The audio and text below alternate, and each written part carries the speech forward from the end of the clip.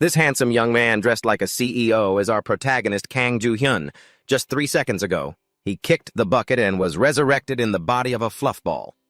And while he was still trying to figure out what was happening, a guy with a deer head suddenly appeared. He explained that they would become storytellers and work for some godforsaken company. After that, this deer-headed guy also gave them a mission that had to be completed within 1 hour, and if they failed, they would be sent to meet their maker immediately.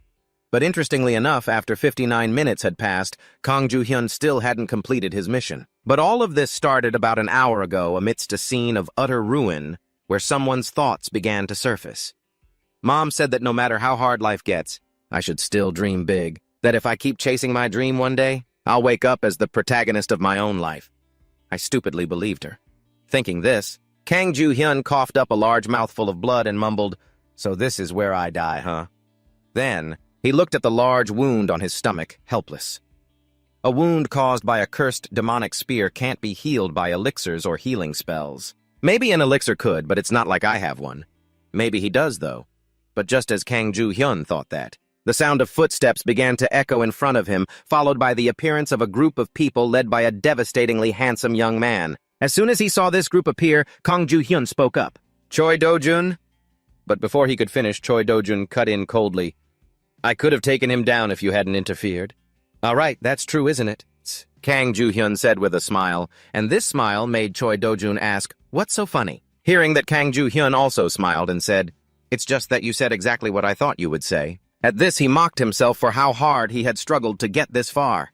"And I even joined forces with this psycho to survive, and yet, to think I'm going to die saving him." As he said this, Kang Joo-hyun turned to look at a man in the distance. That man was happily embracing someone. After this thought, he looked at Choi Do-jun and asked, "You still have an elixir, don't you?" "I do," Choi Do-jun said coldly. "And you're not going to use it on me, are you?" Hearing this, Choi Do-jun started to take the elixir out of his inventory. Then he explained, "The value of an elixir is limitless. I'm saving it for myself. You aren't worthy of me using it." And his words made Kang Joo-hyun start to laugh mockingly. "Worthy, huh? What a rotten world this is." This world is being watched by the constellations. They are supreme beings from the heavens who watch humanity for their own amusement. At the same time, they give people trials and rewards. They find this bastard's cruel personality very entertaining, and they couldn't care less about a nobody like me. No one ever cared about me from the start. Thinking this, Kang Joo-hyun couldn't help but curse a few times. "Damn this world. Damn the constellations. And fuck you too," Kang Joo-hyun said, looking straight at Choi Do-jun. The pink-haired girl next to him heard Kang Joo-hyun speak like that and started to nag, "Aren't you being a bit too rude?" And while she was about to lecture him some more, Choi Do-jun raised his hand to stop her. "That's enough. Kang Joo-hyun, let me ask you something. Why did you do it? You've always just provided information and observed the battles, so why this time? Why did you interfere in the fight?" Hearing this, Kang Joo-hyun let out a laugh and said, "I'm just tired of trying to keep you tethered to this life. Perhaps this is my limit." Choi Do-jun seemed to understand a little after hearing that, but he still felt it wasn't worth it. "So you did all that?" "Did all. Just to save a few civilians." But just as Choi Do-jun said that, he stopped, because at that moment, everyone sensed someone's presence. They turned around. Behind them, a figure hidden under a cloak was levitating in midair. The moment they saw this person, everyone recognized them as a storyteller. They are the intermediaries, the outsiders who led humanity to its doom and sold them out. They sold out humanity to the constellations. They are being searching for something interesting, and to achieve that, they don't care how many people die. Just like right now, after seeing that Choi Do-jun's group was still alive, he didn't hold back his praise. "Wonderful, you've survived longer than expected. We are greatly looking forward to the next trial. The end is very near. Do try your best." After saying this, the narrator also took off immediately, and after seeing him leave, Kang Joo-hyun turned to Choi Do-jun and told him to go. Choi Do-jun quickly disappeared with his little minions, and these words made the pink-haired girl start to get annoyed. "What do you mean, minions?" she yelled. "Don't pay any attention to him," the blue-haired girl hurriedly advised her teammate. Back with Choi Do-jun, he was still staring intently at Kang Joo-hyun with a somewhat thoughtful and judgmental gaze. And after Kang Joo-hyun saw this look, he taunted, "What's wrong? Suddenly feeling sad that I'm about to die? Or are you planning on using an elixir on me or something?" After hearing these words, Choi Do-jun turned and left immediately with his teammates. As for Kang Joo-hyun over here, seeing them leave, he looked up at the sky and mumbled farewell. And right after those words, his eyes shot wide open as he coughed up a large mouthful of blood. Who even knows how many times that has been today? And at that moment, Kang Ju-hyun's thoughts started to wander. In the end, I failed to become the main character both in this world and in my own life. I wasn't the main character, I was just a side character. Nothing more, nothing less. One with no other choice but to follow in the main character's glow. With that thought, he collapsed onto the ground, reaching his hand toward the sky as if grasping for something. If I was given another chance, if I could fix this regret, then I would climb higher than anyone else. So high that I wouldn't have to be jealous of anyone anymore. Then I could be proud of myself. I want to live a life like that. That's the life I desire. And those were Kang Ju-hyun's last words before his vision faded to black. And it seems the heavens truly heard Kang Ju-hyun's prayer because he was given another chance. Suddenly, whispers echoed in his ear, causing Kang Ju-hyun to slowly open his eyes. What is this? Where am I? Am I still alive? No, that's impossible. I'm sure I was pierced by the cursed demonic spear. There's no way I could have survived. As he thought this, he noticed his own tiny stubby hands and was a bit startled. What is this? Then, he hurriedly looked up, his big round eyes widening. In his line of sight was a crowd of cute cotton balls, and Kang Ju-hyun himself was one of them. The strange sight made Kang Ju-hyun's brain short-circuit. What is this? What in the world are these things? And while he was still wondering, a voice suddenly rang out, "It seems you are all here." As a reflex, Kang Ju-hyun immediately looked toward the source of the sound and was a little startled. Before him stood a strange figure. He was wearing a formal suit, but had the skull of a deer for a head. With his past experience, Kang Ju-hyun immediately realized this was also a narrator. But this guy didn't look like the one who had watched over humanity's apocalypse. Turning back to this narrator, after seeing that the cotton balls had gathered, he explained, "I will briefly explain your current situation. You will become narrators. At working for Celestial Incorporated, you are present here. To prove your own abilities, that is all the explanation you will get." That incredibly brief and nonsensical explanation really made Kang Ju-hyun's head spin. Just 3 seconds ago, he had kicked the bucket only to be revived in the body of some cotton ball. And while he still couldn't understand what was happening, some deer-headed guy suddenly appeared, explaining that they would become narrators and work for some god-forsaken company. Everything was happening so fast that Kang Ju-hyun felt like his head was still in the clouds, and right after that, this two-horned guy waved his hand, creating a portal right under their feet, which scared the Cotton Ball brothers white. And right after that, the whole bunch fell into the portal together. Meanwhile, the narrator above didn't forget to bid them farewell. Now then, show us what you've got. Back to Kang Ju-hyun, whose soul was about to leap out of his body. Are we in outer space? Is he trying to kill us all or something? But luckily for him, right after that, a notification screen suddenly appeared, activating the blessing of Genesis. And as this notification appeared, a certain surge of power suddenly emerged, enveloping all the little cotton balls to protect them. And thanks to it at that moment, everyone was able to breathe, floating in space. And then, a mission notification screen appeared. First step, mission. You are now a storyteller. Storytellers are entities that present stories to the Holy Spirits. To do this, you must select a person to present to. Objective: sign the first contract. If successful, you will be promoted to an official employee. If you fail, you die. Time limit 1 hour. After Kang Ju-hyun finished reading the mission, he just wanted to punch the person who gave this mission right in the face. What the hell is this? A 1-hour time limit after just throwing us into this situation without a word. And what's this? I'll die if I fail. What kind of bullshit mission is this? And just as he was thinking this, Kang Ju-hyun noticed something up ahead. Is that Earth? But Earth was destroyed a few years ago, so how? Then Kang Ju-hyun used 100% of his brain power to think. I definitely died. But suddenly I was reborn and became a storyteller. Did I go back in time? What is going on? Oh, whatever. I'm not sure what happened, but for now, I'll focus on this mission. If this is the past, then this must be before Earth was destroyed. It must also be when the collectors were active even before the apocalypse on Earth. Life on this planet was already far from normal. Gates appeared everywhere and monsters poured out of them. The collectors were the ones who hunted and killed those monsters. It seems I have to choose one of the collectors who hasn't signed a contract yet. But something's strange. Collectors have to sign a contract with a storyteller to receive sponsorship from the Holy Spirits and earn points. Collectors need points to get stronger. This means any normal collector would be desperate to sign a contract with a storyteller. It's a mutually beneficial relationship. But isn't this mission a little too easy? Thinking this, he reached out his tiny hand and pressed the accept button on the screen. Then Kang Ju-hyun began to scan, the map to choose a landing spot.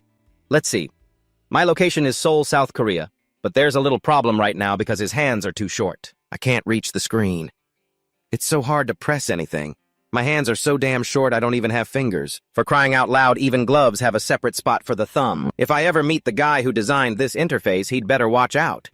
And as if hearing Kang Joo-hyun's inner thoughts right after that, suddenly his body began to glow and some kind of transformation occurred. Back to the deer-headed man. He was observing all the storyteller interns. Most of them still don't grasp their situation. Looks like this time won't be very fun either. But just then, he noticed one of the screens and was slightly startled. This is... Following his gaze, Kang Joo-hyun, who had been a cotton ball-like figure, suddenly transformed into a handsome CEO type. Even Kang Joo-hyun, the one who transformed, couldn't understand what had just happened. I suddenly transformed. Is it because I wished for it? Whatever, that's not important right now. Thinking this, Kang Joo-hyun started using his human hands to make a selection on the screen, and right after, he vanished before the astonished eyes of the other cotton balls. Did you guys see that? He changed his appearance. How is that possible? Astonished shouts rang out, and even the deer-headed man's eyes widened. He changed his appearance. Normally, it takes 2 to 4 weeks for a newly born storyteller to change their appearance, but it only took him 3 minutes. How can this be? It seems this mission, maybe this won't be so boring after all. The cheerful deer-headed man's thoughts turned to Kang Joo-hyun. Right now, he was in Seoul, South Korea. To be more specific, the place he appeared was the Collectors Association. Basically, in the past, this place was reduced to dust when the apocalypse began, but that was just a fleeting thought for Kang Joo-hyun. Right now, he had to focus on finding a collector. For myself first, thinking this, Kang Joo-hyun hurriedly began to observe the map. At that moment, various green and red dots appeared on it. The red dots were people who had already signed a contract, while the green dots were those who hadn't. If Kang Joo-hyun understood the true nature of this mission correctly, it all depended on who he signed a contract with. If he contracted with an incompetent and talentless collector, he wouldn't be able to attract the Holy Spirit's attention, and that meant no points. To put it simply, the storytellers are like streamers, and the main characters are the collectors, these storyteller gods. They'll live stream the collectors' fights, and the Holy Spirits are the viewers. If they like what they see, they'll donate. I'm going to have to clear a pretty high bar, Kang Joo-hyun mumbled. And at that same moment, a police officer appeared behind him and asked, "Hey, who are you? Are you a collector?" Hearing this, Kang Joo-hyun said, "I'm just looking for someone. Don't bother me." Hearing that the police officer assumed he wasn't a collector and reacted, "Don't you know only authorized people are allowed in here?" As he spoke, he started to grab Kang Joo-hyun's shoulder, but right after that, he was sent flying by a bolt of lightning. That was the Genesis system's protection mechanism. This mechanism helps prevent these streamer gods from getting stabbed in the back by someone. Back to the present. After the police officer was knocked away, he realized something. He quickly asked, "Could you be a storyteller?" "That's right," Kang Joo-hyun said. The police officer, hearing this, stammered, I'm sorry, I thought you were a human. Please forgive me." After saying that, he rushed off. As for Kang Joo-hyun, after seeing this, he could only give a wry smile.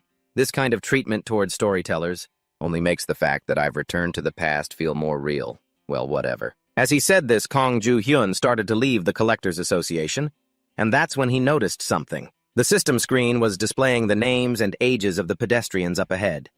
Everyone's names and ages, huh? But this information is no help at all for my mission.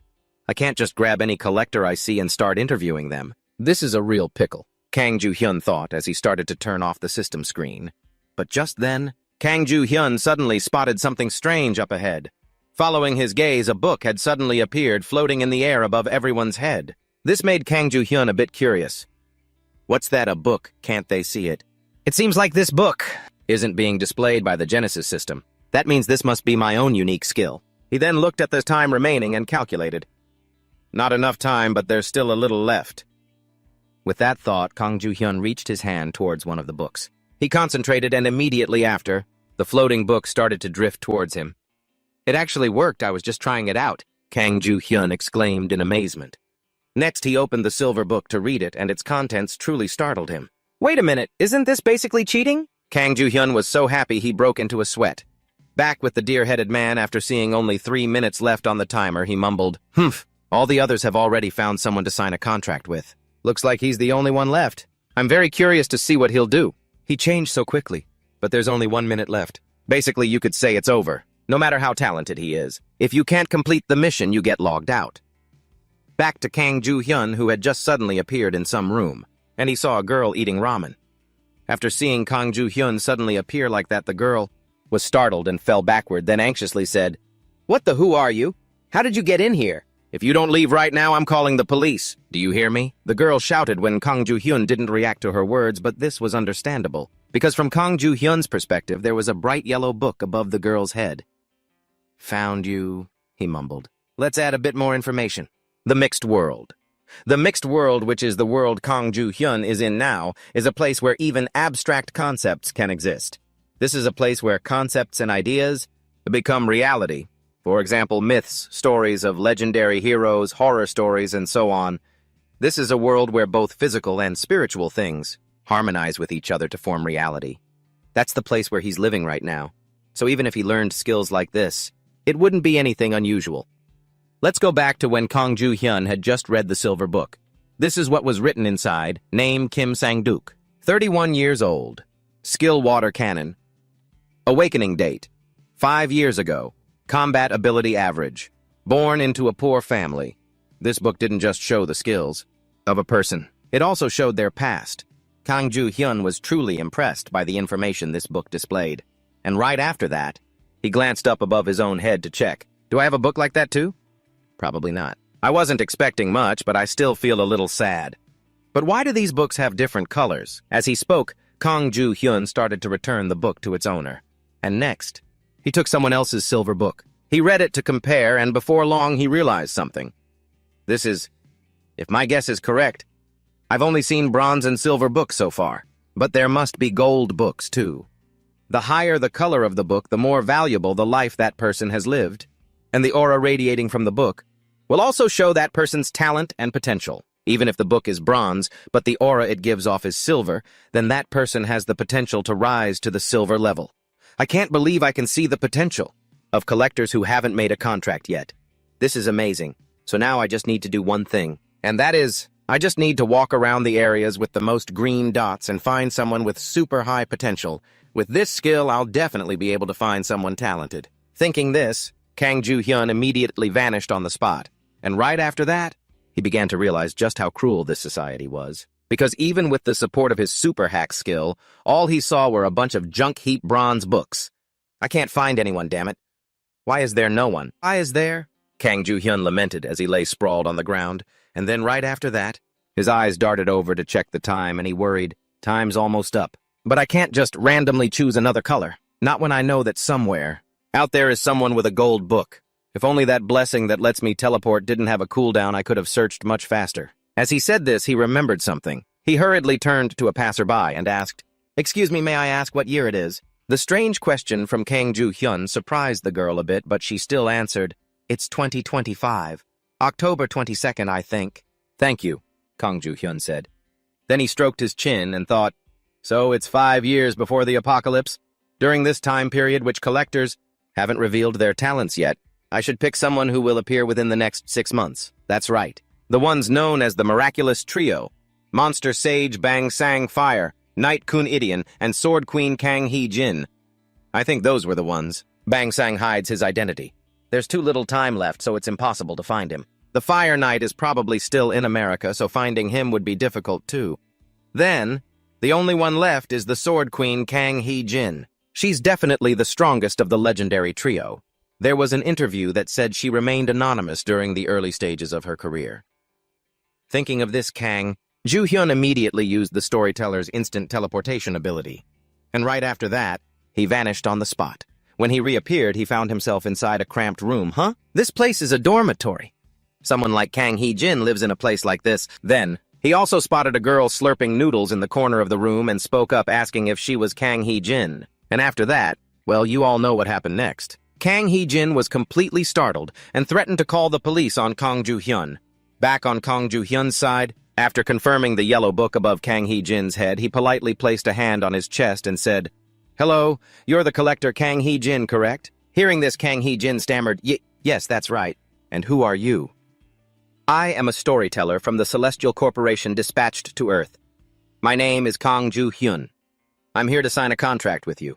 Hearing this, Kang Hee-jin was taken aback and asked again, "Really? Are you really here to sign a contract with me?" As she spoke, her eyes began to sparkle with hope. This expression, combined with her tattered clothes patched on both sides, made Kang Joo-hyun start to doubt his own thoughts. Did I really come to the right person? But then, he decided to trust his special skill and said, "Yes, that's right. I'm here to sign a contract with you, Miss Kang Hee-jin." As for Kang Hee-jin, you could tell she was a truly sincere person. After hearing the offer from Kang Joo-hyun, she said worriedly, "But my skills are terrible, and besides, I can't even fight." These words came from the famous Sword Queen. This startled Kang Joo-hyun a little. "Who told you such baseless things?" Hearing that, Kang Hee-jin said dejectedly, "Everyone around me says so. That's why I gave up on becoming a collector and started thinking about taking the civil service exam."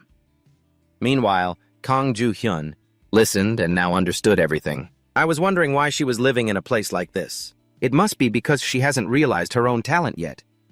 Thinking this, he decided to encourage the girl with a few words. "No, they only say that because they don't know just how amazing your skills are." "Really?" Kang Hee-jin asked nervously. "Of course. I'm a storyteller after all. I'm the one who creates the stories for the constellations. You don't even believe me." As he spoke, Kang Joo-hyun began to stare intently at the girl, with the eyes of a pyramid scheme recruiter. "The future outcome doesn't matter as long as I can trick this mark into believing me. For now, it's all good." Just kidding. Returning to the story, Kang Joo-hyun then pulled a contract out of thin air and said, "I will help you reach your full potential. You just need to sign here." Even now, Kang Hee-jin still couldn't believe it. "I'm really going to become a collector?" "That's right. You're more than capable of becoming a collector." Kang Joo-hyun laid on the sweet talk. Hearing that, Kang Hee-jin started reaching behind her for a pen, but suddenly she cried out, "Wait, where did I put my pen?" "Oh, here it is." Kang Joo-hyun immediately handed her a pen. There wasn't much time left. "If I wait for this girl to find a pen, it'll be all over for me. Hurry up, hurry up," Kang Joo-hyun mumbled as he watched her begin to sign the contract. And then right after that, Kang Hee-jin smiled brightly and said, "All done." Kang Joo-hyun glanced at the timer, saw there were still 2 seconds left, and breathed a sigh of relief. Just then a screen appeared with a notification congratulating him. "First step mission complete. Reward promotion to official employee." The appearance of this screen made Kang Joo-hyun crack a faint smile. This was the first step in his new life. "Before I died, I swore that I wouldn't live another life full of regrets. But I never imagined I'd be resurrected and become a storyteller, still since it happened, so I'll try my best to live a meaningful life." Yes, thinking this, he turned and said to the Sword Maiden, "I'm very much looking forward to working with you. Ms. Kang Hee-jin." "Yes, I'll be in your care," Kang Hee-jin replied cheerfully. Sword Maiden. Kang Hee-jin looked so noble that there were rumors she came from a wealthy family, but I never expected her to be so different. Setting that aside, next Kang Joo-hyun reached for the book above her head and started reading to see if he could find anything interesting. And then right after that, his eyes nearly popped out of his head. "Whoa, what is this?" She has a whole 3 protagonist traits. According to Kang Joo-hyun's vision, this is what was written inside the book. 1 name, Kang Hee-jin. Abilities: Sword Master of the Goryeo Dynasty Sword, and self as one unawakened heavenly sword path unawakened. After reading the description, he turned to look at Kang Hee-jin as if she were a monster. Yes. Among the 3 traits was the story of Cheok Jun-gyung, having 3 of the highest level protagonist abilities, and she hasn't even awakened 2 of them yet. If she awakens all 3, I can't even imagine how strong she'll be. Thinking this, he spoke up. "Ms. Kang Hee-jin?" "Yes, I'm listening, Mr. Storyteller," she said politely. But this overly respectful attitude also made Kang Joo-hyun a bit flustered, and he said, "You can just call me Kang Joo-hyun. Do you know about your own ability?" Hearing this, Kang Hee-jin began to look sad and said, "I know. My ability is terrible, isn't it?" After hearing that, Kang Joo-hyun's mind went blank, his face covered in question marks. Seeing his confusion, Kang Hee-jin began to explain. "Well, during basic training we were told not to tell others about our abilities. But we've already signed a contract, haven't we?" Kang Joo-hyun sighed. Hearing that, Kang Hee-jin scratched her head with a laugh and said, "The name of the ability is Sword Master of the Goryeo Dynasty? Doesn't that name just sound like a joke?" And her words started to make Kang Joo-hyun, who was opposite her, feel a little pissed off. This woman, everyone wishes they could have a protagonist-level ability like this, and yet she's looking down on it. Thinking this, he tried his best to regain his composure and said, "You haven't told anyone else about your ability, have you?" That's right. People don't usually ask, and besides, it's embarrassing to say, Kang Hae-jim said. Over here, Kang Joo-hyun. After hearing that, didn't know what to say to this clueless girl anymore. Ignorance is truly a terrifying thing. But his silence made the anxious Kang Hae-jim say, Are you disappointed because my ability is too weird? You can't take back the contract. At this rate, I'll be kicked out of here. No, I'm not disappointed at all, Kang Joo-hyun said awkwardly. Really? Kang Hae-jim asked again. It's true, Kang Joo-hyun answered firmly. But just at that moment, a notification screen suddenly appeared before his eyes. Mission Welcoming Ceremony. You have completed the first step to becoming a storyteller. You have been promoted to an official employee. You will now take on roles befitting your position. Therefore, the company will hold a welcoming ceremony to celebrate your promotion. Details participate in the welcoming ceremony. You cannot refuse this mission. Upon completion, you will be rewarded based on your actions. Do you wish to begin immediately? And after reading the mission, Kang Joo-hyun knew he had to leave right away, so he said to Kang Hae-jim behind him, Ms. Kang Hae-jim, I have to leave for a bit. So suddenly, how long will you be gone? Kang Hae-jim wondered.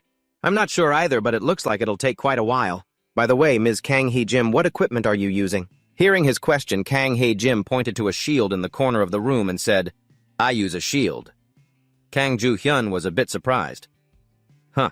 So you're using that instead of a weapon. Kang Hae-jin could tell Kang Joo-hyun was confused, so she explained, That's right.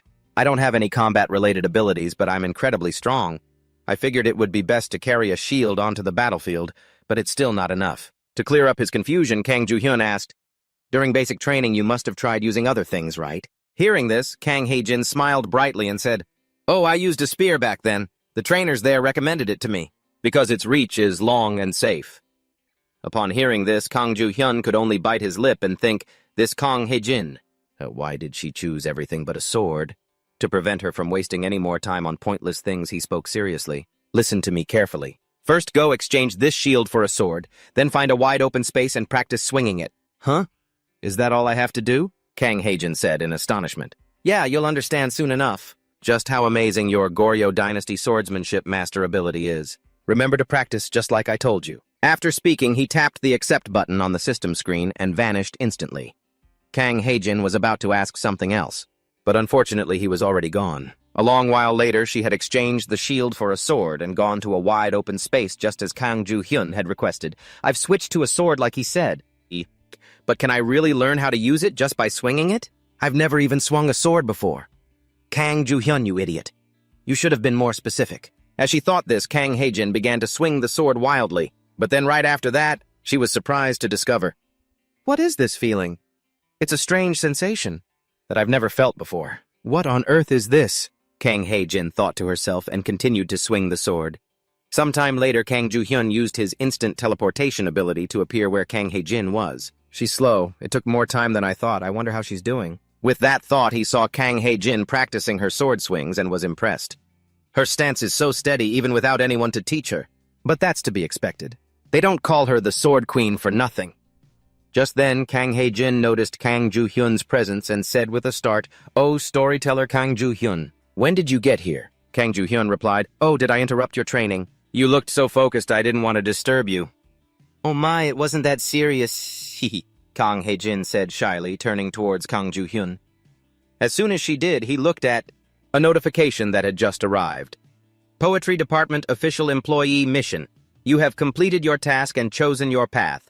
As an employee, this is only the first step. From now on, your life as a storyteller and a member of the Poetry Department truly begins. The road ahead of you will not be easy. Start collecting the things you need for the future and create your own story. Objective, create a library. Reward for completion, personal library. Penalty for failure, none. Time limit, none. At that moment, Kang Hae-jin saw Kang Joo-hyun staring intently at something. So she asked, Storyteller, what are you doing? Hearing this, Kang Joo-hyun replied, I'm thinking about creating a library. Kang Hae-jin was a little startled. Huh, a library, isn't that the first thing storytellers are supposed to do? To explain her confusion, Kang Joo-hyun said, It's because I've only just started as a storyteller. But this made Kang Hae-jin even more astonished. No way! You look like a seasoned veteran with a ton of experience. What would I gain from lying to you? Kang Joo-hyun continued. He turned to look at the system screen. It was now asking him to enter a name for his library. To make things even simpler, it even provided a list of suggestions. List of SSS class story collector libraries. I alone have infinite luck. The collector with 999 combat power. 99,999. The eldest son of a rich family is a collector. The overpowered collector who doesn't hide his strength. I became a collector by stumbling upon unbelievable luck. My cheat level class even comes with a pet and blah blah blah. In short, just looking at these names made Kang Joo-hyun cringe with embarrassment. Just hearing these damn names is exhausting. But through these names, he realized he'd have to choose a name like this too, to get attention. Wait, it looks like this person is starting their story. Let's see what he's got. Thinking this, Kang Joo-hyun also tapped the screen, and right after that, an image appeared before him. On the TV screen was some guy getting mercilessly tormented by 4 or 5 fluffy things, completely without mercy. The constellations watching this scene started by tossing him 100 points, then began cursing up a storm. After seeing these comments, Kang Joo-hyun felt sorry for his colleague. These constellations are only leaving negative comments for the guy. This is exactly why you have to sign a contract with a talented collector. But that collector really is terrible. I'll just create the library first. I can pick a name later. And as soon as Kang Joo-hyun finished creating the library, the system screen displayed a notification confirming the task was complete. You have received a personal library. You have received the observer's room. You can move freely to the observer's room. Seeing this, he spoke to Kang Hajim behind him. Ms. Kang Hajim, are you ready to wield your sword? And while the clueless girl was still trying to understand, Kang Joo-hyun had already pressed the teleport button, and the two of them instantly vanished. Right after that, the two of them appeared on the rooftop of some building. As soon as Kang Hajim appeared in this place, she immediately wondered, this is a place simulated based on myths, legends, and stories. And then he looked at the spatial gate before them and continued. That's the entrance to the mental world. You know that after signing a contract with a collector. We storytellers write the stories, right? That means we present our stories. We storytellers sign contracts with collectors to let the constellations see our stories. Now let me ask you this. Do you know what the story we want to present entails? Hearing this, Kang Hajim thought for a moment and said, isn't it about the life of a character? What Kang Hajim said was quite accurate, but it was missing something. So Kang Joo-hyun began to explain in more detail. You could say that. However, the stories that the constellations like are all different, so the genre of each story is also different. But even so among them, there's one genre that attracts the most attention, and that is the epic. From now on, you will become the main character of one of those epics, Ms. Kang Hajim. Hearing that, Kang Hajim became a little worried and asked, Can I really do it? After hearing her, Kang Joo-hyun patted her on the shoulder to give her a bit of confidence and said, Of course, I will help you do it. First, let's just head inside. After saying that, the two of them began to step inside the gate and vanished right after. And after they reappeared on the other side of the gate, Kang Joo-hyun began explaining the place. These are all goblins of the Anva mountain range. Do you know about goblins? Yes, I know a little, Kang Hajim said hurriedly. Turning back to her, Kang Joo-hyun then opened his library. To broadcast live. In short, to open a live stream. And as soon as he opened the live room, a few notifications popped up. The grieving adventurer has entered the library. The drunken customer has entered the library. Kasara's guide has entered the library. Seeing that constellations had come to watch, Kang Joo-hyun hurriedly said, Welcome to my library. I am the owner of this library. Kang Joo-hyun. At the same time, he realized the viewers were the same ones who had left negative comments in the other room. They probably came here out of curiosity. And in response to Kang Joo-hyun's polite greeting, these constellations didn't seem to care much. In short, they didn't take him very seriously and wanted him to get on with his story, to avoid wasting time. These comments were making Kang Joo-hyun's head spin. It seems like they're just waiting to see us fail. Fine then. I have to do this to put those arrogant holy spirits in their place. Kang Joo-hyun then turned to Kang Hae-jim behind him and said, Hey Kang Hae-jim, I'm going to the observer's room to show the holy spirits your story. From now on, you'll have to fight alone. And his words made Kang Hae-jim jump. All by myself.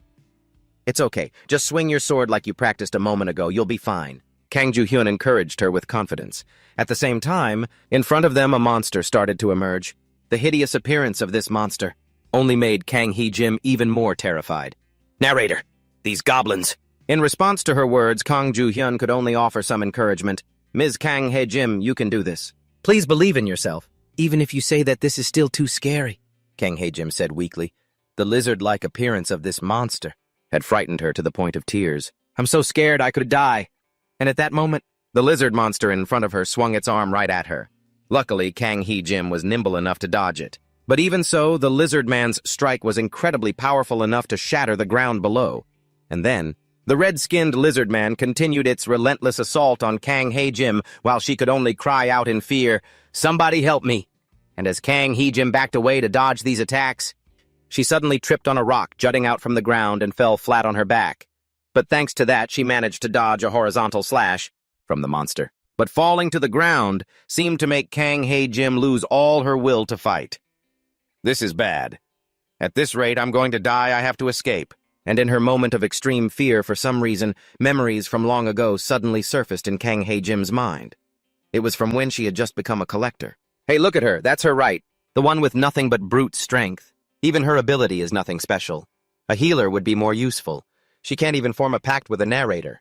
Doesn't that just make her a normal person? She'd be better off taking the civil service exam. Back then, she could only grit her teeth and endure those words. Can I go on like this forever, running away? What if I run away again? I'm useless, so it doesn't matter what I do, I can't succeed. I won't be able to face Mr. Kang Joo-hyun anymore. It doesn't matter what happens to me. With that thought, it seemed Kang Hee-jim had found her resolve again, gripping the sword tightly in her hand. At that same moment in the observer's room, Kang Joo-hyun was also watching the scene unfold outside. He then shouted, "Ms. Kang Hee-jim, get out of the way!" But from his point of view at that moment, the lizard monster had already charged right in front of Kang Hee-jim and swung its arm to attack her. And in that dangerous instant, Kang Hee-jim lowered her head slightly to calm herself. Then right after, she stared intently at the red-skinned lizard man with a dangerous look in her eyes. And at that very same moment, she also raised the sword in her hand to block the lizard man's overhead attack. And not only that, she used the momentum to parry the lizard man's arm to the side with her sword, then slashed straight at him. As a result, the red-skinned lizard monster took a direct hit to the head. I know it sounds like I'm dragging this out, but everything really happened in just a few seconds. The sudden transformation from a scared weak girl into a lioness that took down a monster, in a single blow, left both Kang Joo-hyun and the holy spirits who were watching with their jaws dropped in amazement. The beast inside Kang Hee-jim had awakened. "I will never be afraid again." Her eyes showed immense determination, and after Kang Joo-hyun saw her expression, he smiled and said, "There she is. Now that's the real Kang Hee-jim." At the same time, a stream of light suddenly flew out from the red-skinned lizard's corpse and entered Kang Hee-jim's body. After that, she herself received a notification, "You have received 7 points." And this notification started to make Kang Hee-jim feel overjoyed. "I did it. I really did it." Kang Joo-hyun then congratulated her. "Great job, I knew you could do it." But the battle isn't over yet. This world has a lot of fun things in store, so you can't stop here, okay? Be greedier, more ambitious. You can do that, right? Okay? Kang Hee-jim continued. She also rushed in, taking on 3 red-skinned lizards by herself. At the same time, in the management office of the Celestial Body Company, someone was also watching Kang's live stream, Joo-hyun, and wondered, "What's this? It's been less than an hour and he already has 15 viewers." Seriously, the owner of this voice was the high-level trader Tao Dan. He started checking Kang Joo-hyun's information, perplexed. Even if he's being promoted, this is ridiculous. Kang Joo-hyun, huh? This is the first time I've ever heard that name. He must be a newcomer, but it's unbelievable that he managed to gather so many viewers like this. There must be some kind of trick. I need to check this out immediately. With that thought, he immediately clicked on Kang Joo-hyun's channel to see just what kind of trick this newcomer was using to attract so many people. And right after that, his eyes widened as he saw the scene on the screen. What the hell is this? Who is this collector? She's not even wearing any protective gear, and her weapon is so ordinary. I've seen a lot of collectors, but this one is stronger than anyone I've ever seen, and she's even getting stronger by the minute. Back with Kang Joo-hyun after seeing Kang Hee-jim slaughter the horde of red-skinned lizards, to the point that they were crying, he couldn't help but be impressed with Kang Hee-jim. She adapts to her abilities so quickly. It was definitely worth the time I spent looking for her. And then, he turned to brag to the spirits about his rookie.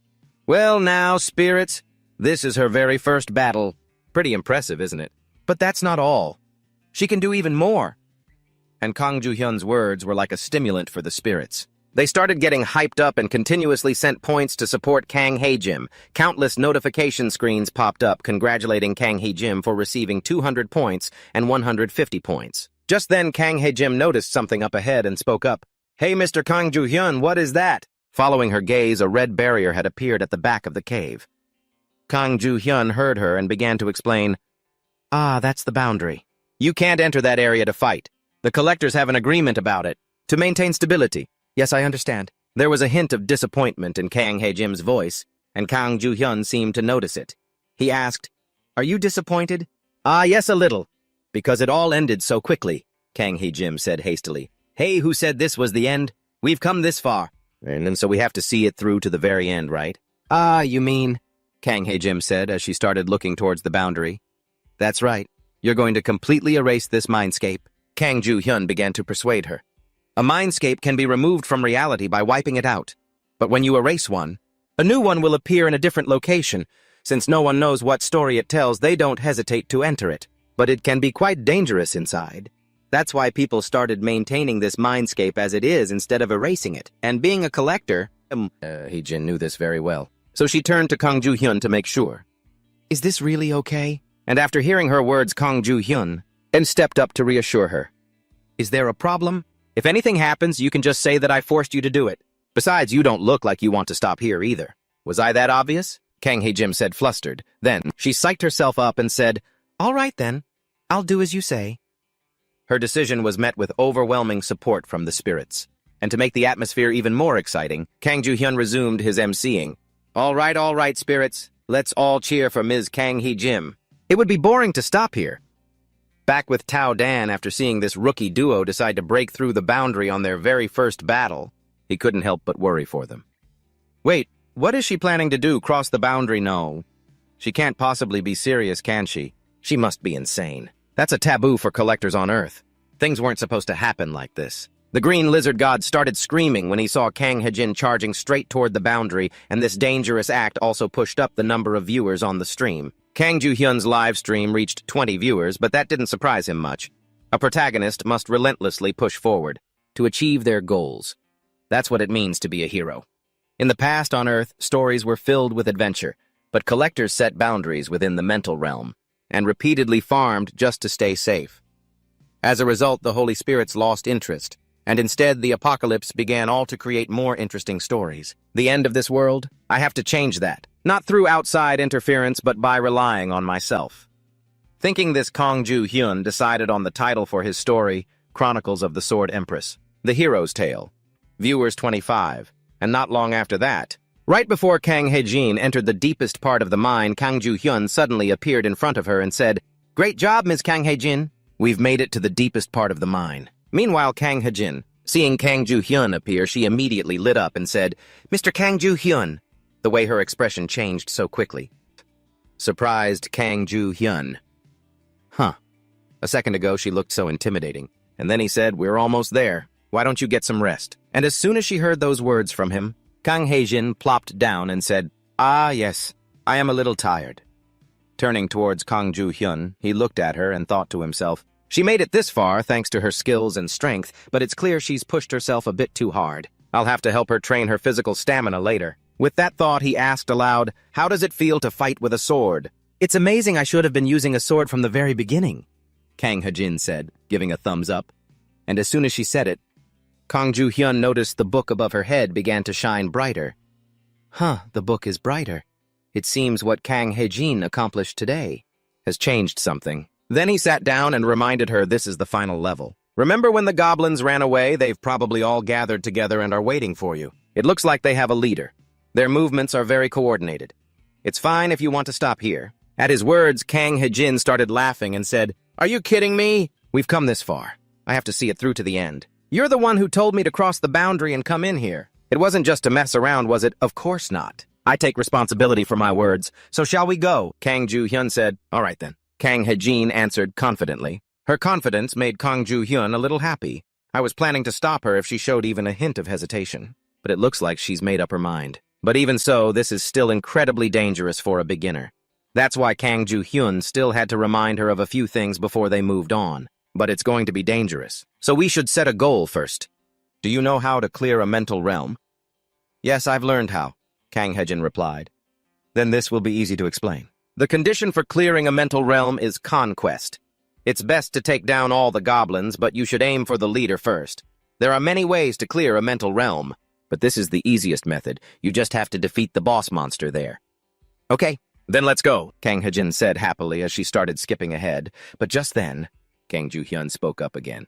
Wait, I think you should change your weapon first. Huh? Why, Kang Hejin wondered, but immediately after, she glanced at the tattered sword in her hand and finally understood why Kang Ju-hyun had to bring it up. What was she supposed to do now? As Kang Hejin spoke, tears were already welling up in her eyes, while on the other side, Kang Ju-hyun. After seeing its condition, he offered his assessment. It's going to snap in half mid-fight. Even though it was a freebie, it was pretty useful. You've already earned a lot of points with it. I've already filtered out the most useful swords. Pick a new one. As he spoke, Kang Ju-hyun showed her a list of swords he considered the best. But the price of these swords made her voice tremble. Is there no discount? I have to make a living, too, you know, Kang Ju-hyun said cheerfully, and so right after that, Kang Hejin began to mourn her pile of points before tapping the button to purchase a sword. And the moment she pressed it, her point total immediately dropped to 0. At the same time, the system sent her a sword. Whoa, that looks awesome. It's a huge step up from the one you had before, Kang Ju-hyun congratulated her cheerfully, but his words were of little comfort to Kang Hejin. Right now, she was still heartbroken. All those points she had earned with her blood and sweat had vanished in an instant. My points, Kang Hejin wailed. You can earn them back. Now let's go, Kang Ju-hyun said. Not long after that, Kang Hejin, filled with a murderous rage, started to seek out the boss of this mine. By this time, it had already gathered a considerable number of its minions here. But as soon as Kang Hejin saw it, she said coldly, It's because of you bastards that my sword broke. Now you can all just die. After speaking, she charged straight towards the pack of lizards with her sword and slammed it into the ground. Her landing was so powerful that it made the earth and rock explode and the lizards were sent flying by the shockwave. Die all of you. Do you have any idea how hard I had to work to earn all those points? As she spoke, she sliced the head off one of the lizards. And right after that, she noticed the presence of the boss monster and glared at it with a terrifying look in her eyes. The look of a killer. It was enough to make even a leader of a whole pack like the red lizard tremble uncontrollably. At this point, it was so scared it looked like it was about to cry, I swear. In its entire life, it had never met a woman this crazy, and that was the last thing it thought before its head was separated from its neck. At that very moment, the system announced, You have cleared the kobold dungeon in the Anva range. Afterwards, as if to celebrate successfully conquering the dungeon, Kang Ju-hyun and Kang Hejin went to a pastry shop together. Right now, she was greedily chewing on every piece of cake in her mouth. This is amazing, she said happily. I can't believe a cake this delicious exists. Seeing her so happy from just a piece of cake made Kang Ju-hyun wonder, is the cake really that good? Of course. I never thought I'd get to taste a cake this delicious. I'm so glad we cleared the kobold mine and got so many points, Kang Hejin said, turning to Kang Ju-hyun. Seeing this simple-minded girl with such low standards, he had to remind her, You're this happy over a few cakes. You could even eat them all year round if you keep this up? Really? Kang Hejin asked excitedly. To her question, Kang Ju-hyun bluntly replied, How you use your points is up to you, but if you eat cake all day and gain weight, that's on you too. That's a pretty rude thing to say, Kang Hejin said, startled. It seemed if Kang Ju-hyun hadn't reminded her, she really would have planned to eat cake for a month straight. Putting the sweets issue aside right now, she remembered something and said, By the way, you said you knew about my special skill, right? I mean, I sort of figured some of it out while fighting, but what exactly is the Sword Master of the Goryeo dynasty? Kang Ju-hyun sitting across from her heard this, and his expression turned serious as he said, Do you know the story of Chuk Jun-gyong? Chuk Jun-gyong, as a low-ranking military commander, a general single-handedly scaled the Great Wall where it was occupied by the Jurchen tribe. He was revered not only for defeating thousands of enemies, but also for his courage to charge into tens of thousands of enemy soldiers, swinging his sword at them without a moment's hesitation. It's said that he might have surpassed the limits of a human being, which is why they called him the Sword Master of the Goryeo dynasty, and Kang Hejin. And, after hearing these words, she said in amazement, Whoa, he was that amazing. But how come I've never heard of it, a story that great? It should be made into a movie. Hearing this, Kang Ju-hyun got flustered and said, It's because his friend's name is a bit weird. What was his name? Kang Hejin asked curiously. I can't bring myself to say it. Come on. You're making me curious. Tell me, Kang Hejin said excitedly. Stop it! I'm not going to tell you, so stop asking. I'll report you for harassment. Kang Ju-hyun said this as he started hugging himself, which startled Kang Hejin a bit. What? What did I do to you? If you're so curious, just look it up online. You carry your phone everywhere, don't you? Hearing that, Kang Hee-jim immediately took out her phone. She muttered, just how weird can that name be? But then right after that, I don't know what information she found, but her cheeks immediately flushed red. Then she threw her phone straight at Kang Joo-hyun's head and shouted angrily, "Pervert, I'm suing you for harassment!" "Why are you blaming me?" Kang Joo-hyun yelled. After calming down, he sighed and said, "Anyway, now you see why it was never adapted into a movie. But this doesn't tarnish his reputation. In fact, your potential is even greater than you think." And his words made her face light up as she said, "So you could say I'm a natural talent." Back to Kang Joo-hyun after seeing Kang Hae-jim's dorky expression, he worried about how long it would take for the future Sword Queen to become the powerful Sword Queen he knew. Thinking about this, Kang Joo-hyun was startled by a sudden realization. Then he hurriedly said, "That's right. We don't have time to sit around here. We have to start the plan." As he spoke, he started pulling Kang Hae-jim by the hand, leading her away from there. "What plan?" Kang Hae-jim said. Hearing her, Kang Joo-hyun began to explain, "We have to build up your image. And for the first step in building that image..." Kang Joo-hyun had finished giving Kang Hee-jim a makeover. Hey, Kang Joo-hyun, is this outfit okay?" Hearing this, Kang Joo-hyun said, "It looks fine. You should be more confident. Now, before we get to the main event, what did I tell you? Don't smile like an idiot and act carefully in front of the spirits," Kang Hee-jin quickly recited. After hearing this, Kang Joo-hyun felt reassured and said, "Good, let's go." Just then, he noticed the number of viewers was increasing and guessed, "There are more people here than in the Sword Queen's Chronicles. Has the news already leaked?" Then a few comments from the spirits appeared expressing their surprise at Kang Hee-jim's new look. This startled Kang Joo-hyun. "Ah, that's right. The spirits." Have never seen Kang Hee-jim dressed like this. From Kang Joo-hyun's point of view, Kang Hee-jin was now wearing a classic martial arts style outfit, and thanks to this outfit, her support points were skyrocketing. If you were to survey what's most important in a character, most people would say strength. But if you ask what's second most important, you'd get many different answers. People would say things like teamwork or survival skills. But if it were me, I would confidently say it's their appearance. And thanks to her beautiful appearance, it seems Kang Hae-jin has already started to get some simps. They were starting to send her heart emojis. This didn't surprise Kang Joo-hyun much. She's always had the looks, but she never bothered to dress up. Now that she's suddenly changed, her aura is completely different. Thinking this, Kang Joo-hyun sent her a few orbs of light and said, "Before you enter the mindscape, you should learn this skill." "Those are the stories I bought earlier. Is this your first time seeing them in person?" "Yes, I've heard of them." "Well, from now on, you'll be seeing them often." "Your abilities are excellent, Kang Hee-jim, but you can't handle everything on your own, so we need to be thoroughly prepared." "I know. Thank you," Kang Hee-jin said shyly.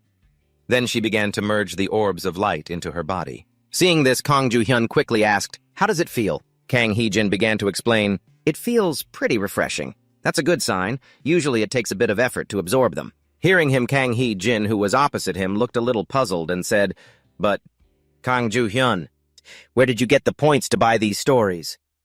Her question made Kang Joo-hyun jump.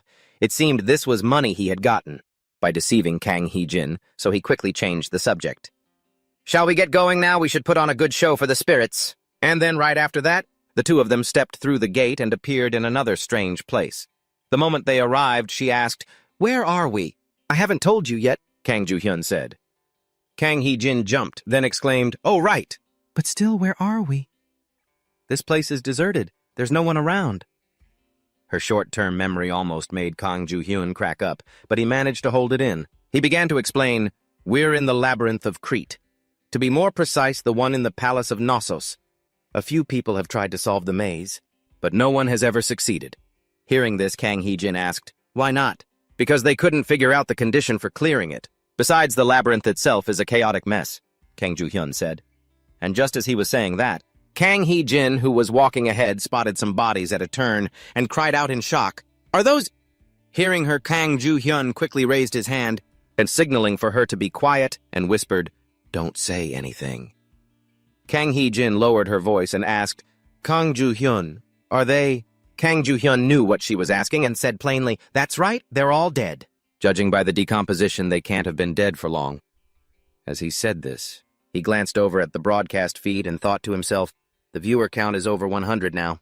There are even some storytellers in there. You can see their intentions written all over their faces. They're just trying to steal ideas from rising stars like her. Watch all you want. Our main goal is to turn these casual viewers into regulars. With that thought, he produced a ball of red thread from somewhere. He handed it to Kang Hee-jin and said, "Here, take this." Kang Hee-jin took the ball of thread from his hand and asked, "It's just a ball of thread, isn't it?" Kang Joo-hyun could tell she didn't get it, so he explained. "This is an incredibly complex labyrinth. In the myth, Theseus used a ball of thread to escape. You should use it in case you get lost. I'll be praying for your luck." After saying that, Kang Joo-hyun teleported to the observer's room. A screen showing Kang Joo-hyun appeared in front of Kang Hee-jin. "Just walk forward bravely and don't look back.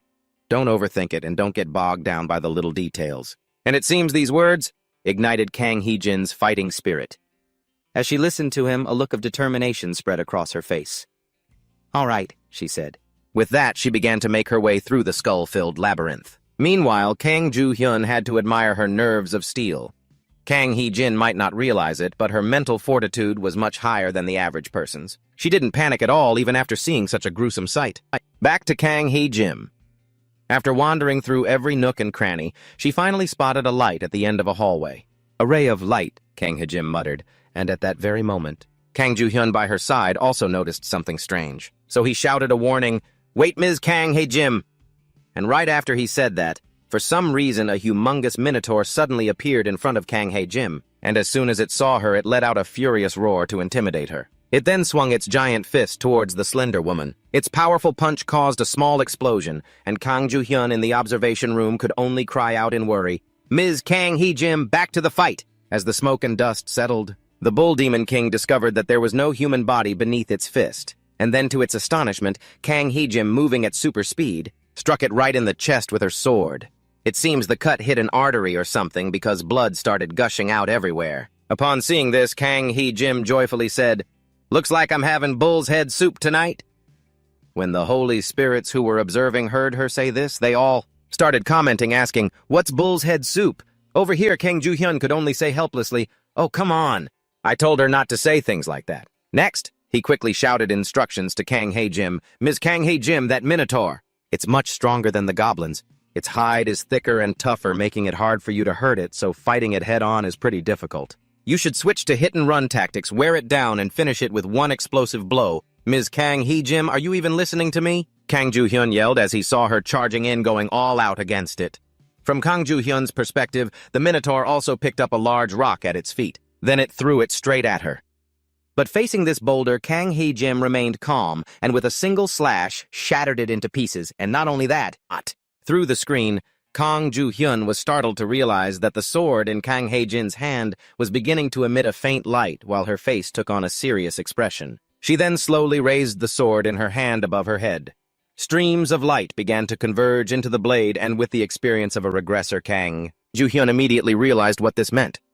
When did she learn light sword? Sword aura, also known as sword light, is a skill that can only be achieved at a certain level. This skill allows the wielder to channel their inner energy into their weapon. Most characters can't learn sword aura on their own and instead acquire it through the storyline. But Kang Hee-jin learned it by herself. As expected of the Sword Queen, she's truly talented. Kang Joo-hyun exclaimed in admiration. Meanwhile, back in the fight, after gathering the sword light, both the Minotaur and Kang Hee-jin let out a loud roar. Then they charged straight at each other, and as a result, the Minotaur took a sword strike that split its head open. The powerful impact of the blow also sent the creature's body flying far into the distance. After confirming that, the Minotaur was well and truly dead. Kang Hee-jin wiped the sweat from her face and flashed a victorious smile. And this victory also earned her a shower of support points from the Holy Spirits, while Kang Joo-hyun, sitting in the observation room, was left feeling stunned. "I barely did anything, and the number of registered spirits has already doubled. I'm growing so fast." But suddenly, Kang Hee-jin's voice rang out, startling him. "Mr. Kang Joo-hyun, something strange. I've defeated all the monsters here. But I still haven't cleared the mental realm." Not just her, but even the observing spirits had the same question, as they also didn't understand why. Why wasn't it over yet? After hearing her question, Kang Joo-hyun immediately appeared in front of her and explained, "That's because this mental realm isn't over yet." He then turned to the observing spirits and said, "Everyone must be very curious, right? Why is this maze still intact, even though all the monsters have been eliminated? That's because this maze doesn't simply end just because you defeat the Minotaur boss." As he said this, Kang Joo-hyun began to recall knowledge from his past life. Even in my past life, many people tried to defeat the Minotaur, but no one ever succeeded in completing the maze. That's because they didn't know the right way to get through it. But one day, an adventurer picked up a junk item in the maze and managed to conquer it. Thanks to that person, I figured out how to clear this stage. Thinking this, Kang Ju-hyun began to explain how to complete it. The way to clear this stage is... But before he could finish, Kang Hae-jim, who was beside him, quickly cut in. I get it, so I just need to follow the thread. Kang Ju-hyun heard her and understood what she meant. But that wasn't the way to complete the maze, so he started to say, You're not wrong, but that will just lead you back to the entrance. Normally the entrance to the maze. If none of these are the way out, then... Where is it? Kang Hae-jim asked. As he spoke, Kang Ju-hyun looked up at the cave ceiling. Have you ever heard of Daedalus? Ah, yes. I heard he was the one who created the labyrinth. That's right, he was a genius. Enough of a genius to create this entire complex maze. The thing is, someone managed to escape from here. A place that was supposedly inescapable. Kang Hae-jin thought for a moment, then ventured a guess. Could it have been Theseus? That's right. King Minos in a rage trapped Daedalus and his son Icarus in the labyrinth. However, Daedalus still found a way to escape. As he said this, he bent down, picked up a feather, and held it in front of Kang Hae-jim. Do you recognize this? There are so many feathers around here. At that moment, Kang Hae-jim understood. She said hurriedly, Right, I know what I need to do now. With that, she rushed forward, and not long after, she returned with a huge armful of feathers. Seeing her ecstatic expression, Kang Ju-hyun didn't know what to say. This girl acts like a first grader. I think this should be enough, Kang Hae-jim said, tossing the pile of feathers into the air, and right after that, something bizarre happened. The feathers suddenly transformed into a pair of wings that attached to Kang Hae-jim's back, lifting her into the air. No, I can't believe it. Kang Hae-jim cried out in amazement, and when Kang Ju-hyun saw this, he smiled and congratulated her. Congratulations, Ms. Hae-jim, you found the item. This was the item, the Wings of Icarus. Rarity rare. You can fly once a day. When he turned back to Kang Ju-hyun, he saw the girl just floating there, completely dumbfounded. He had to remind her, What are you doing just hovering there? Don't you remember what I told you earlier? Kang Hae-jim snapped out of it and said, Oh, right. I'm so lucky to have you here to guide me. Thanks to the wing's ability to fly, Kang Hae-jin successfully cleared the labyrinth, and a system notification appeared immediately. You are now clearing the labyrinth of the mindscape. This is an incredible victory. You have conquered the mindscape with your own strength. Her victory also earned her a great deal of support points from the constellations. Back with Kang Hae-jim, although some time had passed since she left the mindscape, she still couldn't stop being giddy. What do you think, awesome, right? As she spoke, she spread the wings on her back to show off to Kang Ju-hyun. Our protagonist, seeing this, could only say awkwardly, Great, they look nice. Now I'm a collector too. Plus, look at the score we earned. I'm nothing like I was before. Haha, what do you think? I'm beautiful, aren't I? And charming, right? Could you please stop? Kang Ju-hyun said helplessly. But his words had absolutely no effect on the airhead. After hearing him, she even blew Kang Ju-hyun a kiss and said, Oh, come on, don't be shy. This beauty even works on the constellations, you know? You're just pretending, right? Come on, what do you really think? And as a result, how did Kang Ju-hyun feel? He was pale with fright, and so he immediately had to shut down her attitude. With an angry voice, Stop it! Unless you want to get hit.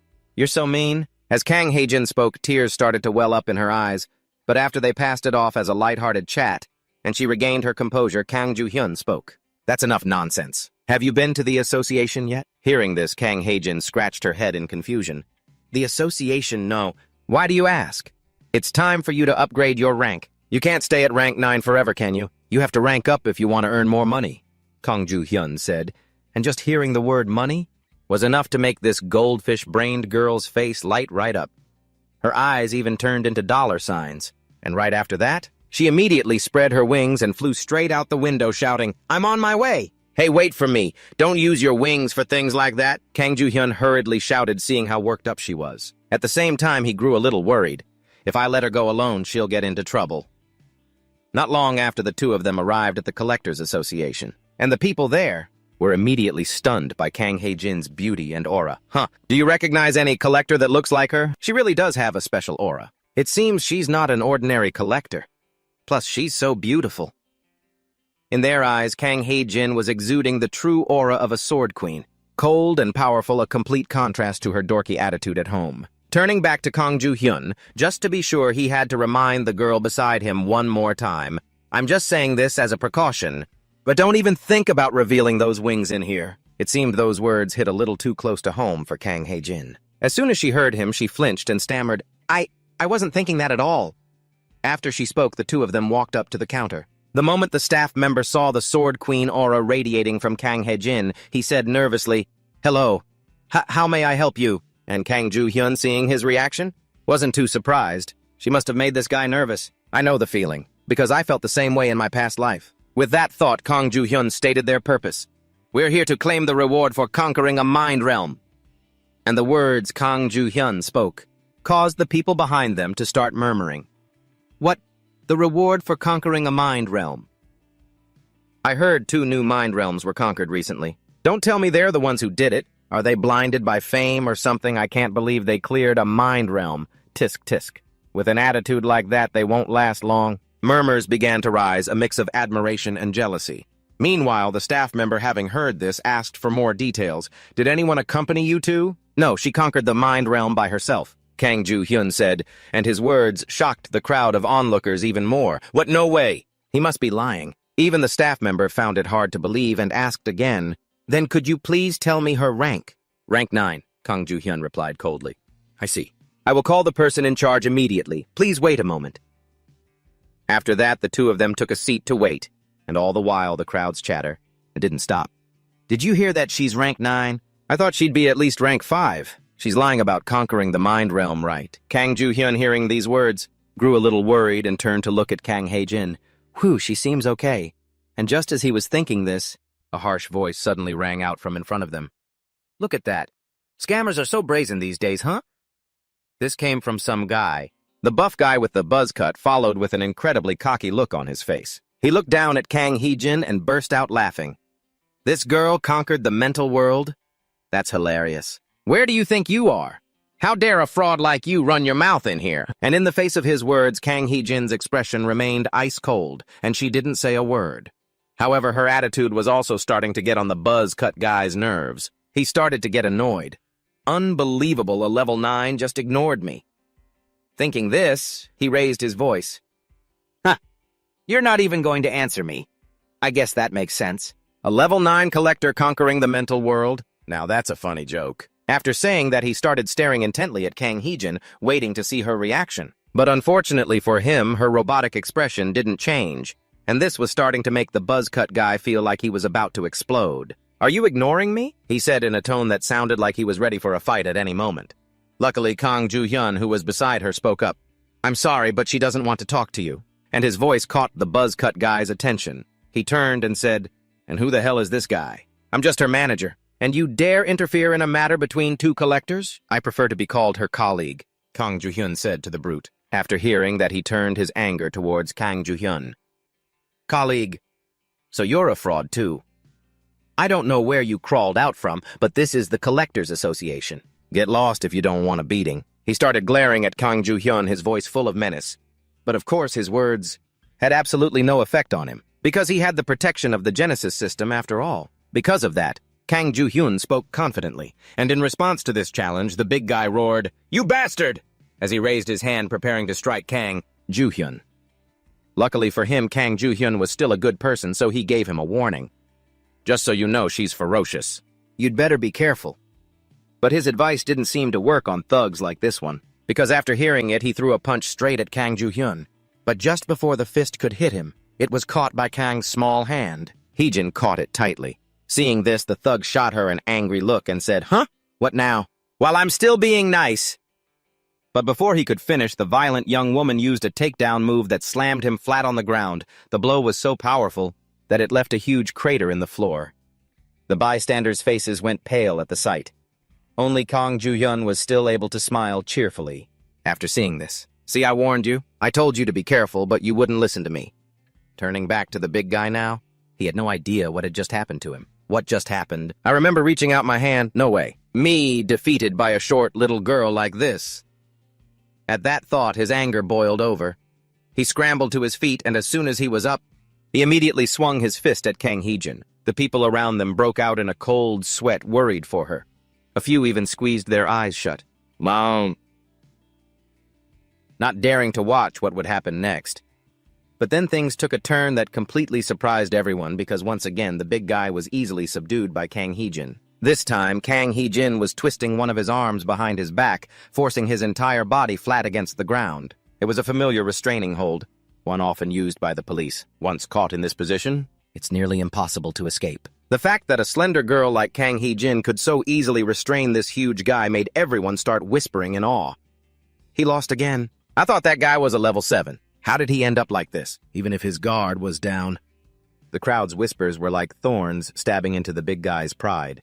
Immediately, he started to get angry again. He glanced over at Kang Joo-hyun and cursed inwardly. That bastard. He planned this from the very beginning. The thought made him unable to hold back his rage, and he struggled to get up again. You bastard! He screamed and actually managed to rise a little even though Kang Hee-jin had him in a tight lock. At that moment, a powerful aura began to erupt from him. The surrounding crowd saw this and quickly shouted, "That's flowing key arts! Are they really going to fight inside the association? Are these two crazy?" Back to Kang Hee-jin. When she saw the big oaf trying to get up, she immediately used her strength to slam him down again, even though he was already pinned to the floor. But this thug still didn't understand the situation and turned to threaten Kang Hee-jin. "I will never forgive you. I'll show you how strong I am. I'll wipe that smirk right off your face." His words angered Kang Hee-jin. "Stay put," she said coldly, and right after that, with a single stomp, she drove his face into the floor. This stomp nearly knocked the soul out of the thug. "How?" he said weakly. Meanwhile, Kang Joo-hyun was quite surprised. Oh, she learned the 1,000-pound press on her own. I chose her for her famous Sword Queen title, but this is even better than I imagined. Additional info. The 1,000-pound press is a martial arts technique that uses internal energy to make the body heavier. Back to Kang Hee-jin, seeing Kang Joo-hyun staring at her made her cheeks begin to blush. She became embarrassed. At that moment, the crowd, seeing the thug flattened on the ground and unable to move, exclaimed in astonishment. No way. He even used the airflow technique and still can't get up. Is she really a level 9? While everyone was still murmuring, a few shouts suddenly rang out. What are you all doing over there? Fighting is forbidden in the association, move aside. Who's causing this commotion? The shouts came from several staff members in black suits who looked like security. Upon seeing them, Kang Joo-hyun observed them with a cold gaze. They're only stepping in now, it's too late. They timed this deliberately. Someone must be giving them orders. And just as he thought, a man from behind them began to approach saying, "What's all this noise? Fighting in the association. Do we look like a joke to you people?" The owner of the voice was a man in glasses who looked like the manager here. When Kang Joo-hyun saw him appear, he asked, "Are you the one in charge here?" "That's right." "And who are you?" the man asked, turning to look at Kang Joo-hyun. "I'm a colleague of the person involved in this incident. I think there's been some kind of misunderstanding here. We weren't fighting. We merely had a slight disagreement. The other party was the one who started it, so this young lady had no choice but to subdue him. We were acting in self-defense." Hearing this, the manager asked, "So you're saying this entire commotion was caused by that man?" "Of course. Can't you see this young lady doesn't even have a scratch on her? How could someone who just fought have such a calm expression? We were kind enough to subdue a troublemaker for you. Shouldn't you be thanking us?" His explanation earned nods of agreement from the crowd. He's right. It was that man. Who started the fight? As the crowd began to murmur in agreement, it made the manager think for a moment. And then right after that, his expression immediately changed to a bright smile as he said, "It seems I've misunderstood. My apologies." After hearing the apology, Kang Joo-hyun got straight to the point with the manager. "In any case, my lady needs to quickly collect her reward for clearing the mind realm. So when is the manager going to get here?" Hearing this, the man with the glasses hurriedly replied, "I am the manager. We've been very delayed with our work, so that's why I'm a bit late.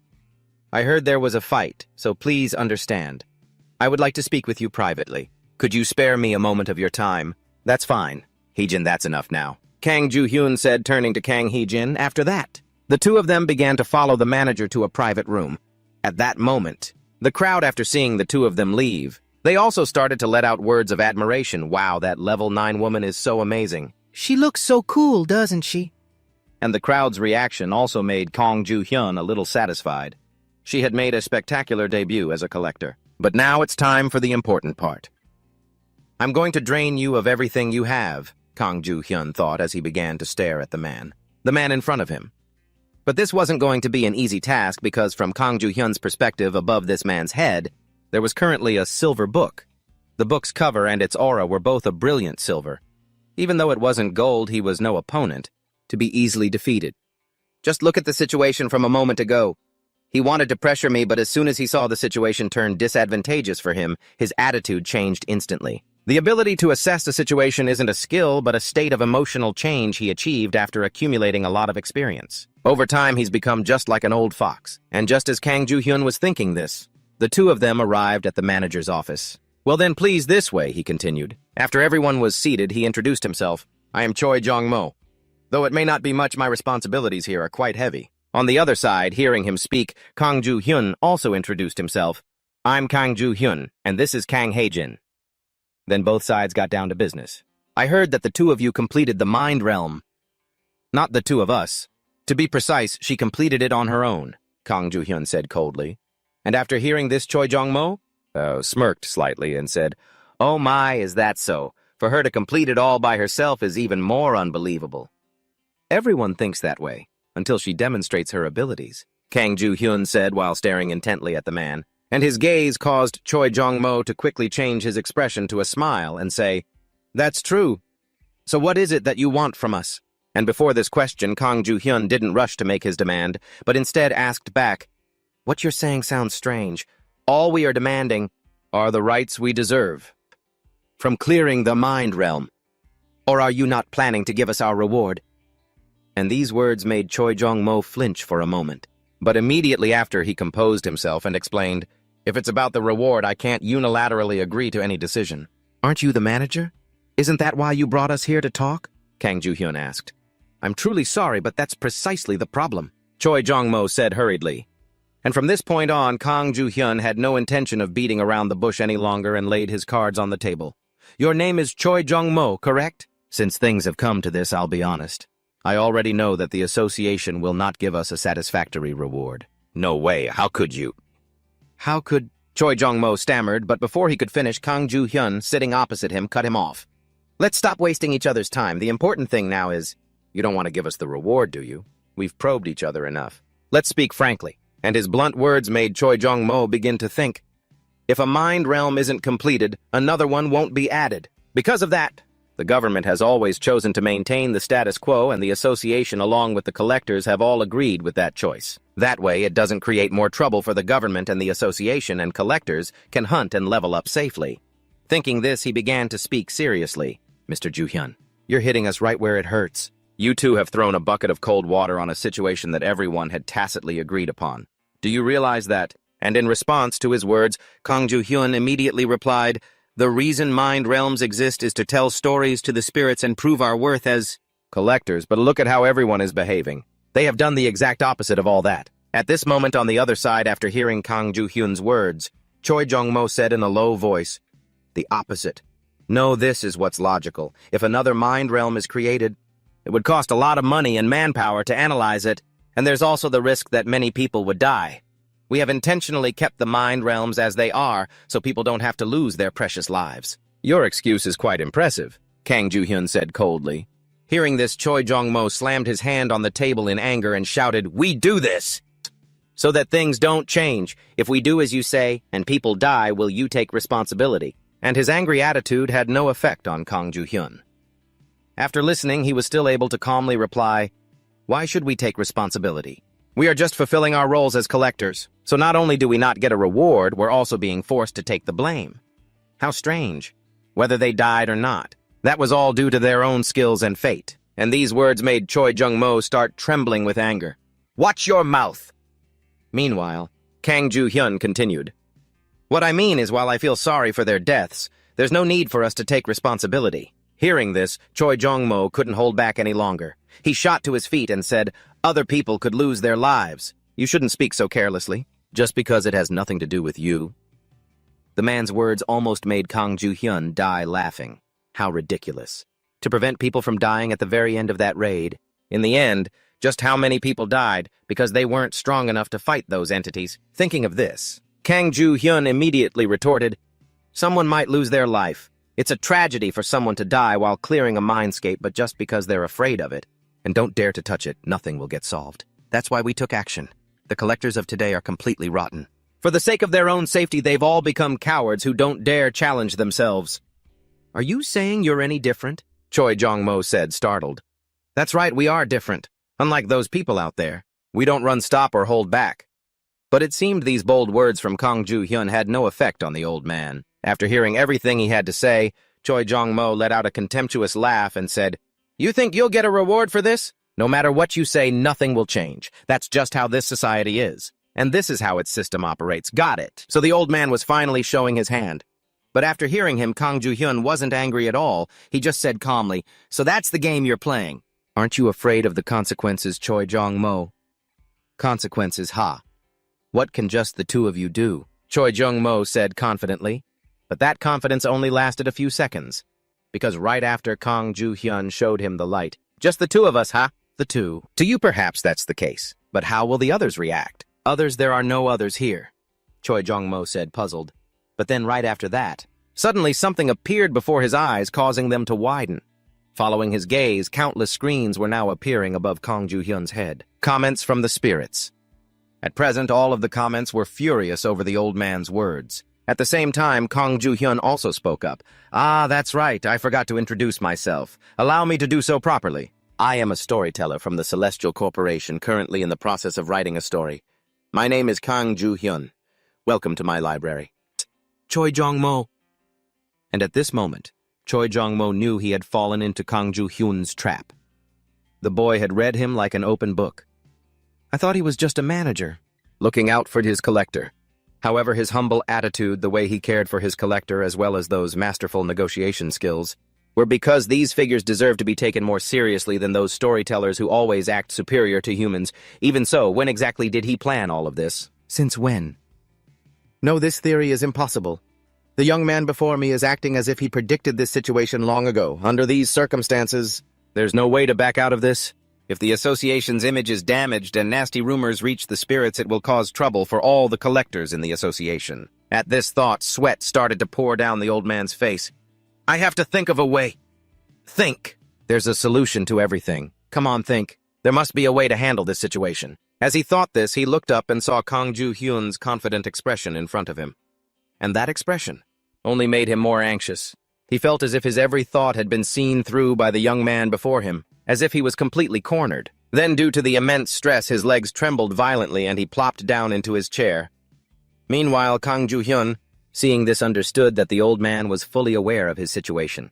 So he smiled brightly and said, I'm glad you're so perceptive, Mr. Choi Jong-mo. After speaking, he began to think, I suppose he'll have to be reasonable now. If he refuses to give in and remains stubborn, I'll be able to dig up even more interesting things. But he is pretty smart and quick on his feet. Turning back to Choi Jong-mo, who had regained a bit of his composure, he looked up at Kang Joo-hyun and asked, What do you want? Kang Joo-hyun immediately replied, I've already explained it to you clearly. And with those words, model, it was like a lifeline for Choi Jong-mo. As soon as he heard that, he hurriedly said, That's right. We'll give you a proper reward for completing the Mind Realm, and we'll add a few extra gifts for you as well. To compensate for my earlier rudeness, it's not that serious, but if you're so kind as to offer, we shouldn't refuse, should we? Kang Joo-hyun said with a bright smile. Then he turned to the watching spirits and said, Spirits, what do you all think? Should we let him off the hook this time? He seems so sincere. And thanks to Kang Joo-hyun's words, the spirits temporarily let the matter slide. After that, he cheerfully stood up and said, In that case, I expect the money will be transferred into my account by the end of today. Of course it will be. Choi Jong-mo said hurriedly, just as he thought Kang Joo-hyun was about to leave. But then he suddenly spoke up again. One more thing. What is it? Choi Jong-mo said in a panic. Kang Joo-hyun saw how frightened this old man was. So he reassured him, You don't need to be so tense. I'm not going to ask for anything unreasonable. I just want to find someone. Hearing this, Choi Jong-mo finally calmed down and asked, Who are you looking for? Is there a collector here by the name of Choi Do-jun? Kang Joo-hyun asked. Choi Do-jun, I've never heard that name before. Are you sure he's a collector? Hearing this, Kang Joo-hyun paused thoughtfully for a moment, then said, He may or may not be a collector. I don't know for sure myself. I only know that he's currently around 18 or 19 years old. He's about 184 centimeters tall, and although I hate to admit it, he's pretty handsome. By any means necessary, I need you to find him if you come across any useful leads. You can send them to me through the Genesis network. However, the information Kang Ju-hyun provided was still quite sparse for finding a person, so Choi Jong-mo had to ask for more. Do you know if he has any distinguishing features? Hearing that, Kang Ju-hyun thought for a moment before bluntly stating, "He's super rude." After that, the two of them started to leave the Collectors Association and head home. And the moment they stepped through the door, Kang Hee-jin deflated like a popped balloon and said, "Phew, I was so nervous I could have died." Seeing her so exhausted, Kang Ju-hyun had to praise her. "You did a good job holding it together." "I tried my best because I knew even a small mistake would have huge consequences. But man, it was exhausting," Kang Hee-jin complained. But this complaint was useless against Kang Ju-hyun, because right after he said, "You should get used to this. We'll have to do this often from now on." "Hey!" Hearing that, Kang Hee-jin stammered, "I can't just act like my normal self." "Like normal," Kang Ju-hyun muttered, recalling her goofy actions. He gritted his teeth and said, "Never. Who would want to watch you act like a clown?" Then he pointed straight at Kang Hee-jin and instructed her carefully. "Have you heard what they're saying about you? Your performance was captivating. You were seen as a beautiful and strong woman. That's great, isn't it? They're admiring your beauty and talent. Do you want to lose all that adoration? See it through to the end. Just imagine a future not too far off where everyone is showering you with praise, you're famous, and you're sitting on so much money you get bored of it." These words from Kang Ju-hyun made Kang Hee-jin start to picture a future scene of herself sitting on a pile of money with people below cheering for her. It was so beautiful that she started to drool. "A huge pile of money," she mumbled. Thinking about this, she wanted to relax a bit. "All right," she said. "Are we done with everything for today? Let's go home. After all, I'm still a promising figure." But before she could take more than a few steps, Kang Ju-hyun grabbed her by the shoulder from behind and spoke. "In your dreams, we still have a lot of work to do." "What else is there to do?" Kang Hee-jin said dejectedly. "It's nothing, just—" But as Kang Ju-hyun was thinking, he suddenly stopped. Kang Hee-jin, who was in front, saw this and got a little curious. She then asked Ju-hyun, "Is something wrong?" Hearing that, Kang Ju-hyun also looked a bit worried and said, "Something rather urgent has come up. I need to go check it out. Don't worry, I'll be right back." After saying that, he began to use his teleportation ability and vanished instantly before the worried eyes of this goofy girl. Then right after that, Kang Ju-hyun was teleported into the sky above the city. He glanced at the man standing behind him and asked, "Who are you?" "I asked, who are you?" Kang Ju-hyun asked again after seeing the old man just stroking his beard without answering. And it wasn't until Kang Ju-hyun asked this second time that guy finally spoke up. "What's so special about that rude brat that Agri sent me here personally?" "And to recruit him," he mumbled to himself, then began to state his purpose. "I'm so glad you came." "You must be the rookie. I've come personally to recruit you into the division of the 5 senses of perception." But in response to his words, Kang Ju-hyun asked coldly, "I'll ask again, who are you?" It was only then that the old man finally stated his name. "I am Jin Peng, a member of the division of the 5 senses of perception. I'm also your senior." "So, what do you want with me?" Kang Ju-hyun asked nonchalantly, and his attitude made Jin Peng a little angry. "You insolent brat. How dare you speak to a senior like that, huh? You nameless bastard, you're getting too arrogant." Hearing that, Kang Ju-hyun replied lightly, "My apologies, but I do have a name. My name is Kang Ju-hyun." His words startled Jin Peng. What, he already has a name? It took me over 3 weeks to get mine, but he got one as soon as he joined. Thinking this, a feeling of jealousy began to well up inside him. "I don't care what your name is," he said. "Just shut your mouth and join the organization." Faced with this anger, Kang Ju-hyun didn't even bother to look at him and said flatly, "I don't want to." These words shocked the bearded man even more. What did you just say?" Fearing the man hadn't heard him clearly, Kang Ju-hyun repeated himself. "I said I don't want to join." "Do I have to say it again for you to understand?" "You brat! How dare you? Do you have any idea who I am?" Jin Peng said angrily, which only made Kang Ju-hyun grow bored. "Of course I do. I'm wasting my time talking to some self-important windbag who's really just a weakling relying on his tiny bit of power." And Kang's undeniably accurate words made Jin Peng start to rethink. What the hell? How can this brat act like this? I heard he hasn't joined any division yet. No way. Could it be that he's already joined one? As if reading his mind, Kang Ju-hyun said, "What's wrong? Worried I've already joined a division." "Not yet. I haven't joined any division at all." Hearing this, Jin Peng stammered, Then how dare you take that tone with a senior?" This Jin Peng guy in front of him couldn't say a sentence without mentioning he was a senior, and it was starting to annoy Kang Ju-hyun. "Clinging to that senior title won't make you any more powerful," he said. You're not even an assistant. Someone like you who just goes around recruiting people. How dare you lecture anyone about being a senior? From what I know in the Celestial Corporation, rank is determined by one's contributions and position.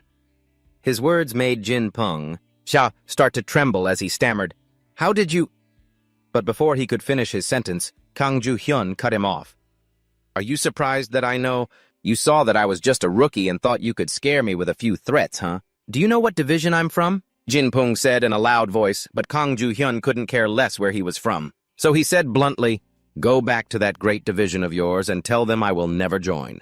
And while you're at it, tell the person who sent you here, if they want me to come, they should at least send someone with some common sense or just come themselves. Got it? Now get lost." His words left the bearded Jin Peng speechless with anger. In the end, he could only sputter a few meaningless words like, "Just you wait," before disappearing instantly.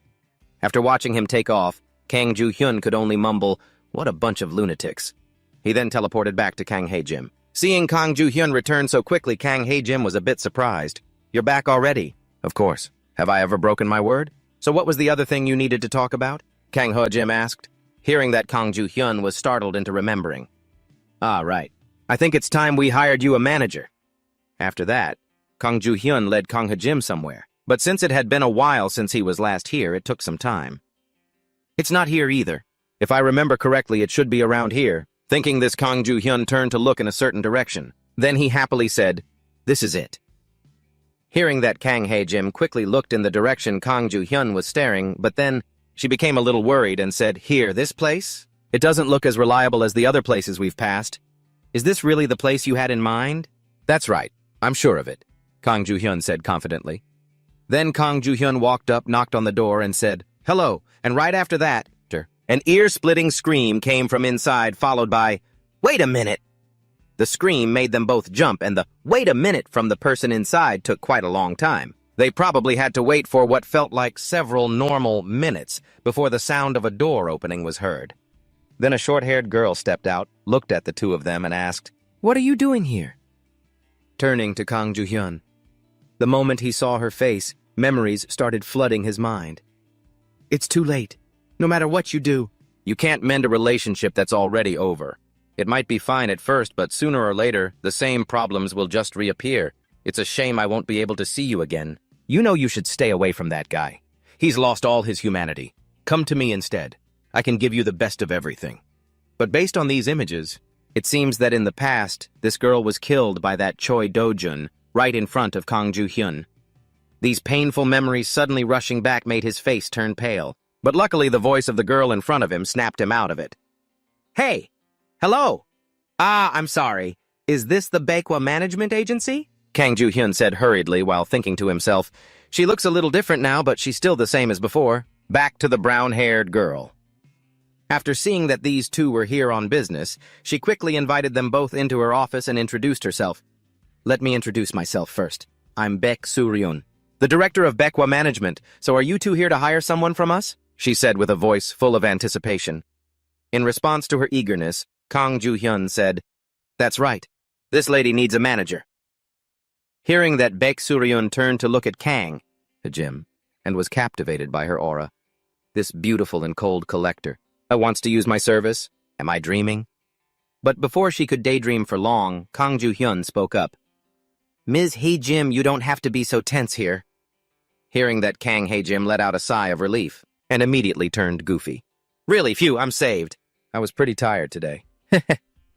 And this 180-degree change in attitude and expression made Baek Soo-ryun feel completely dumbfounded. After that, she got a little flustered and said, "Ah, I see she's a collector, but what about you?" "Why don't you take a guess?" Kang Ju-hyun said with a smile. Taking his suggestion, Baek Soo-ryun started stroking her chin thoughtfully and said, "If you were also a collector, you wouldn't have time to come all the way here to find a manager for her. But you don't look like you belong to any guild or company either. Are you a storyteller?" And her words truly shocked Kang Ju-hyun. What even Mr. Choi Jong-mo couldn't figure out, that I'm a storyteller. It seemed Baek Soo-ryun noticed the surprise on Kang Ju-hyun's face, so she began to explain, "Did you know storytellers often have a trait that sets them apart from normal people? You can't see it at a glance, but if you look closely, you'll see an aura surrounding them. It makes them look like they don't belong in this world. So that's why I thought you were a storyteller. I'm sorry if I was mistaken." Back to Kang Ju-hyun. This girl's sharp deduction left him speechless. Right now, she's just the director of a tiny management agency, but later, when the apocalypse begins, she'll become the leader of the Baekwa group with countless people under her command. She uses her flawless decision-making skills, foresight, and eloquence to become a captain. Thinking this, Kang Ju-hyun spoke up. No. You guessed correctly. I am a storyteller from the Chunse Corporation. Hearing Kang Ju-hyun, Baek Soo-ryun's eyes lit up with admiration. Wow, really? Oh my gosh! Not only a collector, but a storyteller also came to my office. Her joy was contagious, making Kang Hee-jim happy too. He's amazing, isn't he? He's not like other ordinary storytellers.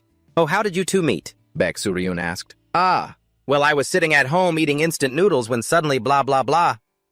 Meanwhile, Kang Ju-hyun watched the two women chatting happily. He gave a faint smile and said, So, may I see the contract? A contract, you mean? Baek Soo-ryun said, her face lighting up. And just as she suspected, Kang Ju-hyun said, Let's start discussing the contract. We should definitely discuss the terms. Hearing this, Kang Hee-jim, who was next to them, happily congratulated her. That's great, Ms. Soo-ryun. Don't talk like it has nothing to do with you.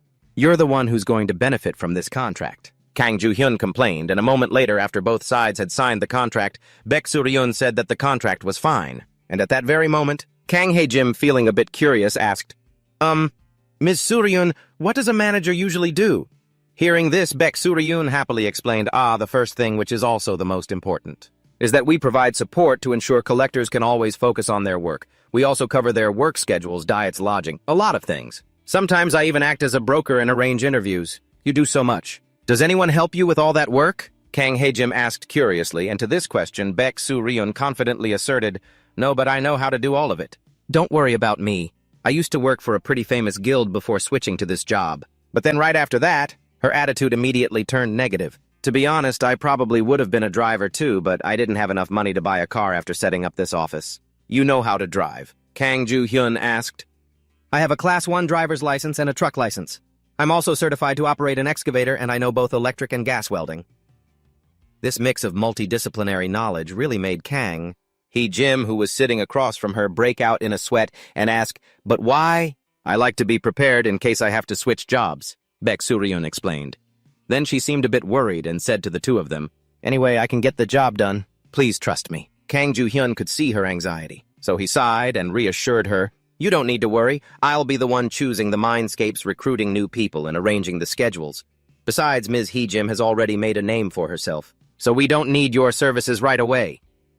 Hearing this, Baek Soo-ryun hurriedly asked, Then is there anything I can do to help everyone? After listening, Kang Ju-hyun gently declined, Not at the moment, but there will be soon enough. He then turned to look at the happy expression on Kang Hee-jim's face and thought to himself, Based on Hee-jim's current condition, we'll have a lot of work to do very soon. When that time comes, Baek Soo-ryun will be so busy she won't even have time to blink. At this thought, Kang Ju-hyun realized there was nothing else to do, so he and Kang Hee-jim got ready to leave and said, So we'll contact you when we need you. All right then. See you two later, Baek Soo-ryun said cheerfully. But as soon as he heard her say this, for some reason Kang Ju-hyun became thoughtful, scratched his head and asked, I know this is a bit strange, but do you have any dreams? At that moment, a few memories flooded back into his mind of when he asked Baek Soo-ryun a similar question in his past life. Is there anything you wanted to do but couldn't? Captain Soo-ryun, I was wondering what you'll do after this crisis is over, and the world goes back to how it was. Hearing this, Baek Soo-ryun sighed and said, Even if everything goes back, my life before the apocalypse wasn't that great. But if that happens, the thing I'd want to do most is, I just want to make a lot of money. And that was the exact answer she gave Kang Ju-hyun in the present. I see, Kang Ju-hyun said with a smile while also thinking, That's right. She's the same Baek Soo-ryun I used to know. After this thought, he said, Well, we'll be going now. And while they were on their way, Kang Ju-hyun had a few random thoughts. She wants to make a lot of money, huh? Is that why she got along with Hee-jim so quickly? And just then, Kang Hee-jim beside him smiled and said, Ju-hyun, didn't she and I get close really fast?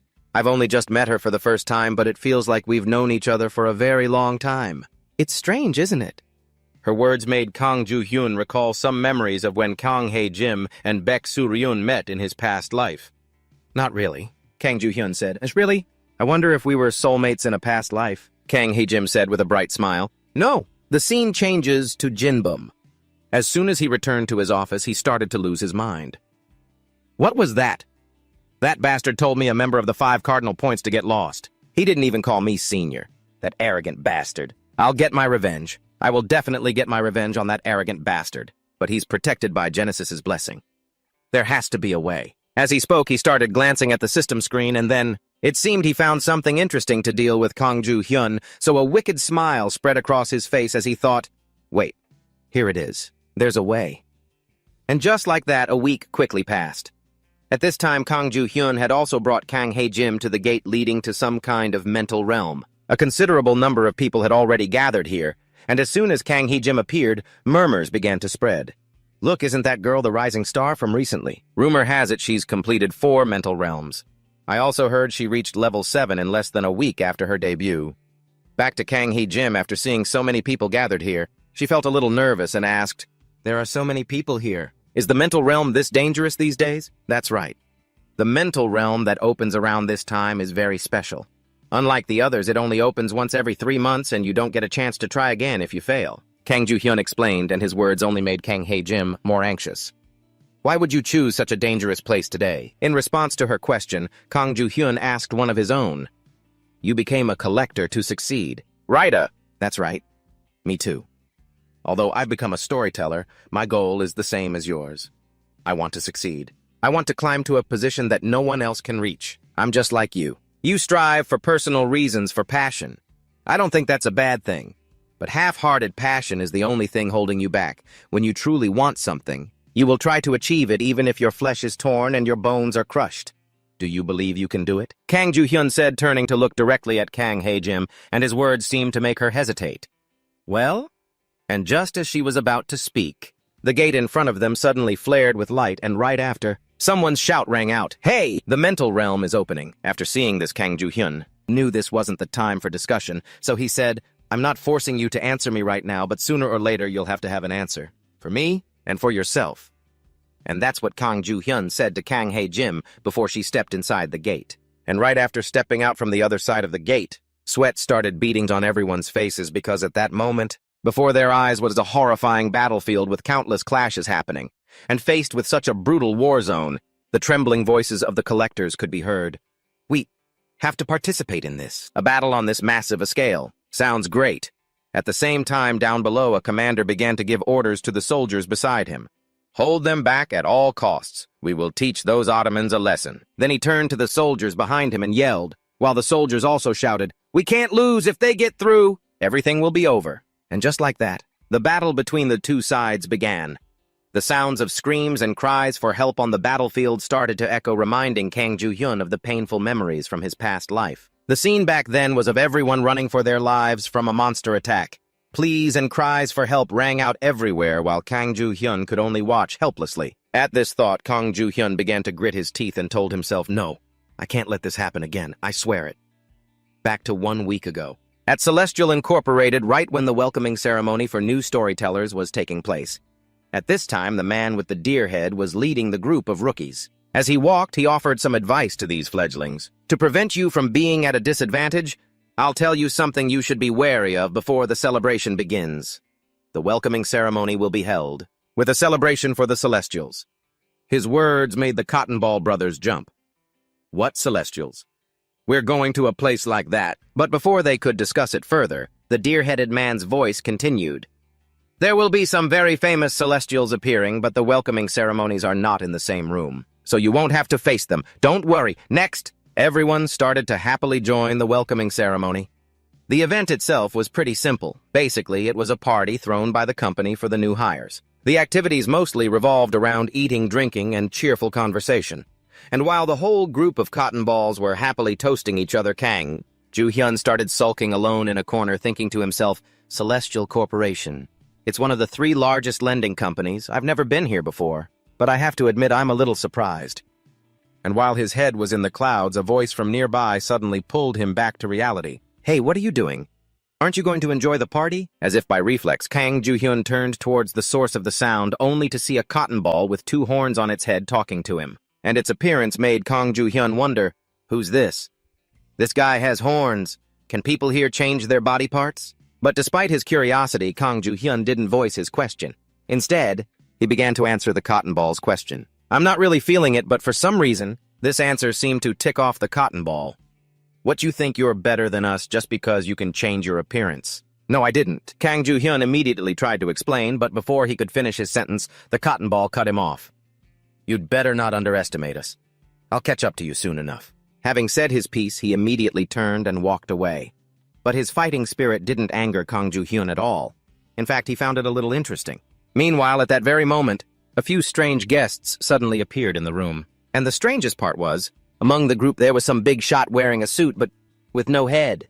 And just then, someone from their group spoke up asking, is the party over already? But it seemed the sudden appearance of these people made the new recruits nervous, so none of them dared to say a word. Seeing this, the newcomers quickly tried to reassure them, oh no, please continue the party. We're from another department in Celestial Corporation. We just wanted to come and get acquainted. As for Kang Joo-hyun, the moment he saw this group appear, he had quietly ducked behind a pillar to observe them. Their timing is perfect. It's as if they came here to check up on us after our first mission. Are they trying to recruit me to their side? And just as Kang Joo-hyun suspected, that was exactly what the members of the other departments were thinking. We have to gather the best of the best and invite them to join our department. The party had turned into a battlefield for scouting the most talented individuals. As for Kang Joo-hyun, to keep himself out of trouble, he began to sneak away. I'm going to get dragged into this mess. I've got to get out of here first. But it seemed fate wasn't about to let him off that easily. Because the moment he tried to leave, someone spotted him and yelled, hey, it's him, the new guy who can do a full-body transformation. I didn't believe it. But it's actually true, isn't it? The voice made Kang Joo-hyun's heart skip a beat. And just as he expected, trouble came knocking as countless members from other departments began to swarm him, surrounding him with offers.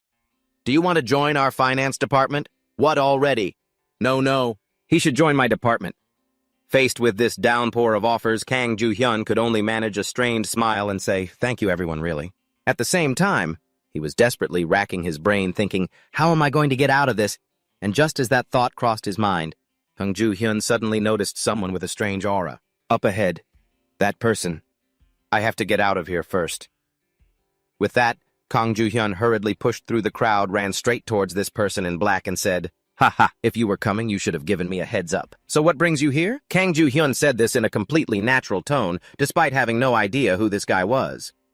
And of course, the man in black, when some random guy suddenly ran up to talk to him, acting so familiar, was so stunned he just froze. Seeing this, Kang Joo-hyun started to get flustered and said, you don't recognize me. After saying that, he silently prayed in his head, please just play along with me a little. And as if he'd read Kang Joo-hyun's mind, the man in black spoke up to play along. Sorry, I'm a little distracted. Great, just what I needed. Kang Joo-hyun celebrated internally and hurriedly pulled the man away. Let's just talk over here, okay? Seeing this, employees from other rooms sighed. Looks like he's already taken. But who is that guy? Yeah, I've never seen him before. I wonder what department he's from. Back with Kang Joo-hyun after pulling the man in black to a deserted spot, he quickly thanked him. Thank you for suddenly playing along with me like that. You really saved me back there. But in response to Kang Joo-hyun's thanks, the man began to mumble something he couldn't quite hear. Huh. What did he say? Still, the vibe he's giving off is kinda scary. At that thought, Kang Joo-hyun decided to make a quick exit. Well, I'll be on my way. Sorry to have bothered you. Saying this, Kang Joo-hyun turned to leave. But just then, he was forced to stop in his tracks because the mysterious man in black spoke up from behind him. How amusing. I had to disguise myself so the storytellers wouldn't recognize me. But how is it that you were able to recognize me? His words made Kang Joo-hyun turn his head back to look at the man, and the sight that followed was absolutely shocking. An incredibly overwhelming aura was beginning to emanate from the man. It made Kang Joo-hyun break out in a cold sweat. This is bad. This guy is extremely dangerous. But at least he managed to remain calm enough to ask, what do you want? Hearing this, the man in black replied, I'm merely curious. I have no intention of harming you, at least not right now. So will you answer my question? How could you see me? I didn't. I just saw a book. I noticed a black aura floating around, and when I focused on it, I saw you. It's my special ability. A special ability, the man in black mused. That's right. My eyesight is really good, so I can see things more clearly than normal people. That includes you. I wasn't certain at first, but when I looked around, no one else seemed to see you. Hearing this, the man in black stroked his chin and spoke. This is a bit hard to believe, but it seems you're right. I'm different from the other storytellers, Kang Ju-hyun said. Hearing this, the man in black burst out laughing. Ah, so that's it. It's the first time I've ever seen a storyteller with a form like yours. His laughter made Kang Ju-hyun feel a bit less tense, so he spoke up. In any case, I apologize for approaching you so suddenly. Oh, is that all? Perhaps this is fate. Why don't we make a little wager? The man in black suggested with interest. His words made Kang Ju-hyun's head spin. Why all of a sudden? I really want to get out of here, Kang Ju-hyun thought. Then he asked aloud, A wager? Across from him, the man in black explained. The rules are simple. You just have to guess who I am. If you're correct, I will give you a reward. After hearing this, Kang Ju-hyun, still on high alert, didn't rush to accept and instead asked a question of his own. And if I guess wrong, then you'll have to take responsibility for bothering me so suddenly, the man in black said coldly. What? And with that, Kang Ju-hyun knew the situation had just taken a turn for the worse. This is bad. He knows I can't possibly guess right. But it's fine. I just need to look at the book. As he thought this, Kang Ju-hyun reached out to pull the book toward himself. But right then, he was shocked to realize he couldn't open it. Does this mean he's too powerful for me to even open it? Kang Ju-hyun thought as he struggled to open the book, but even as veins bulged on his hand, the book didn't budge an inch. In this world, you cannot do anything that exceeds your level. Abilities inherited from stories will also be ineffective. A few very famous divine beings will appear. But the welcoming ceremony is not in the same room. The words of the deer-headed man began to echo in Kang Ju-hyun's mind. These words sparked a bold thought. Wait a minute. Then this person is a famous divine being. The 5 greatest divine powers are the celestial realm, Asgard Hermopolis, Mount Olympus and Hell, the domains of the supreme beings. But this power is suffocating. This book, and the 3-headed snake, a fallen serpent, a fire-breathing blood dragon. The one who approached the brightest light only to fall into the darkest hell. The one standing before me is... With this realization, Kang Ju-hyun looked the man straight in the eye and spoke. The first-generation Holy Spirit of Hell, Satan. And at his answer, Satan burst out laughing, clapped his hands, and said, Exactly a fine guess. I didn't expect you to figure it out. You've won after all. Seeing he was in a good mood, Kang Ju-hyun immediately thought about sneaking away. Can I leave now? But before he could even act on this, Satan spoke up again. I was just planning to have a little fun. But you surprised me. Fun? Kang Ju-hyun said in shock. You could have punished me for sneaking into the ceremony? Why would I punish you? But despite his cheerful words, Kang Ju-hyun didn't believe him one bit. Lies. If I had guessed wrong, I definitely would have been punished. Satan is a man of his word. Turning back to Satan because he had lost, he now pondered and muttered, In any case, I have lost. I should keep my promise. What should I give you? Ah, that's right. You want to create your own private library, don't you? Yes, that's right, Kang Ju-hyun said hurriedly. Then let's do it. I will become an investor for your library. What do you think? Satan began to make an incredibly tempting offer to Kang Ju-hyun. This sudden proposal from such a top figure also made Kang Ju-hyun's mind race. Sponsorship from Satan. I never expected to receive sponsorship from such a high-level Holy Spirit. I was once so grateful just to get it from a third-rank mid-level spirit. This could be a once-in-a-lifetime opportunity, a beautiful invitation that will never come again. I just need to shake his hand and then... As he spoke, Kang Ju-hyun began to reach his hand toward Satan's, and at the very moment his hand was about to touch his, he suddenly stopped and thought, But, is this really okay? Should I really accept this offer? Kang Ju-hyun hesitated so much that he broke out in a sweat, and then, as if his brain had short-circuited, he suddenly said, I'm sorry, I refuse this offer. And the fact that Kang Ju-hyun refused him made Satan a bit surprised. He asked, May I ask the reason for your refusal? Hearing this, Kang Ju-hyun quickly said, Your sponsorship would be a great help to my library, but I would lose control of it afterward. In truth, there was more on Kang Ju-hyun's mind, but he didn't dare say it to him. In the worst-case scenario, I'll have to face the hostility from the holy spirits of the Garden of Eden. And that was precisely why Kang Ju-hyun didn't dare to shake this man's hand. After hearing Kang Ju-hyun's words, Satan understood his intentions, but he was still puzzled. I understand what you want, but even so, wouldn't you still be the one to benefit? That's not enough for me, Kang Ju-hyun said. Not enough, Satan asked again. Fearing he would become angry, Kang Ju-hyun quickly explained, The holy spirits in hell are all very powerful, especially you, Lord Satan, one of the 7 archdemons. So of course I would love to work with you. But the moment we cooperate, I could only tell the stories of hell and even the management rights of my library. This would gradually fall to you, Lord Satan. I believe there will be many more opportunities and stories to tell if I just let it continue like this. So I must refuse this library. It cannot belong to anyone other than me. I hope you will understand. And his words, combined with Kang Ju-hyun's anxious demeanor as he explained this, started to make Satan clutch his stomach and laugh loudly. Ha ha, I thought you had some grander ambition like taking over all of hell. No, that's not it at all, Kang Ju-hyun said, waving his hands frantically. Don't worry, I praise you for that. You're right. The moment you accepted my cooperation, I would have taken away the management rights of the library, which means you would have lost what you have worked so hard to build all this time. But you didn't agree. You didn't choose the easy path. Instead, you chose the thorny one. In my eyes, that could be called foolish. But I quite like this foolishness of yours. Let's end our conversation here. I'm not ambitious enough to force someone to submit to my demands whether they want to or not. Yes, sir. Hearing him say that, Kang Ju-hyun let out a sigh of relief. But then he asked curiously, So, does that mean you don't want to cooperate with me anymore? Hearing this, Satan gave a mysterious smile and said, I'm not so sure. To be honest, you make me covetous. You make me want to claim you at any cost. Kang Ju-hyun, who was standing opposite him, had only heard that much, and his back was already drenched in sweat. Right now, he just wanted to go back 5 seconds and slap his past self a few times. Things were going just fine. Why did I have to ask that and put myself in such a difficult situation? And at that moment, Satan also asked him seriously one more time, I'll ask you again. Do you truly not want my sponsorship? Yes. I only want to accept sponsorships. From the Holy Spirits, as they willed it, not a business deal like this, Kang Ju-hyun said hurriedly, and after Satan heard these words, he let out a laugh. How very ambitious. If some other storyteller dared to say such a thing, I would have certainly punished him for his arrogance. But something like that would tarnish my image, especially since you won this deal. So there will be consequences.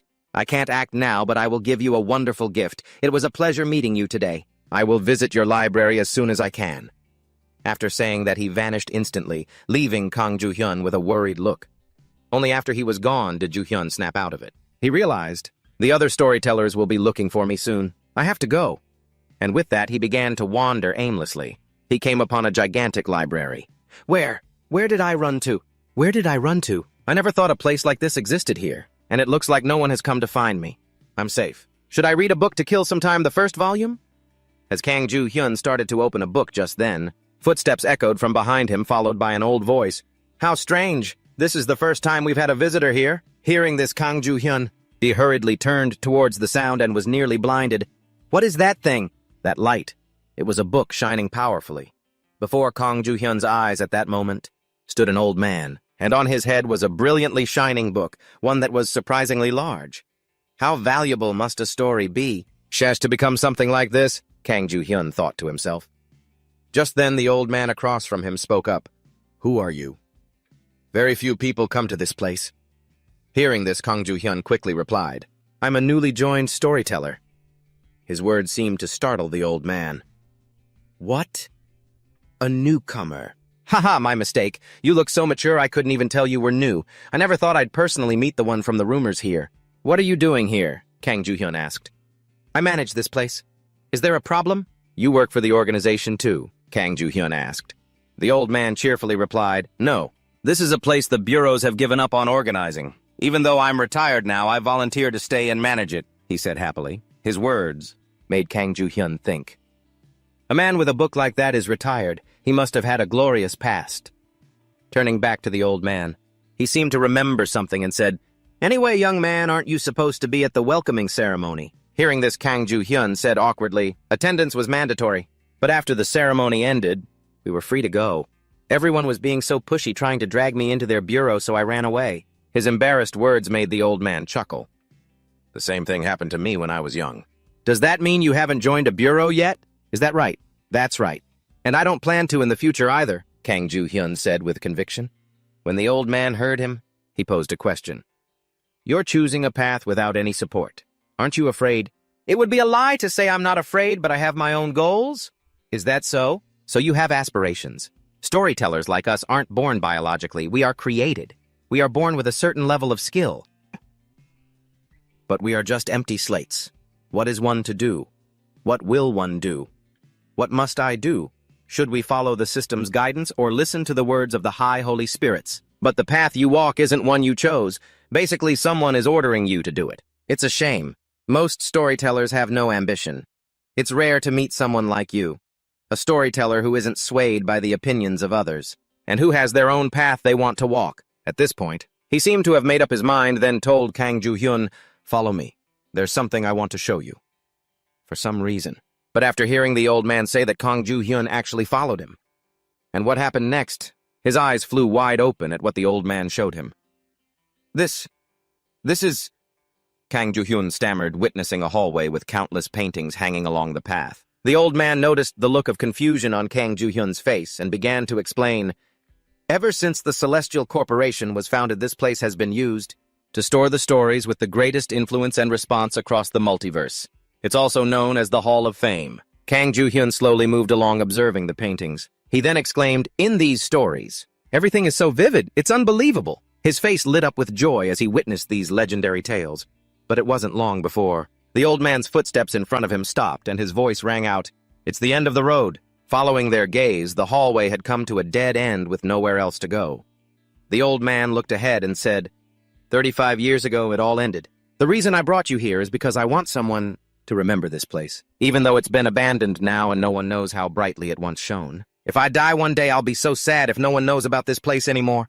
I brought you here because you're the only visitor who's come to see this shabby old place. The other storytellers just repeat the same boring stories over and over, shamelessly using them to earn points. Good stories with heartwarming and touching endings are dismissed as sappy stuff for old people, but I believe that one day these stories will be greatly needed. Turning back to Kang Ju-hyun, he placed his hand on a painting and thought, "After I die, if Choi Do-jun is still alive and completes the trial, he'll probably be immortalized in this hall too. I want that too." At this thought, Kang Ju-hyun's hand unconsciously clenched into a fist. Then, he turned to the old man and said, "Sir, thank you for showing me these wonderful things. Can you tell me your name?" The young man's sudden question seemed to startle the old man a bit. But right after, he smiled brightly and said, "Ask me the next time you come back here." Hearing that, Kang Ju-hyun also smiled and assured him, "See you soon, sir."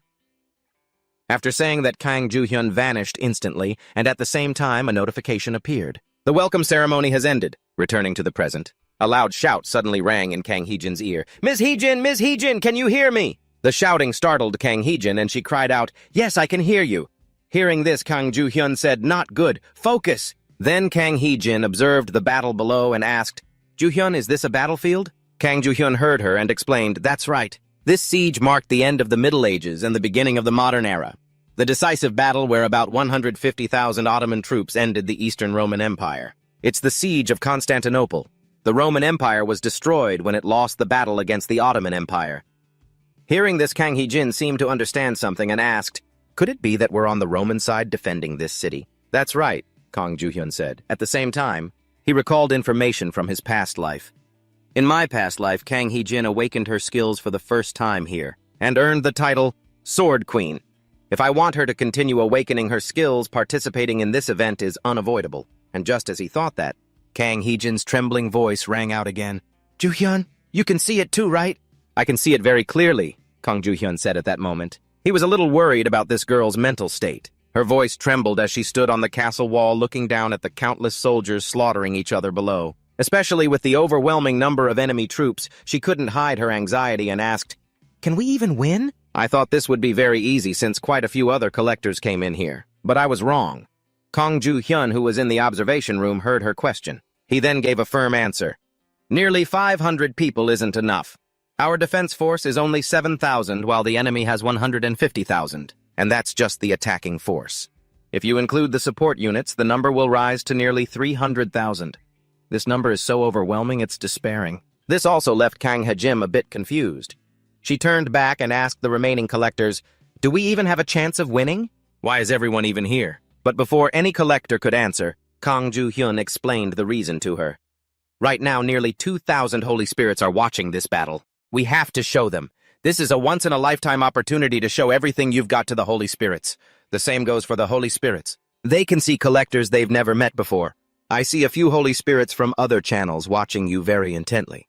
Hearing this, even someone with the memory of a goldfish like Kang Hee-jin finally understood. "So everyone is here. Not just to complete the dungeon, but also to find opportunities for themselves. It's almost as you said. The storytellers are promoting their channels to the divine entities, Ken from other channels in order to grow. However, if we don't interest them, they might just leave for another channel. But doing that is no different from those other boring channels. Our goal today is to complete this mind realm. We'll be eliminated if we're in danger, but at least we dared to try. Meanwhile, Kang Hajim was startled after hearing Kang Ju-hyun's intention and shouted, "What?" She truly couldn't understand where Kang Ju-hyun got the confidence to think that she could complete this mind realm. Back to Kang Ju-hyun's perspective.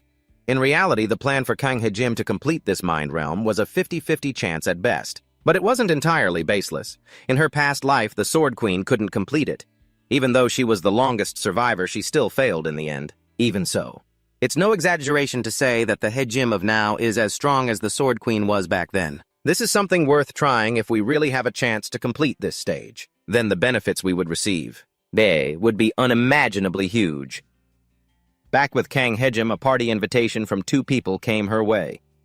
"Hey girl, are you planning on going it alone? Want to join us? We should cooperate and split the loot evenly, right?" Faced with this lovey-dovey couple's invitation, Kang Hajim just coldly turned away, paying them no mind. And naturally, her attitude made the white-haired guy across from her a little annoyed. "What's with you? Are you ignoring me?" At the same time, his pink-haired girlfriend spoke up. "Just ignore her.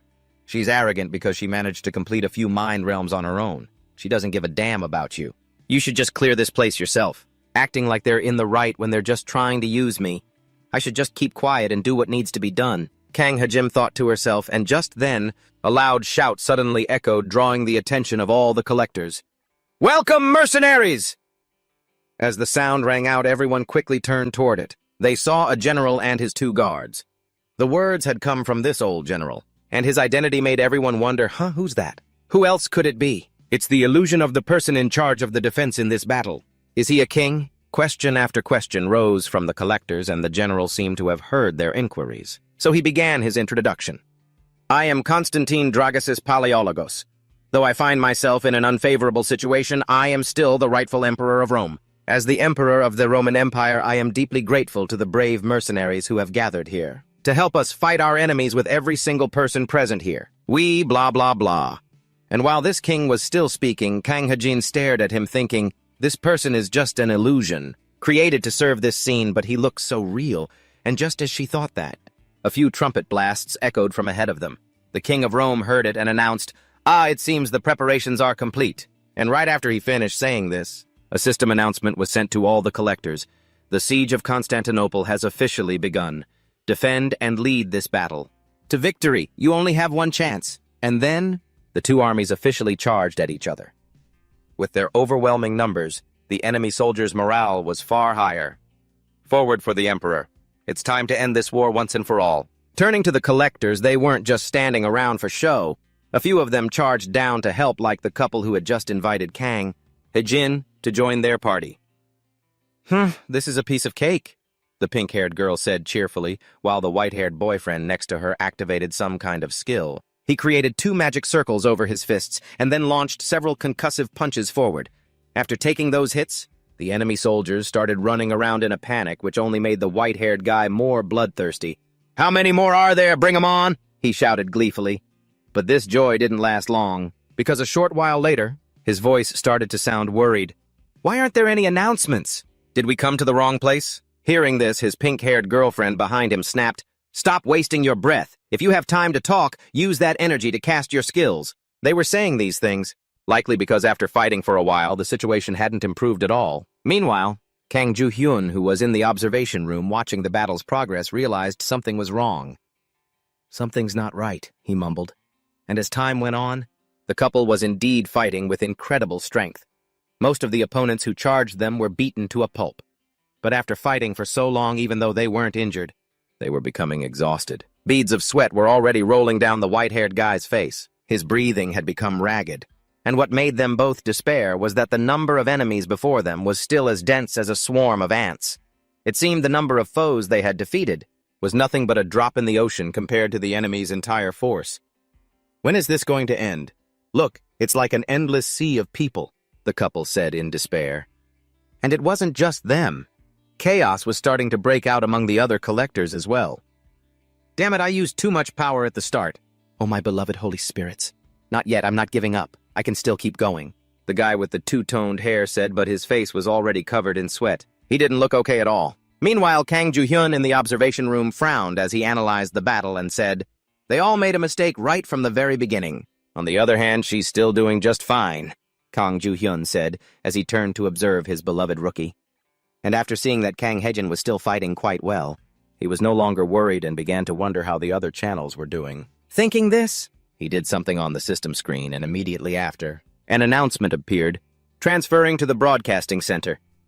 Then Kang Ju-hyun vanished on the spot and reappeared in a strange place like some kind of work center. In front of him, several other storytellers were communicating with their collectors, but most of it was just complaints. "I told you not to use so much power right from the start. Damn it, this is so frustrating. Why did I ever sign a contract with him?" The scene shifts to a storyteller with a tiger's head. It seemed his mood wasn't very good as he was yelling, "This is insane!" He talked as if he was so confident at the beginning. Just wait and see how this ends. And just as he said that, suddenly a few comments from someone appeared suggesting they go watch the Sword Empress's channel. This caught the tiger-headed man's attention, and he turned to look at Kang Ju-hyun. And back to Kang Ju-hyun, he was currently watching Kang Hae-jin's battle on his screen. Thanks to her superior skills combined with her appearance, the number of viewers on his channel had skyrocketed to 512. Kang Ju-hyun couldn't have hoped for anything more. She's doing her job quite well, Kang Ju-hyun thought to himself. Back with the Tiger Man, after seeing the Holy Spirits leave his channel, he started yelling at the collector he had contracted. "Fight, you idiot! Hurry up! Can't you see the soldiers are leaving?" Hearing this, the collector yelled, "Damn it, you think I can't see that? But what can I do now? If I'd known, I wouldn't have used all my strength at the start of the battle." He then turned back to Kang Ju-hyun, who had also realized it by now. The waves of attacks were starting to change. Everyone was gradually getting tired. Even Miss Kang Hae-jin had slowed down noticeably. She looked fine for now, but she would be exhausted soon. If she ever got cornered, what would she do? Kang Ju-hyun began to wonder, continuing to observe. And right at that moment, a massive explosion suddenly erupted behind Kang Hae-jin. A piercing scream rang out, The wall has collapsed!" The explosion and the news that the wall had fallen startled Kang Hae-jin, who cried out, "How is that possible?" But Kang Ju-hyun, with his god's eye view, could see the entire battlefield, so he immediately explained, "Those are Orban cannons. Historically, the Ottoman army brought those incredibly powerful cannons to destroy the Roman walls. Those are the very ones they're using now." Back on the battlefield, the sudden collapse of the wall sent the soldiers into a panic. "Stop them. Don't let them in. We need more reinforcements. Hurry up, block this passage," they shouted. And at that moment, the collectors also began to grow extremely anxious, saying to each other, "Hey, what do we do now? At this rate, we're going to die." And these words, devoid of any fighting spirit, reached the ears of the King of Rome. So he turned around and said, "Mercenaries, please lend us your strength. We can defend against the enemy with your support. With all our hearts, we beg you, please help us protect our nation, protect our families." And his words ignited a small spark of hope in Kang Hae-jin. That's right, there's still hope. If the collectors are willing to work together, we can push them back and form a defensive line. With that thought, she immediately turned to rally the others. "Everyone, let's fight together." But just as she spoke those words, a panicked voice from the front cried out, "I can't do it. I'm quitting." And that declaration was like the starting gun for the others to give up. "Damn it, I'm quitting too. I'll never put myself in danger no matter what." Seeing this, Kang Hae-jin rushed forward, grabbed the white-haired man by the shoulder, and asked anxiously, "What are you all doing? If you all run the defensive line, we'll—" But before she could finish, the white-haired man said helplessly, "What defense? Can't you see we're all about to die? You're probably a newbie, so you don't know, but this damn place is where everyone fails. You're already doing great just by lasting as long as you can. But if we do that, and what about the soldiers who are trying to defend this place?" "What about them?" Kang Hae-jin shouted. In response to her question, the white-haired man grabbed her by the collar and yelled, "Warriors, this bunch are just illusions. They're all fake people, and whether they die or whatever, and it has nothing to do with me. Stop blocking my path. Get out of the way. If you want to die, go die alone." After saying that, he turned and left immediately. His words sent Kang Hae-jin's thoughts into a chaotic spiral. Everyone's giving up that easily. Each person became a collector with their own goal. Is that why they fight in the mental realms? What should I do now? Kang Hyjin stared blankly at the collectors running towards the gate to escape, while she herself stood frozen like a statue in the middle of the fierce battlefield. Shifting to the King of Rome's perspective, the sight of the collectors giving up, when faced with an overwhelming number of enemies, was something he was all too familiar with. Damn it, I can't take it anymore. How are we supposed to do this? I'm retreating. I don't want to die. I knew that all the mercenaries would eventually run back to their real world and leave us to die. That is what I have had to experience. Countless times in this endless, hellish loop. But even so, I cannot stop fighting either. A world with a predetermined fate. Even if I'm not a real human being, how could I stand by and watch my people die? If this is the fate that was foretold, then I will do everything in my power to fight against it. No matter how many times I must die, I will not give up. Will not. And with these thoughts in his heart, the Roman king continued to swing his sword at the enemy without hesitation. It was then that the enemy soldiers spotted his position. Then they shouted, "That's the enemy general! Kill him and present his head to the Sultan die!" The enemy soldiers began to shout and charged straight towards him. And just at the moment when the Roman king thought he was about to be reset once more, something suddenly shot down from the sky, crashing right into the soldiers charging at him. The royal guards beside the Roman king, who had just rushed over, shouted in surprise, "What was that?" And with his superhuman eyesight, the Roman king saw someone's silhouette. He mumbled, "That woman." And as the dust settled, Kang Hyjin's figure appeared before everyone's eyes. The remaining soldiers stared in disbelief after seeing her. "She's one of the mercenaries from before. Is she the Saintess Joan of Arc?" Indeed. At this moment, even the king couldn't believe his eyes and asked, "Why haven't you run the tide of this battle?" Can no longer be turned. To his question, Kang Hyjin calmly replied, "We still have to fight. I don't want you to die in vain." Hearing this, the king chuckled and said, "How surprising. All the mercenaries who came here ran away to survive. You remember all of them?" Kang Hyjin asked, slightly surprised. Hearing this, the king's expression turned melancholic, and he said, "You must find it surprising. After all, we were created in this place. I suppose the man whose name I bear lived a very long time ago. I am now merely a remnant of him. You are not a remnant. I see everyone here as human. That's why I decided to help you, and it's why I'm still standing here." "You see us as human?" the king asked hastily upon hearing her words. Kang Hyjin gave a faint smile and said, "You don't want me to think that way. Something deep inside my heart is burning. A fire within me has left me speechless. It is not rage or sorrow, this is joy. Of course I want that." The king smiled brightly and continued. He then looked straight at Kang Hyjin and spoke from the bottom of his heart. "You're saying that our lives are also something we want to protect. That they are real and precious. How could I possibly hate such words? I am very grateful to you." And as he was speaking these moving words, the enemy soldiers were not idle enough to just watch them. They shouted, "What are you doing? There's an opening, kill them!" Seeing this, the Roman king also got into a fighting stance and said to Kang Hyjin beside him, "Help us buy some time. If we form a defensive line, it will be much harder for them." "All right," Kang Hyjin said quickly. And then the king shouted to his soldiers to boost their morale, "Protect our front line, our people, our nation, and our savior." At his words, the two sides began to clash once again. Back with Kang Ju-hyun, as he was watching Kang Hyjin in the room, he was a bit surprised to realize that Hyjin's book was turning silver. She's caught up to her past self. "Show us, Hyjin. Show us how you fight." And because the other collectors had already left this battlefield, the number of people watching Kang Hyjin had skyrocketed to 800. At the same time, the system also gave Kang Hyjin a notification. Kang Hyjin's special trait, Sword Master of the Kali Yuga, has been fully unlocked.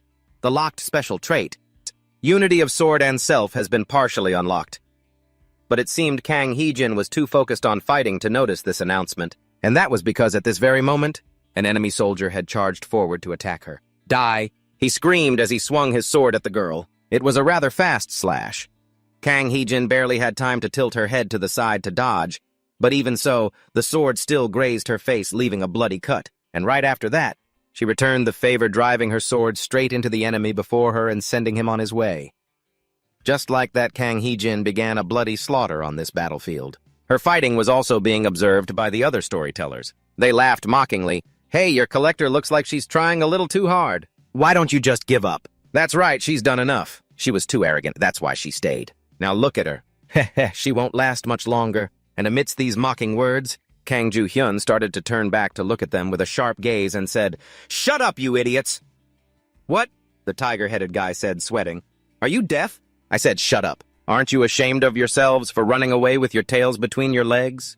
What did you think you'd get by staying in my library? Or were you hoping I would die? She's arrogant and greedy, and you guys couldn't even do anything. You're all just a bunch of trash. You treat collectors like machines for gathering points. Where do you get the nerve to look down on others like that? If you know your place, then just shut your mouths and watch. And his lecturing words silenced the robot and the tiger head. Then he worriedly turned back to the screen.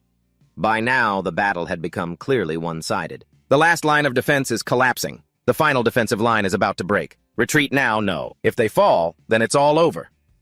Damn it. So what should we do? Worried shouts began to erupt from within the Allied ranks, and in the face of their anxiety, the slender figure of Kang Haejin stood firm at the front. Seeing this, the soldiers hurriedly shouted "Saintess," turning towards Kang Haejin. Even though she was now facing thousands of enemies, she didn't show the slightest bit of fear. All she was thinking was, I have to stop them, even if it's just one.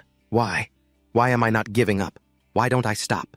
If I die, it will all be over. Shouldn't I just get out of here? I don't know either. But I have a feeling that as soon as I give up and run from here, I'll lose something very important to me. But just as Kang Haejin thought this, her train of thought suddenly stopped because at that moment, an arrow from the front had pierced straight through her, and the sight of Kang Haejin being hit by an arrow made the enemy soldiers roar with excitement. They're down, kill them. The Allied soldiers, seeing this, also screamed, "Damn you, Ottomans, protect the Saintess and the Emperor." As they spoke, they began to advance. At the same time, they shielded Kang Haejin from behind, and despite their high morale, they couldn't possibly stand against the overwhelming number of enemies. Kill them all and take their riches. The voice of an enemy soldier rang out as he plunged the sword in his hand into some soldier, and this person immediately fell eyes wide open towards Kang Haejin.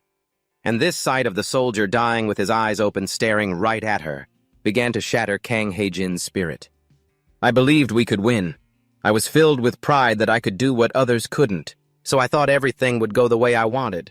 What should I do now? Kang Haejin gritted her teeth in thought, and then her whole body slumped to its knees, as if all her strength had vanished.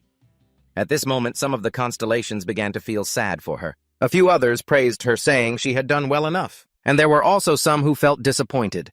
And the number of negative comments began to increase more and more, making Kang Ju-hyun in the observation room to feel extremely anxious. Damn it, there are too many viewers, so I can't do anything. If I don't block all of these people, my library will go crazy.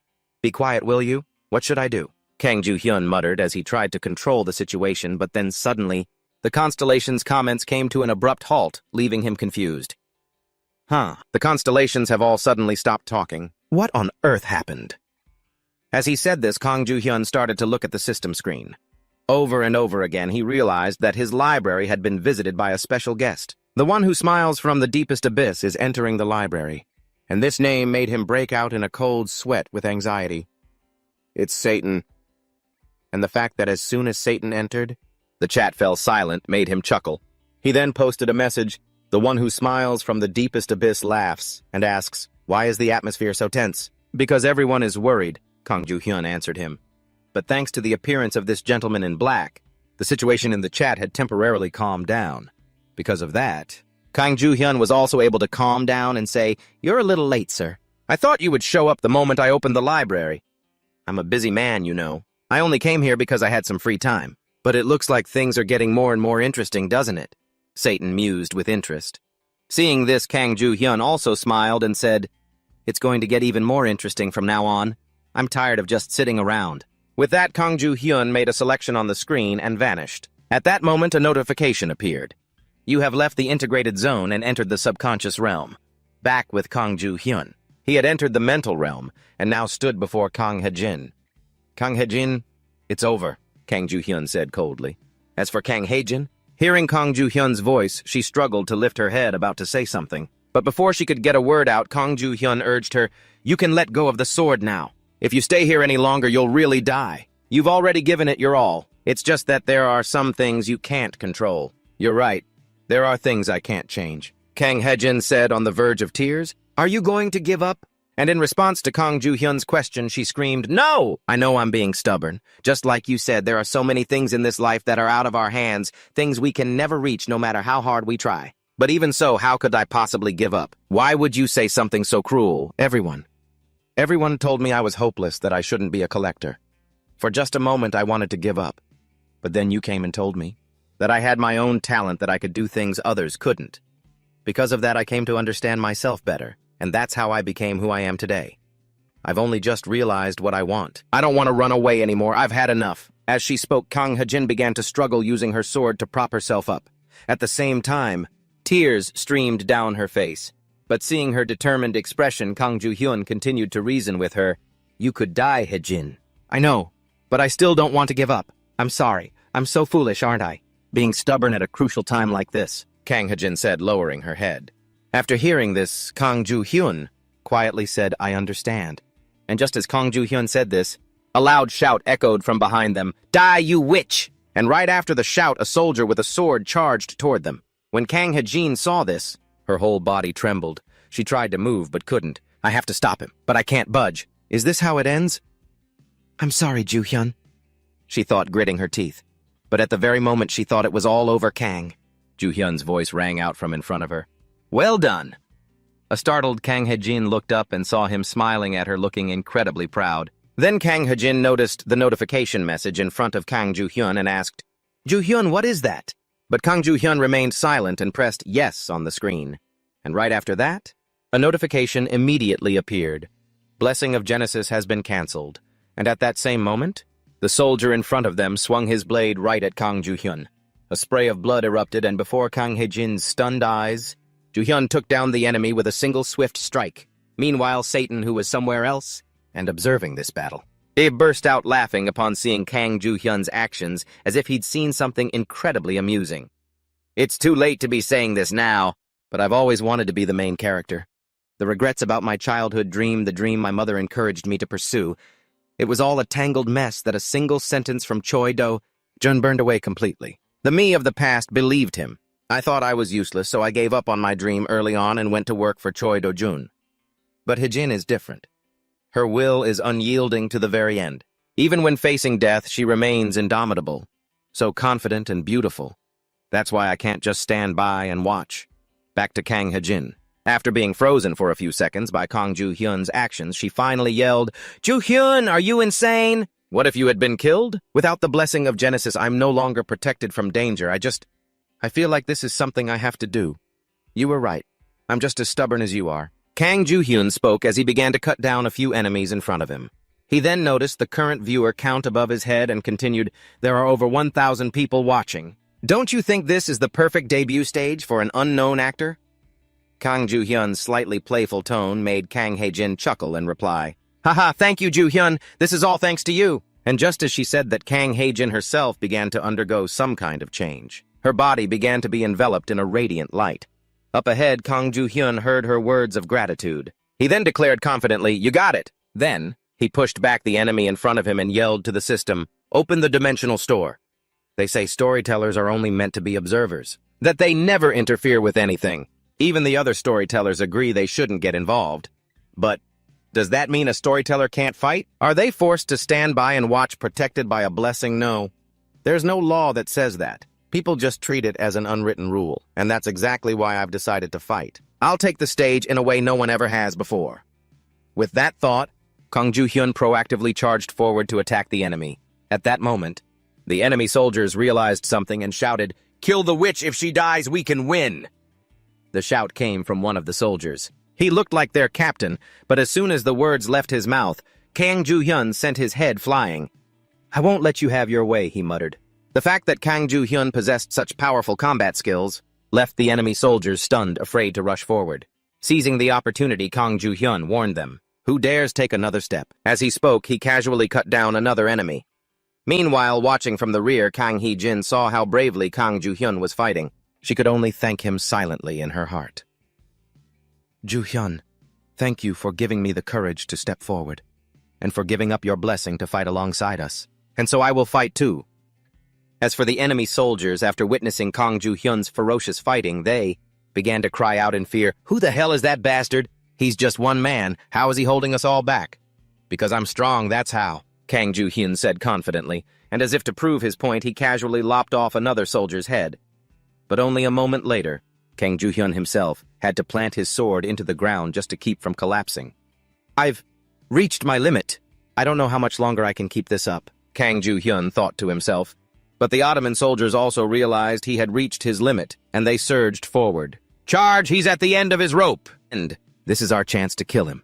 But just then, a loud shout suddenly erupted from the enemy ranks, drawing everyone's attention. Wait! Look over there! What the hell is that? The sound made Kang Ju-hyun turn to look as well, and his eyes immediately widened in shock. Following his gaze, he saw that Kang Hae-jin was in a completely unique state. The sword in her hand was enveloped in a faint aura of sword energy, and at that very moment the system displayed a notification. Kang Hae-jin has fully awakened one with the sword. Kang Hae-jin has fully awakened Azure Sky Sword Path. Turning back to the Ottoman soldiers, they also realized the situation was becoming dire. They began to shout frantically to one another. What is that? Fall back now! Panicked screams began to ring out. But unfortunately, it was already too late. Because at that very moment, right in front of them, Kang Hae-jin swung her sword at the crowd. The slash empowered by her one with the sword state unleashed a terrifying wave of sword energy. It shot straight forward, its power so immense that it completely wiped out all the enemies in its path, leaving a deep trench in the earth. Her newfound strength also left Kang Ju-hyun, who was standing nearby, utterly astonished. I can't believe she's gotten this much stronger. And thanks to this sudden burst of power, the advance of the Ottoman army was temporarily halted. Only then did the Roman emperor have a chance to approach Kang Ju-hyun. I don't know what just happened, but thank you. Thanks to you, we've bought some time to hold back the enemy. Hearing this, Kang Ju-hyun replied with concern, it's only a temporary fix. They've been stopped for now, but once they regroup, we'll still lose. I know, but what can we possibly do? We never had enough forces to begin with, the emperor said, dejected. But luckily, Kang Ju-hyun had just come up with an idea to handle the situation. No, there's still something we can do. The battle here will not end. Just like in any other war, I'm sure you know we need to kill their leader. It's the only way we can win. Kang Ju-hyun's words sounded reasonable, but carrying it out seemed next to impossible, so the king asked, can we even win? Hearing this, Kang Ju-hyun replied confidently, it may sound impossible, but it can actually be done. If we have Hae-jin, we can definitely do it. They are retreating for now. The Ottomans' numbers are far greater than ours. Anyone who joins this mission will have a hard time returning alive. We need at least 300 men for this. Can you do it? At his question, the king fell silent for a moment. Then he realized with astonishment that at some point the soldiers had already stepped forward. They stood before him as if volunteering for this very mission. Seeing the spirit of his soldiers, the Roman emperor, it spoke, my people, today I owe you a great debt. You have given your all to protect this nation. I said that the gods would help us achieve victory in this war, but that will not happen. We ourselves will be the ones to protect this city and this land. I still hope you will stand with me to protect our home until the very end. Those who wish to join me remain here. This is not an order or a demand. If you wish, you may leave. You have the right to choose. Is there anyone willing to stand with me? In response to the king's words, all the soldiers said nothing. They simply stepped forward in silence to stand by his side. Nothing needed to be said. Everyone understood each other's intentions. Even knowing this was an incredibly dangerous mission, their faces showed no signs of worry or fear. Thank you, the king said softly. Seeing everyone volunteer like this, Kang Ju-hyun, who was standing at the side, said cheerfully, well then, let's move out. Meanwhile, not far away, the king of the Ottoman army, Mehmed II, gazed at the battlefield and muttered, Draguses, you still refuse to give up, don't you? After speaking, he looked a bit puzzled. But something's different this time. Their reinforcements should have all fled by now. Why are there still some left? And just as he said this, a soldier's voice rang out beside him. Your Majesty, please look over there. The Roman army is advancing. Hearing this, Mehmed looked directly at King Dragusis and asked in a cold voice, What are you planning? And in answer to his question, Dragusis suddenly roared, All troops attack! At his command, countless Roman soldiers charged forward as one, but the Ottoman soldiers reacted quickly. They immediately formed an archer line, and after the commander's order to fire, countless arrows flew towards Kang Ju-hyun's group. They're firing arrows, block them! Someone from the Allied side shouted, but it was useless, because moments later they fell under this rain of arrows. Seeing this, a worried Kang Hae-jin turned to look back, but was immediately stopped by Kang Ju-hyun. Hey Jim, don't look back. Seeing this, Kang Hae-jin was about to say something more, but before she could, Kang Ju-hyun cut her off. They knew what would happen, and they still came here. It's all to protect their country and their families. Don't pity them. If you truly feel that much regret, then you must succeed at all costs. These decisive words from Kang Ju-hyun silenced Kang Hajim. Right then, the Allied soldiers were fighting to the death to open a path for them, even using their own bodies as shields to help Kang Hajim move forward. No, I have to help them, Kang Hajim thought anxiously as she saw a soldier get stabbed right behind her, and her expression was seen by the soldiers. So they smiled brightly and said to Kang Hajim, "We'll take care of things here. Don't worry about us." And just like that, their group continued to push forward until they were blocked by a cavalry unit. The moment Kang Ju-hyun saw this group, he quickly shouted, "It's the Sipahi troops! Hajim, get off your horse!" As if by reflex, Kang Hajim dismounted the moment he spoke. Then the two of them started running forward on foot as Kang Ju-hyun instructed her, "Go Hajim, and don't look back. Just keep looking forward." Hearing this, Kang Hajim clenched her teeth, and the two of them rushed forward, breaking straight through the cavalry. But their actions had already been noticed by these soldiers. They're shouting to each other, "They're running toward the Sultan! Quick, stop that witch!" And right after that, 3 Ottoman soldiers formed a barricade to stop her, but unfortunately that barricade didn't even last 3 seconds before it was shattered. Hizim swung her sword, sending them all flying. "Get out of my way!" she screamed through her tears. Faster, stronger to survive, to save the others. These thoughts, repeated over and over in the minds of Kang Ju-hyun and Kang Hezim as they furiously fought their way forward. And not long after, Kang Ju-hyun finally caught sight of the Dream King and shouted, "Hezim, we're almost there!" That's the Sultan. As he said this, he himself began to worry. If we have to take down the soldiers in front of him, it'll be too late. We have to find another way. And it seemed as if fate itself wanted to help these two. So right after that, Kang Ju-hyun spotted a shield not far away and got an idea. "Hezim, I'll grab that shield. We'll use it to launch you up." Before Kang Hezim could even process what she'd heard, Kang Ju-hyun had already propped up the shield and said, "Now." By now, Kang Hezim completely understood Kang Ju-hyun's plan. She clenched her jaw and leaped straight onto the shield he was holding. Then, propelled by her powerful legs, Kang Hezim's body soared into the sky like a bird, to the astonishment of the Ottoman soldiers. From below, Kang Ju-hyun yelled, "Hezim, spread your wings." And at his words, Kang Hezim's angel wings unfurled over the battlefield. Seeing this, the Ottoman soldiers quickly drew their bows and arrows, shouting to each other, "Fire! We have to stop her!"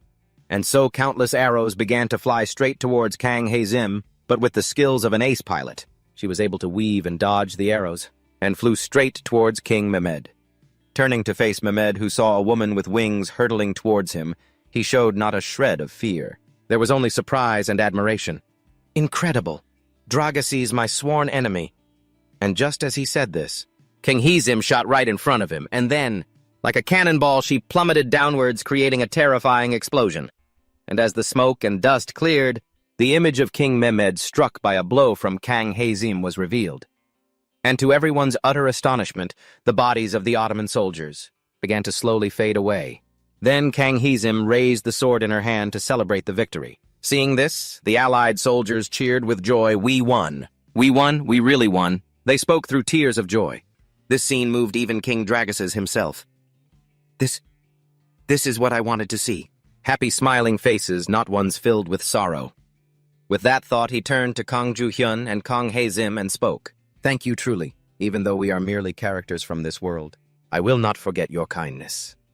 As he spoke, he began to bow in gratitude, but seeing this, Kang Ju-hyun gently said, "You aren't created characters. You are real people.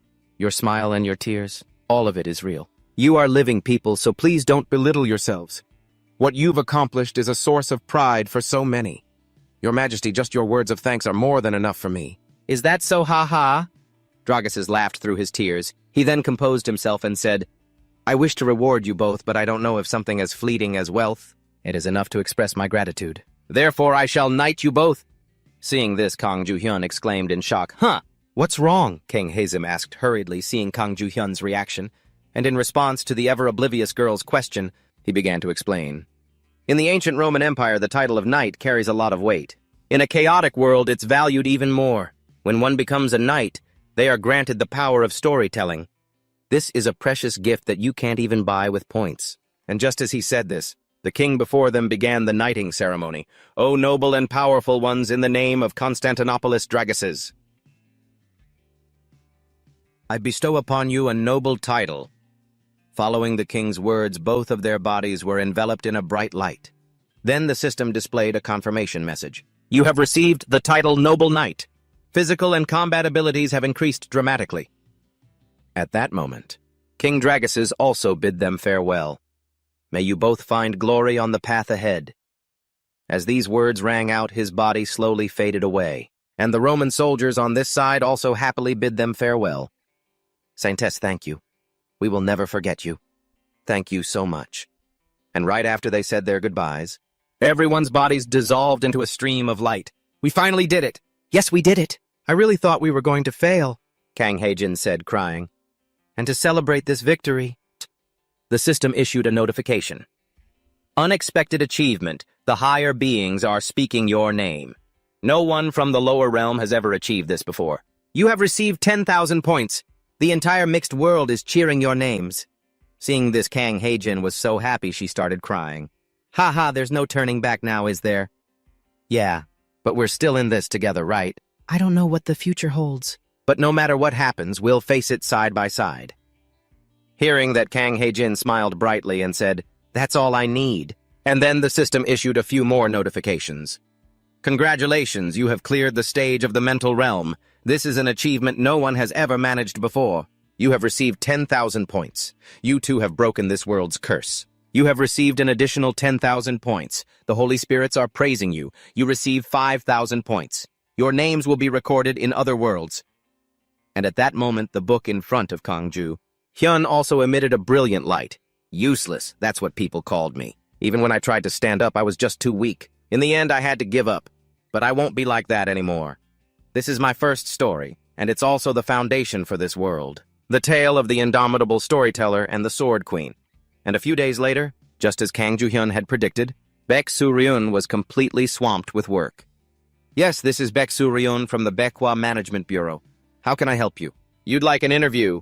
Our schedule is completely full, so it's difficult to arrange anything right now. Yes, so when we can, blah blah blah.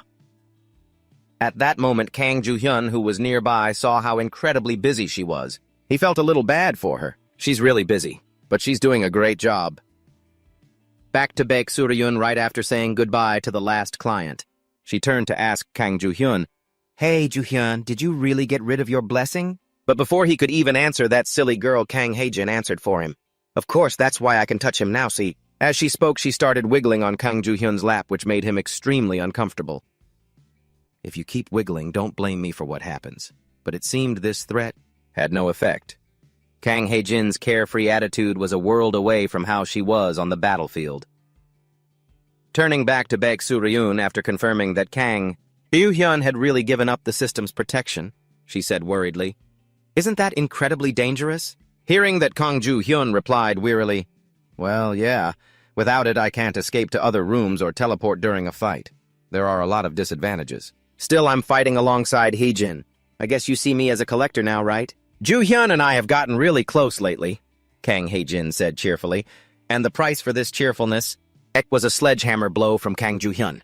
I told you not to wiggle, and this blow caused a huge lump to appear on Kang Heijin's head, but Kang Ju-hyun didn't seem to care much. He then looked over at Baek Soo-ryun and asked, Soo-ryun, you look a little tired. Are you okay? After hearing him, Baek Soo-ryun answered, but when else would I get this many calls?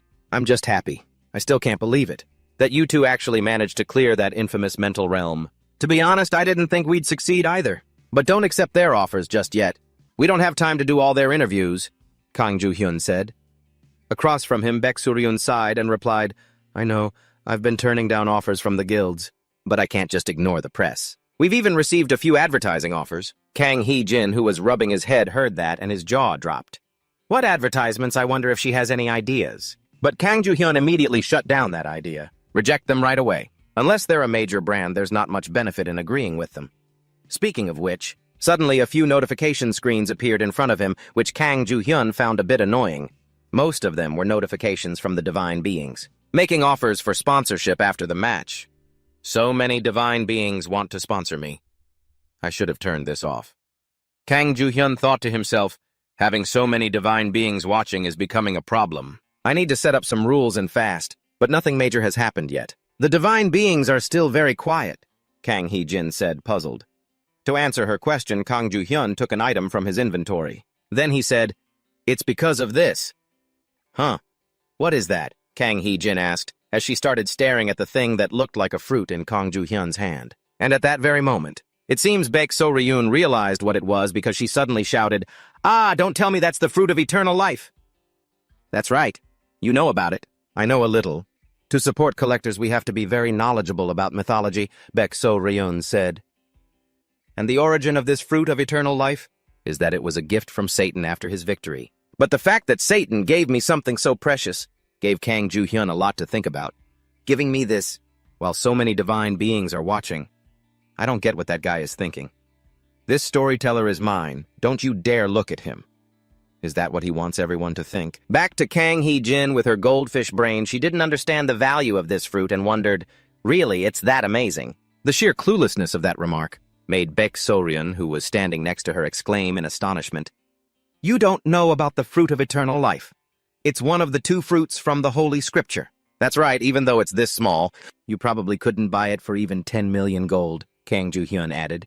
At the same time, he thought to himself, if I carelessly ate this while I'm still at a low level, my body wouldn't be able to handle it. It would explode from the sheer amount of life force. He gave me something I can't even eat right away. What a cunning old fox. And just as Kang Joo-hyun thought this, another notification screen suddenly appeared in front of him, making him wonder, what's this, a message weird? I'm sure I blocked all messages. Then the notification screen displayed the text, the one like light wishes to have a private meeting with you. And as soon as Kang Joo-hyun saw this line, he quickly stood up and said, excuse me, I have an important guest. After saying that, he immediately pressed the accept button on the screen and vanished instantly. And when he reappeared, Kang Joo-hyun was a bit surprised because he was now standing in the middle of a void. So this is the space for meeting divine beings. I've never been here in my past life. At the same time, a voice rang out from behind him. Welcome, Kang Joo-hyun. After hearing this voice, he hurriedly turned around, his eyes widening in shock. Who on earth had he just met scene change to that guy Jin Bung's location? By now, the story of how Kang Joo-hyun had successfully cleared that tough mental world had also reached him, and he found it unbelievable. Damn it, what is going on? How did he conquer Constantinople?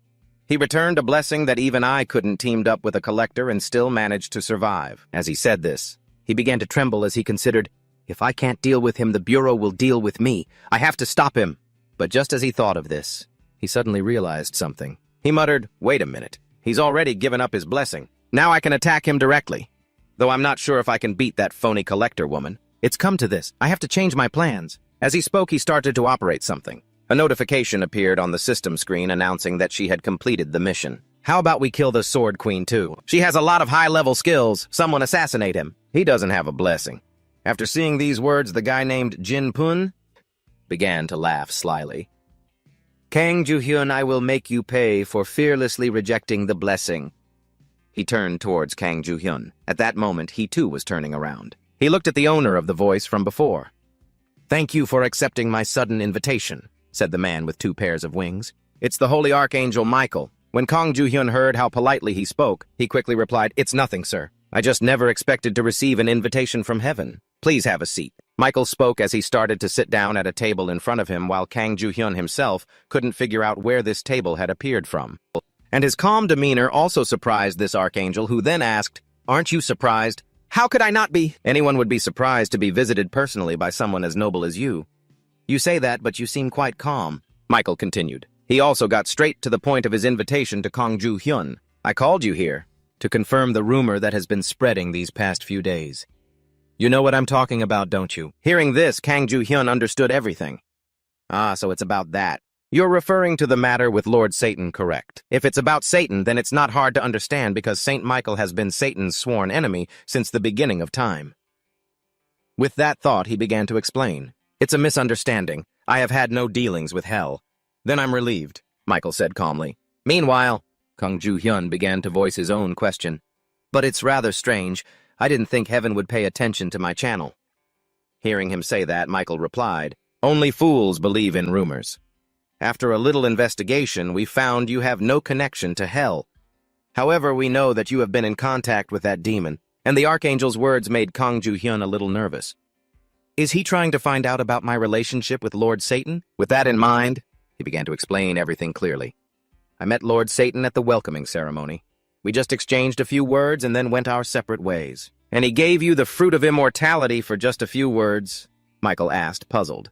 Not to be arrogant, but he seemed to take an interest in me. I had a hard time turning down his offer. To have him sponsor my channel. And this made Michael, who was sitting opposite him, even more curious. Why would you do that? Isn't a sponsor essential for storytellers like you? Hearing that, Kang Joo-hyun reluctantly said, well, that's true, but to each their own. For me, my personal goals are more important than getting a sponsor, and because of that, he liked me even more. He even said he would definitely take over my channel. I see. Just as I thought meeting you in person was the best choice. I'm glad to know you haven't sided with hell, so I will take this rare opportunity. Would you like to receive sponsorship from heaven? Michael made the offer, and this proposal made Kang Joo-hyun think to himself, I was wondering when he was going to bring this up. I knew this would happen. Why else would they send Saint Michael himself? Heaven is one of the most powerful forces in the multiverse. Their reputation is quite good, and their influence on other worlds is immense. This is definitely a good offer. However, and just as he thought this, Kang Joo-hyun began to speak. I must decline your kind offer. Hearing this, Michael didn't get angry, but asked in return, May I ask why? For the same reason I gave Lord Satan. I have my own goals and don't intend to accept sponsorship from anyone.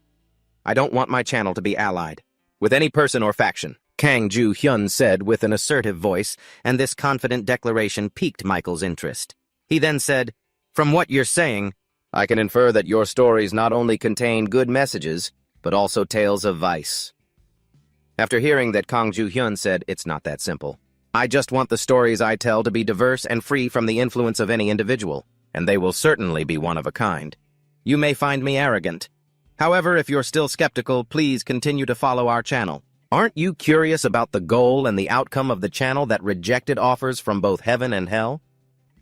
As he spoke these words, a thought crossed Kang Joo-hyun's mind. Although Saint Michael is a divine being without worldly desires, that doesn't mean he dislikes stories. He may not show it on his face, but he must be very curious inside. And just as he thought, Michael was indeed intrigued and asked, Are you saying you want to have both hell and heaven at the same time? In response to this question, Kang Joo-hyun gave a confident nod, and after seeing his answer, Michael stood up and said, I understand. We will respect your wishes. Your story has piqued my curiosity. I will be watching it with my own eyes. To express my gratitude for you taking your precious time to meet me, it would tarnish heaven's image if I simply left after bringing you here and wasting your time. This is a personal gift from me to you. Take it. As he spoke, he began to hand Kang Joo-hyun an egg. Upon seeing this egg, Kang Joo-hyun himself broke into a light sweat and said, This is... The scene changes to the Baeshwa office. At this moment, Kang Hazim and Baek Sur-yoon were admiring the egg gifted by the divine being. I was wondering you got this egg from a customer. It's so big I wonder what species it belongs to. Hearing them talk, Kang Joo-hyun also became curious and began to speculate. Well, there's a chance it's a dragon egg. Obviously, if a dragon were to pop its head out, it would accept me as its master and follow me around all day. Of course, this was just Kang Joo-hyun's wishful thinking. Even though I'm saying this, it's probably not the dragon. To heaven, dragons are a symbol of disgusting demons. And just as he was thinking this, a crack suddenly appeared on the egg's surface. Seeing this, Kang Hae-jin shouted with joy, Hey, look, it's about to hatch! And to everyone's amazement, a creature that looked like an owl appeared from inside the egg. After Kang Joo-hyun saw its form, he immediately lost all interest. An owl. Although its appearance didn't impress Kang Joo-hyun, it had a devastating effect on women. The most direct examples were the two women themselves. Kang Hae-jin and Baek Sur-yeon's eyes were sparkling. It's an owl! Oh my god, it's so cute! Can I raise it? Oh, it doesn't like me! Kang Hae-jin started to tear up as the little owl quickly hid on top of Kang Joo-hyun's head when it heard her voice. It was just born, so of course it's scared of you. Kang Joo-hyun said, I guess it thinks you're its mother. Baek Sur-yeon said with a smile, turning to Kang Joo-hyun. As soon as he saw the egg hatch into an owl, he figured out Michael's intention. Satan's symbolic animal is a snake, and owls are predators of snakes. He must have done this on purpose to warn me not to do anything reckless. And the special thing is, this owl itself also has a small book. However, since it was just born, the book isn't emitting any kind of aura. At the same time, Kang Hae-jin at his side cheerfully suggested, You should give it a name. I think its name should be Un or maybe Uli. Faced with her enthusiasm after Kang Joo-hyun heard her, he showed an expression of disbelief and said, Are you kidding me? Who would name something I thought it was a cute name, Kang Hae-jin stammered. Let Joo-hyun name it. After all, he's the owl's master. Baek Suryeon said, turning towards Kang Joo-hyun. He looked straight at the little owl in his hand and thought, in that case, Bikyo. Your name will be Bikyo. Scene changed to a certain gate. Right now, two people were talking to each other. So, did everything go smoothly? The blonde girl said, not as much as I thought, but it's enough. All right, I'll get ready to start. And just as they said that, a commotion suddenly erupted from behind them, catching both of their attentions. Then astonished shouts rang out. Is that the Sword Queen? Wow, it really is the Sword Queen? Back to Kang Joo-hyun. After seeing the other collectors' reactions, he didn't find it strange at all. Kang Hye-jin was famous among ordinary citizens, but to collectors, she was like a demon who destroyed every place she went. Unlike other collectors, who preserve mindscapes to continue grinding and leveling up, Kang Hye-jin clears and completes every mindscape she enters. That's why collectors call her the Destroyer of grinding spots. Back to Kang Hye-jin. Seeing how crowded the place was, she remarked, there are so many people gathered here. That's because the entrance is right in the city center. Plus, this is a good place to continuously grind and level up, so there are quite a few of them here, Kang Joo-hyun said. And just as he spoke those words, the crowd in front of them started to get rowdy and chaotic. This is big trouble. The Destroyer of grinding spots is here. Damn it, I'm not going to get anything done today. I should have gone into that dungeon earlier. After seeing everyone like this Kang Hye-jin, she started to smirk and said, they're acting as if I want to clear this mindscape really quickly. This expression made Kang Joo-hyun worry and think. It seems she's used to being called that. With this thought, Kang Joo-hyun turned and said to her, Ms. Hye-jin, could you and Bikyo stand back a little? I want to make an announcement before I open the channel. Then as soon as Kang Joo-hyun started to open his channel, countless holy spirits flooded in. The system also displayed a notification. Viewers 2,482. Subscribers 1,142.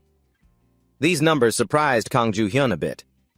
Over 2,000 people joined instantly. Did the rumor spread that fast? With that thought, Kang Joo-hyun began to greet these spirits. Welcome to the story of the storyteller and the Sword Queen.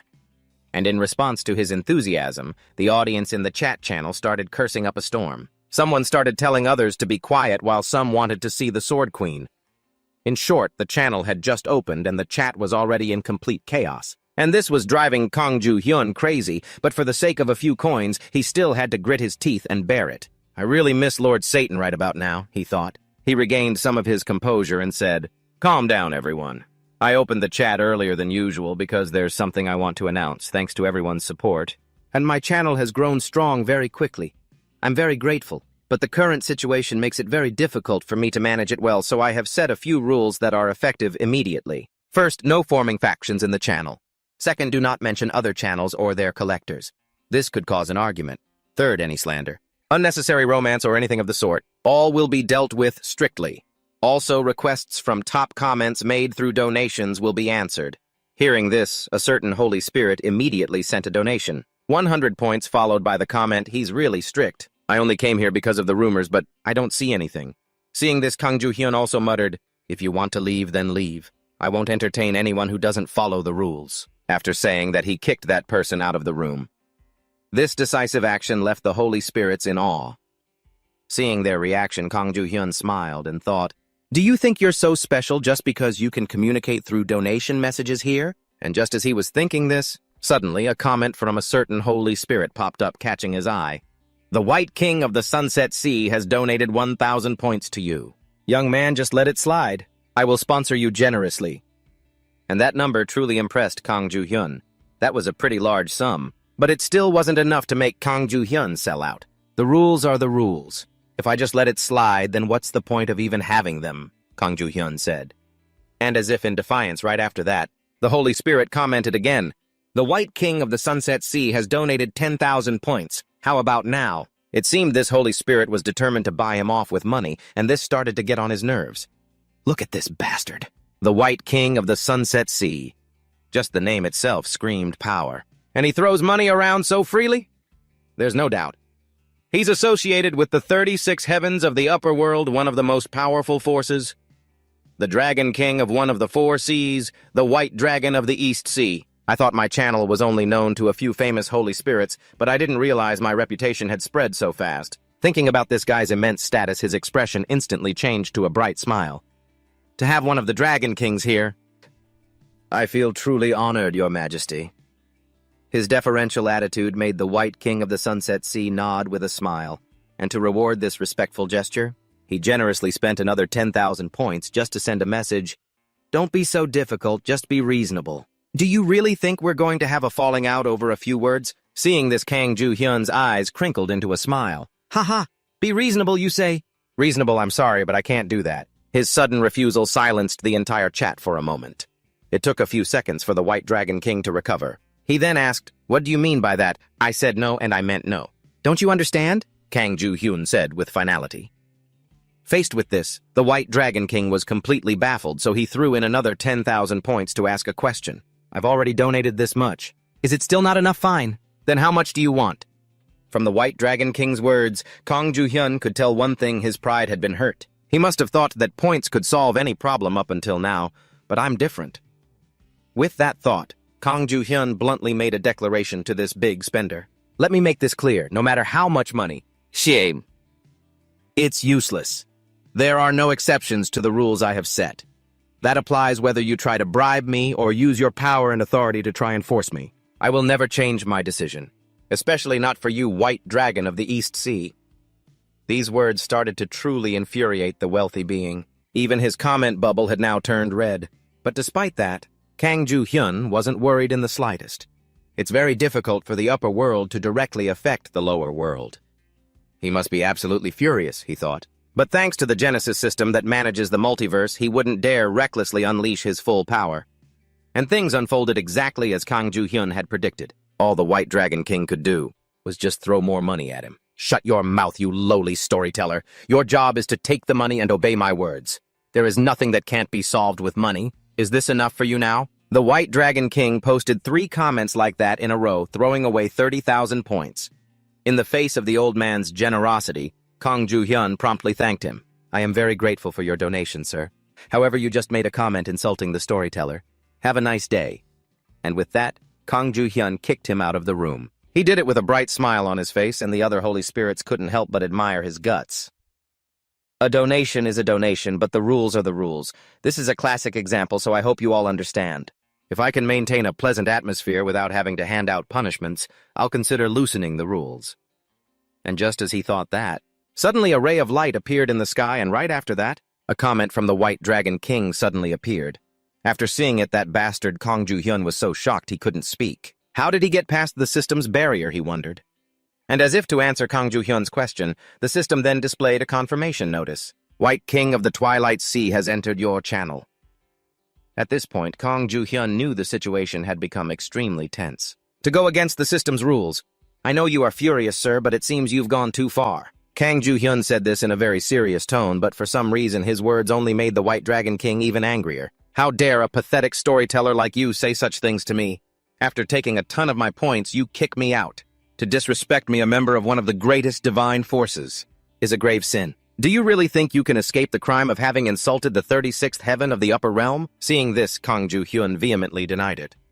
"I have never insulted anyone from the 36th heaven of the upper realm, and I have never insulted you, White Dragon of the East Sea. I only removed a guest who violated my channel's rules. You! How dare you utter such words?" The White Dragon King roared, and just as the situation was getting extremely tense, a special guest arrived. One who is like a glimmering light has joined, and right after that, this guest also realized something was wrong and asked, "What just happened?" And Kang Ju-hyun immediately identified this special guest. "Is that Sir Michael?" And at the same time, Michael also noticed the abnormality in the access system and muttered, "Wait, how is this possible?" Then a notification screen appeared. "The Genesis system has been activated. System anomaly detected. External interference has been confirmed. Rule violator has been identified. Target White King of the Twilight Sea. Administering judgment based on system protocols." As soon as this notification appeared, a bolt of lightning shot straight at the White Dragon King's comment window. Then his agonizing scream echoed out, and Kang Ju-hyun, after witnessing this scene, had only one thought: serves him right. The Genesis system wields a power that even the highest-ranking divine spirits fear. For a mere mid-tier divine spirit to dare defy it, he'll be knocked out for a whole decade. Then the system announced White King of the Twilight Sea has been forcibly ejected. Back to Kang Ju-hyun after seeing that rich geezer get kicked out by the system. He turned to the remaining divine spirits with a bright smile and said, "Although things just got a little chaotic, I hope this serves as an example for everyone, so that no one repeats the offense. That said, if any divine spirits have an opinion about my rules, please raise your hand and speak." At this point, what divine spirit would dare to object, especially when even Michael didn't say anything? What could the rest of them possibly say? Sir Michael's influence is truly immense, Kang Ju-hyun thought to himself. After seeing that no one had anything more to add about the rules, Kang Ju-hyun continued his wild broadcast. "Since I see no further comments, I'll show everyone this. I'm thinking of completing a mental realm today. A place like Constantinople from the other day is a bit too much, so we plan to go somewhere a little easier." Hearing him say this, the divine spirits were a bit disappointed. But Kang Ju-hyun, seeing their reaction, kept his bright smile and said, "Now don't be like that. We're not just going into the mental realm for a stroll and to pick up some items, you know." As he said this, he turned to look at Kang Hee-jin and asked, "Are you ready, Hee-jin?" "I'm ready," Kang Hee-jin replied. At that moment, the chat channel started going crazy over her appearance. "It's the Sword Empress. Sword Empress, look this way." And not long after that, they stepped inside the mental realm. The setting of this place appeared to be a forest. As soon as they entered, Kang Ju-hyun began to explain where they were to the divine spirits. "The place we've come to today is the Theodolin Swamp. It looks quite different from the places we've been to before, doesn't it? First, we need to find the border of this place. Hee-jin, I'll summarize the info for you." And just as he said that, a voice called out from ahead of them, "You two want to hunt with us?" The words came from the leader of a group of 4, and after seeing that Kang Ju-hyun's group only had 2 people, he asked again, "Just the 2 of you came in here?" "That's right," Kang Ju-hyun said. Hearing this, the brown-haired man began his invitation. "We normally go as a party of 6, but we lost 2 due to an incident. Would you 2 like to team up with us? I think we'll be okay with 1, but we're still having some trouble." Back on Kang Hee-jin's side, faced with the offer, she thought for a moment. "They don't know who Ju-hyun and I are. It's understandable. If they don't pay attention to the rumors, they wouldn't know. But we're here to complete this mental realm. We can't ally ourselves with people who are just here to make money." Thinking this, she was about to politely decline the offer, but before she could even finish, Kang Ju-hyun, who was right beside her, cut in. "That's great, I was just looking for a group myself." Hearing that, the brown-haired guy happily said, "Ah, that's perfect." He turned back to Kang Hae-jim, who was now a bit confused, wondering why Kang Ju-hyun would agree to ally with these people. But then right after that, she glanced over at the hot blonde woman, and she thought to herself, "Ah, it must be because of her. A beautiful woman with blonde hair and a smoking hot body. I hate to admit it, but she's so alluring. It's so weird. When I touch Ju-hyun, he doesn't react at all. So, this is his type, huh?" Kang Hae-jim started to despair. Just then, the brown-haired guy behind them said, "Well then, let's all do our best together." "Agreed. Hae-jim, go ahead and greet everyone," Kang Ju-hyun said. And as Kang Ju-hyun requested, Kang Hae-jim slowly turned to glare at the brown-haired guy's group with an incredibly cold and sharp gaze. "A pleasure to meet you all," she said with the voice and face of a killer. What the hell is wrong with her? The brown-haired guy thought when he saw her eyes. Then he also smiled and said, "We'll be heading out first." "Sounds good." After watching them leave, Kang Ju-hyun turned to Kang Hae-jim to call her out on her attitude. "Hey, Jim." "Yes, Ju-hyun." "I know everyone has their own type. However, I didn't know that was your type." "But if I go on a diet," Kang Hae-jim said, her eyes already welling up with tears. It seemed the thought of dieting was truly torture for her. Kang Ju-hyun, on the other hand, had no idea what this goofy girl was talking about. "What are you talking about? Mind your image." After that, he brought his face close to Kang Hae-jim's and said, "Hae-jim." In this somewhat intimate scene, Kang Hae-jim's cheeks flushed red and she stammered, "Ju-hyun, so suddenly, in a place like this." "The spirits are still watching. Hey, not that I'm complaining or anything. All I can say is this girl's mind is a bit of a mess. Back to the story." Kang Ju-hyun ignored her flustered state and began to speak seriously. "Listen carefully to what I'm about to say, Hae-jim. That group, they're all scavengers." I don't know what scavengers means, but as soon as Kang Hae-jim heard this, her face immediately stiffened. Scavengers. They make a living by secretly taking or outright stealing the stories and items that collectors leave behind in the mental world. The reason they do it is because hunting monsters in here is too hard for them, so they came up with this method. Back to the story. After Kang Hae-jim learned the true identity of that group, from Kang Ju-hyun, she became a little worried and said, "So, those people are going to get close to us to try and steal our stories. It would be nice if that's all there was to it." There are quite a few scumbags who don't just steal but also kill their victims. Those four, they're probably a group that specializes in doing just that, Kang Ju-hyun said seriously. After hearing this, Kang Ha-jim completely trusted Kang Ju-hyun without a shred of doubt. If he says so, then it must be the truth, but how did you know they were scavengers? She began to speak with a sparkling expression. Her excited attitude left Kang Ju-hyun at a loss for words, but he began to explain anyway. Do you remember what they said? They said they tried hunting and found it too difficult, but their clothes are completely clean. That proves they've never tried hunting. This place is a swamp with water up to our ankles. Every step, no matter how light, sends mud splashing everywhere. So if you fight here, your clothes are bound to get dirty. On top of that, what's more suspicious than the way they approached us? Without any hesitation, pretending they didn't know who we were. We're pretty famous, you know. Even if they didn't know us, it's highly suspicious for them to approach someone they just met and invite them to their group.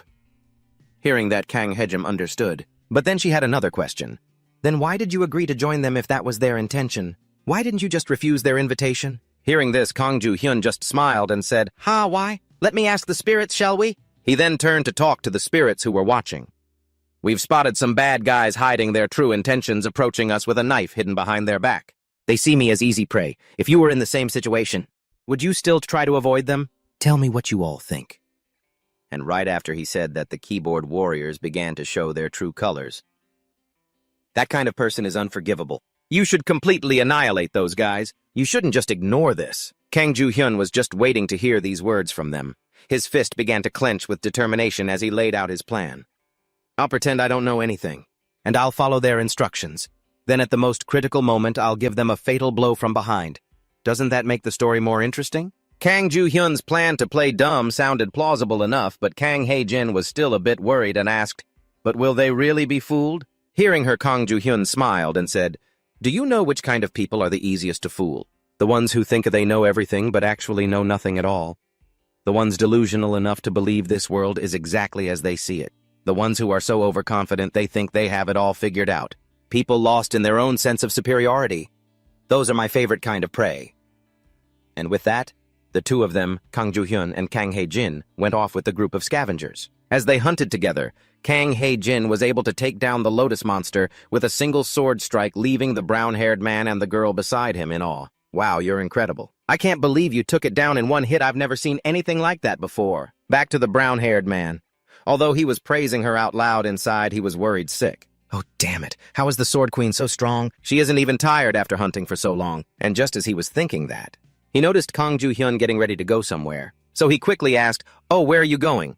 I just have to take care of something. Kang Ju-hyun said cheerfully, which immediately made the brown-haired man sense an opportunity. This was his chance. He quickly said, wait, it's too dangerous to go alone. You should take someone with you. Then he turned to this gray-haired man beside him and ordered, Yong-gun, you go with him. You just said you needed to use the restroom, right? The gray-haired man was a bit startled by this, but then he stammered, right. And of course, this awkward expression didn't escape Kang Ju-hyun's notice. At that moment, he knew. They're probably about to make their move. He immediately began sending a telepathic message to Kang Ha-jin. Hey, Jin, can you hear me? I'm using telepathy to talk to you. Once I'm out of here, it's likely they'll make their move. Just stay put. If you see anything strange, attack immediately. I understand, Kang Ha-jin replied. After that, he left with the man named Yong-gun, and for some reason, as they were walking, the worried look on his face was as clear as day. Seeing this, Kang Ju-hyun decided to start a conversation. Your name is Han Yong-gun, right? You seem a little different than before. Is something wrong? Yong-gun was startled and said, me? You can speak freely now without getting into trouble, Kang Ju-hyun said calmly. The reason he said this was because he already knew everything. To him, the other three were unforgivable scum, but this man Yong-gun seemed pretty normal. As for Yong-gun, he mustered all his courage and stammered, Your name is Ju-hyun, right? Please run away. Immediately, I know you probably won't believe me, but those other people are murderers. A guy named Baek Gu-hyun forced me to follow them, and he was the one who suggested killing you two. I tried to refuse, but he threatened to kill me if I didn't go along. So even though I knew, I didn't dare say anything. That's why I joined them. I'll go back alone and report that I killed you. So please just run. I'm also trying to figure out a way for the Sword Queen to escape. After hearing him out, Kang Ju-hyun didn't rush to agree. Instead, he asked a question. If you get caught, don't both you and Hee-jin be in danger? More importantly, why do they want to kill me? I'm not entirely sure, but a storyteller from a famous bureau hired them to do it. He said he'd sign a contract with them if they succeeded. Yonggun stammered, "Huh, a storyteller from a bureau." Kang Ju-hyun started to smile upon hearing something familiar as Yonggun continued to advise him, "So you should run. Just let me handle the rest." And thanks to these words, Yonggun was lucky not to be added to the kill list Kang Ju-hyun had intended for him, just like the others. But on second thought, that wasn't necessary. With this in mind, he spoke to the gray-haired guy. "I think I have to do this. Stay right here, okay?" "What do you mean?" Yonggun was shocked. "Do you think I'm an idiot?" he said. "Who would trust someone who suddenly approaches them in the middle of nowhere?" Kang Ju-hyun said, which shocked the gray-haired guy even more. "So you knew everything from the very beginning?" "You could say that, but you don't have to be afraid. After all, I can confirm you're not a bad person." "Then what about the sword demon?" Yonggun shouted, but at that same moment, a terrible scream suddenly echoed in their ears. After Kang Ju-hyun heard this scream, he smiled and said, "I guess they're almost finished over there." His words made Yonggun realize something, and he mumbled, "Almost finished. Don't tell me." And just as the young man had guessed, when the two of them returned to the original spot, they found Baek Gu-hyun and the other two beaten flat on the ground by the sword demon. Seeing how badly they were beaten, Kang Ju-hyun didn't even bother tying them up. He then glanced at Kang Hee-jin and thought, "She really is strong. She's always holding back, not showing her full power. It made me think she was actually weak." That was a fleeting thought from Kang Ju-hyun. After he stopped thinking about Kang Hee-jin, he turned and yelled at the three scavengers, "How long are you going to lie there? Get up already." At his words, the ladder Baek Gu-hyun began to slowly come to. He then spotted the young man Yonggun standing next to Kang Ju-hyun, and he became furious, roaring, "Han Yonggun, it was you, wasn't it? You sold us out, didn't you? You traitorous bastard, you damn piece of shit! I'll kill you, I'll kill you." These threats made the young Yonggun shake like a leaf.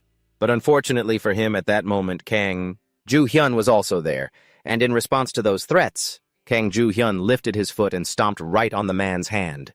The sound of a bone snapping followed immediately. Baek Gu-hyun began to squeal like a stuck pig. Seeing him like this, Kang Ju-hyun said excitedly, "Baek Gu-hyun, you still don't understand your current situation, do you? Let me spell it out for you. Baek Gu-hyun, a level 7 collector. Occupation scavenger. You've killed more than 10 people, not to mention colluding with gangs and assaults.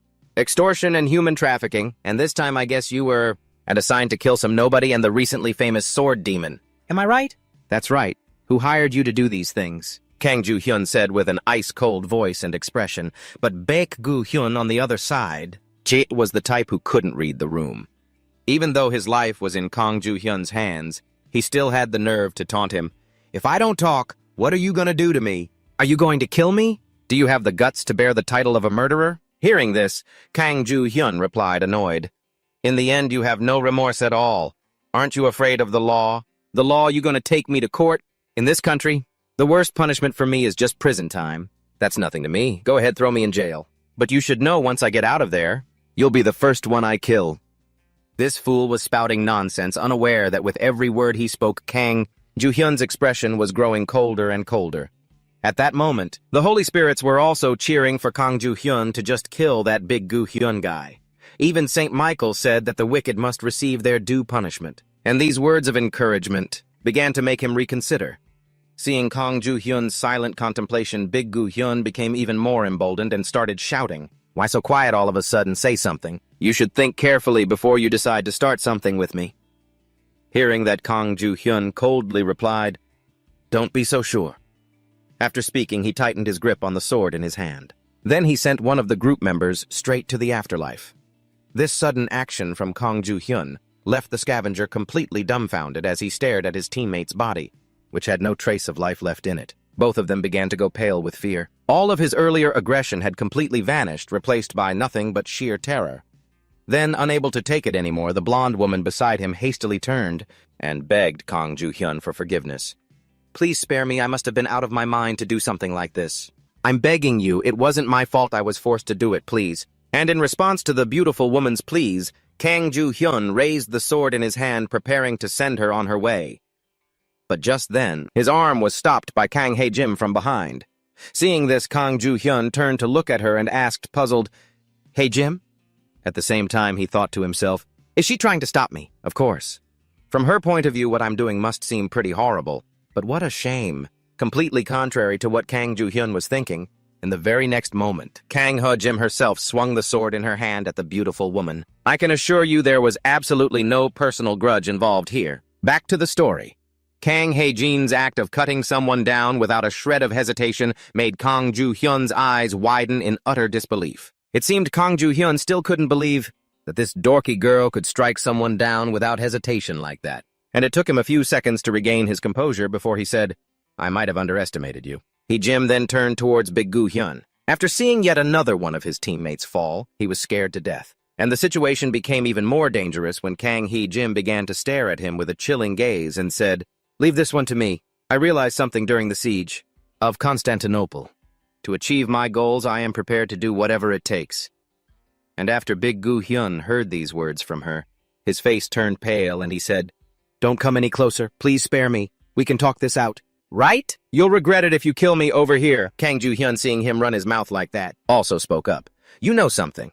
You were never in a position to negotiate with us in the first place. These words from Kang Joo-hyun sent him plunging into despair. But then right after, this guy Young Gun remembered something and quickly said, But if you kill me, you'll never find out who hired me.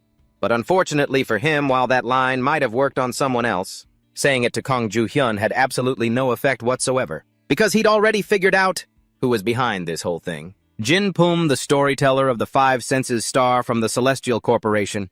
You think I don't know about the secret deal between you and him? Hearing this, Big Goo-hyun's face froze. He stammered, How did you know? But that was a question he would never get an answer to because at that moment, Kang Joo-hyun had already turned away. At the same time, he said, He-jim, I'll leave the rest to you. And those words were nothing less than a death sentence for Big Goo-hyun. All the color drained from his face. No, don't come back. Help somebody save me. Yonggun, save me. I thought we were friends. You bastard, and I treated you so well. Damn it, don't come over here, please. Please, someone save me, he cried out in desperation, and right after that, Kang He-jin helped his head relocate. As for Kang Joo-hyun, after witnessing this scene, he began to smile, filled with excitement. This is it. Humans are always so complacent, thinking they're the best, completely unguarded against what's waiting for them. All they know is how to point fingers and find fault with each other. For these kinds of people, watching the expressions on their faces when they realize just how cruel reality is so exhilarating. It's a twisted sense of justice, isn't it? Ha. Even so, I know. This is an unavoidable part of my nature, an indelible stain from having to endure that rotten world. It might sound a little strange, but there's nothing I can do, because it's just my nature. Kang Joo-hyun blushed as he thought. He then recalled Jin Pung and muttered, Jin Pung of the Five Senses, I hope you can entertain me too. He turned back to Yonggun. After seeing Big Goo-hyun and his two men die just like that, he was so scared he nearly jumped out of his skin. His two legs began to tremble, and losing all his strength, he plopped onto the ground.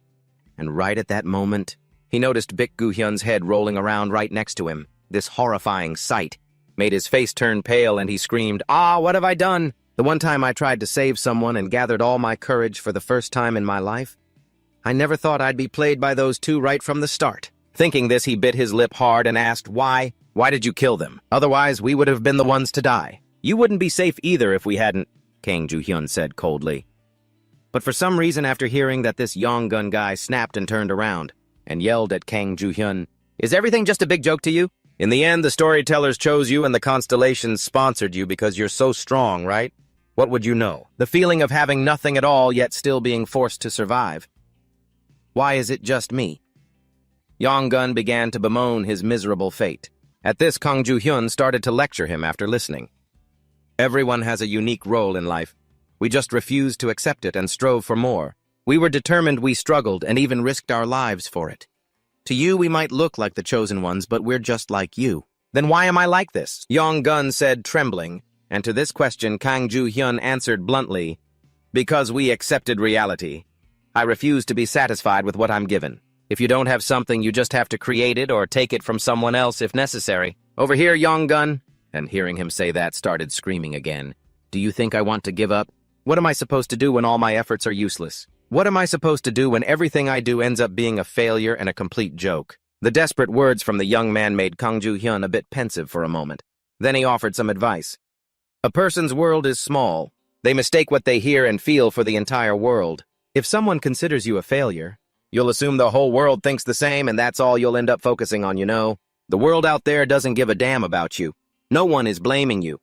They don't know who you are and they don't care. If you want to change, start by changing your worldview of your own. Let those who don't know you find out who you are. It might be difficult, but it's not as pathetic as those who give up from the start. Reaching this point, Kang Ju-hyun had nothing more to say to him. So he turned to Kang Hae-jin behind him and said, "Let's go, Hae-jin." Hearing that, Kang Hae-jin started to follow Kang Ju-hyun as he left. At the same time, she asked worriedly, "Will he be okay if we just leave him like this?" "Yeah, he'll be fine." Kang Ju-hyun continued saying that they would both begin conquering this mind realm. Right now, Kang Hae-jin was fighting a giant carnivorous plant monster called the boss-level illusion entity, Libra. And of course, this junk tree stood no chance against Kang. Hae-jin's got this. Right after dodging a whipping attack from the monster tree, she quickly accelerated and jumped straight onto the monster's head. She followed up with a slash that split the monster into two halves, and immediately after, the system brought up a confirmation notice.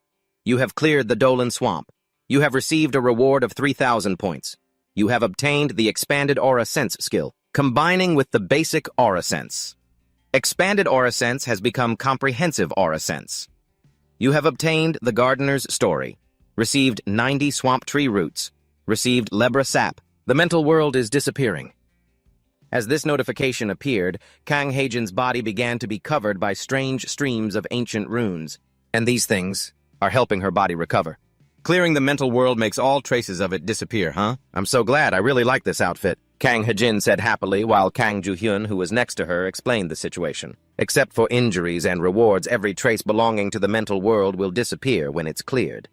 I see. By the way, Ju-hyun, you've been looking awfully pensive. Her words made Kang Ju-hyun recall a memory from before. People never change. That's what I used to think, but perhaps those who are adaptable can change. From what Kang Ju-hyun saw, that guy Yong-gun's book was emitting a silver aura. This proves that he has silver-grade potential. Maybe it wasn't like that at first, but due to the influence of Kang Ju-hyun's words, his own story has changed. Returning to the present after he finished thinking, Kang Ju-hyun smiled and said, "It's nothing, really." And just as he said that, they were both suddenly transported back to the initial area where they were before entering the gate. And it wasn't just them, but all the collectors who were inside. So everyone in the mind realm got kicked out.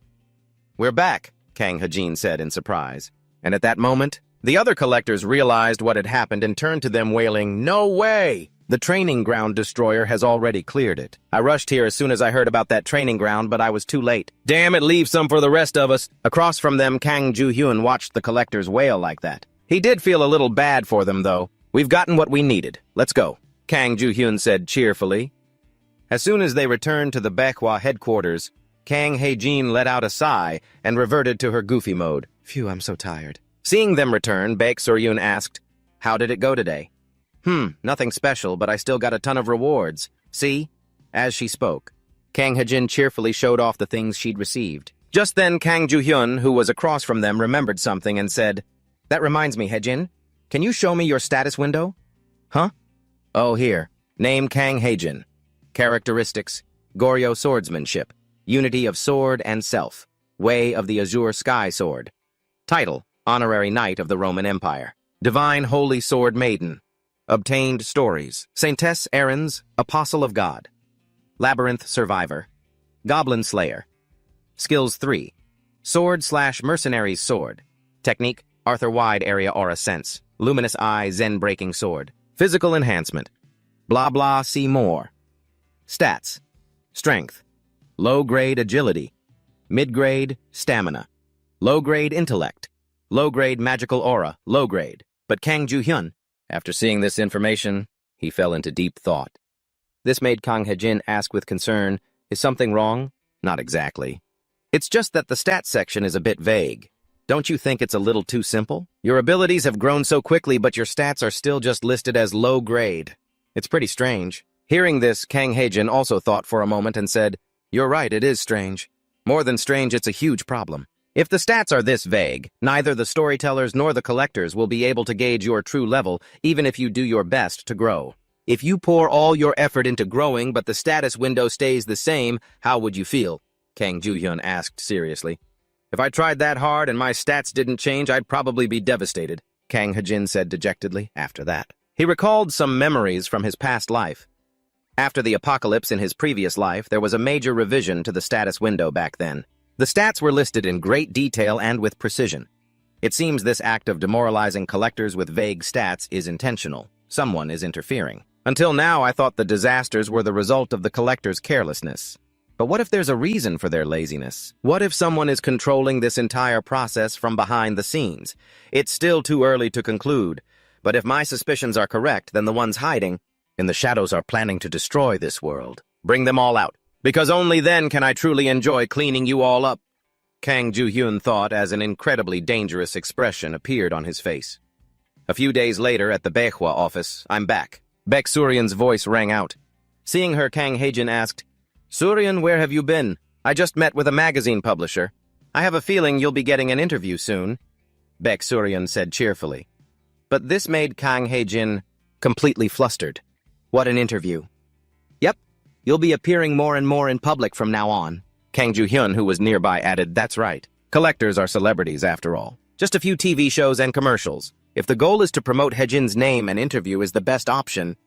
But at Kang Ju-hyun's words, Kang Hae-jin started to whine. Ju-hyun, I can't do it, no. I'm only good at fighting and stuff. You'll make money if you do the interview. And as soon as the word money was mentioned, Kang Hae-jin's expression changed instantly. She asked, How much? At least a few $100,000. I'll do it, Kang Hae-jin said with absolute certainty. Over here? Baek Suryan looked at the sword in Kang Ju-hyun's hand and asked curiously, Oh, by the way, what are you doing? I'm researching a new weapon, Kang Ju-hyun said. A new weapon, Baek Suryan wondered. Hearing this, Kang Hae-jin, who was beside them, also grew curious and said, But isn't that just a cheap sword from the dimensional store? That's right. This sword only cost exactly 100 points.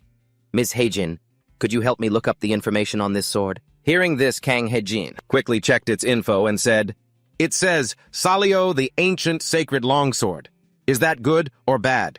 At the same time, hearing this, Kang Ju-hyun began to explain to the two of them. You two might not know this, but Salio is a rather famous name in the multiverse, even though the Salio Empire was destroyed thousands of years ago. But the place is still famous for its magical engineering that could handle both magic and machinery.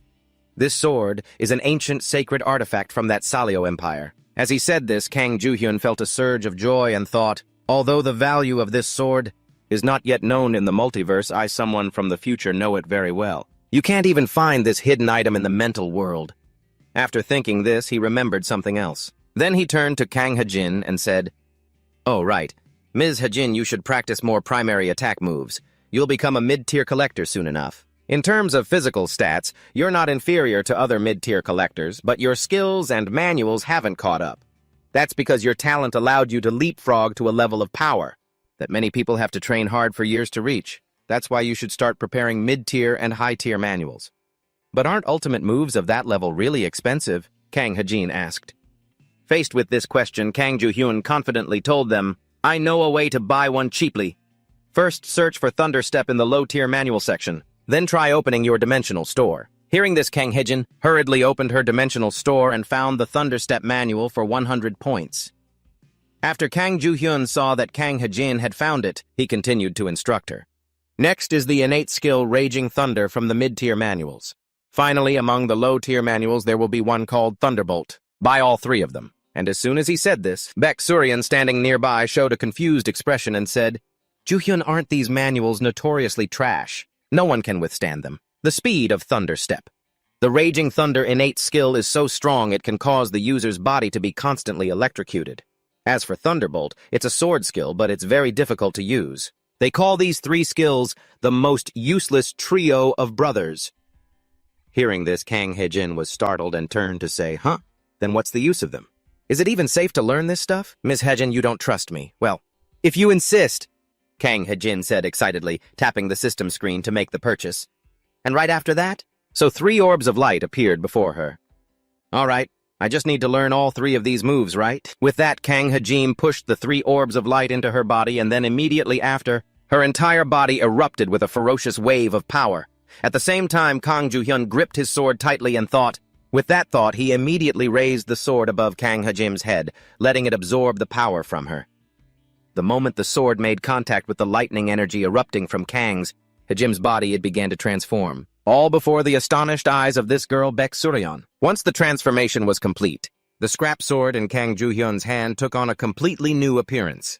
Seeing this, Baek Suryeon exclaimed excitedly, "The sword's form has completely changed. Is this its original form?" As she spoke, she reached out to touch the sword, but Kang Ju-hyun stopped her immediately. "Careful. There's still lightning running along the blade." After saying that, he looked at the sword overjoyed. I knew from the rumors, this was an incredible sword, but seeing it with my own eyes is even more amazing. Just then, Kang Hajim, who was opposite him, opened her eyes. It seemed her process of learning the manual had finished. Seeing this, Kang Ju-hyun asked, "How are you feeling? Hajim, do you feel any pain or discomfort?" "No, I don't feel anything at all," Kang Hajim said after a quick check. "Then try opening your status window. You should have a new skill." Hearing that, Kang Hajim hurriedly opened her status window and said, "Oh, you're right. The 3 skills I absorbed have disappeared. In their place, there's a new skill called Heavenly Thunder Sword. That's a skill that will make you stronger. This item will help you control the Heavenly Thunder. In terms of manual grade, it's far beyond a high-grade manual, let alone an intermediate one." Hearing this, Kang Hee-jin turned to Kang Ju-hyun with sparkling eyes. "Ju-hyun, thank you so much," she said. With that, she leaped towards Kang Ju-hyun, but he dodged instantly, causing her to fall flat on her face.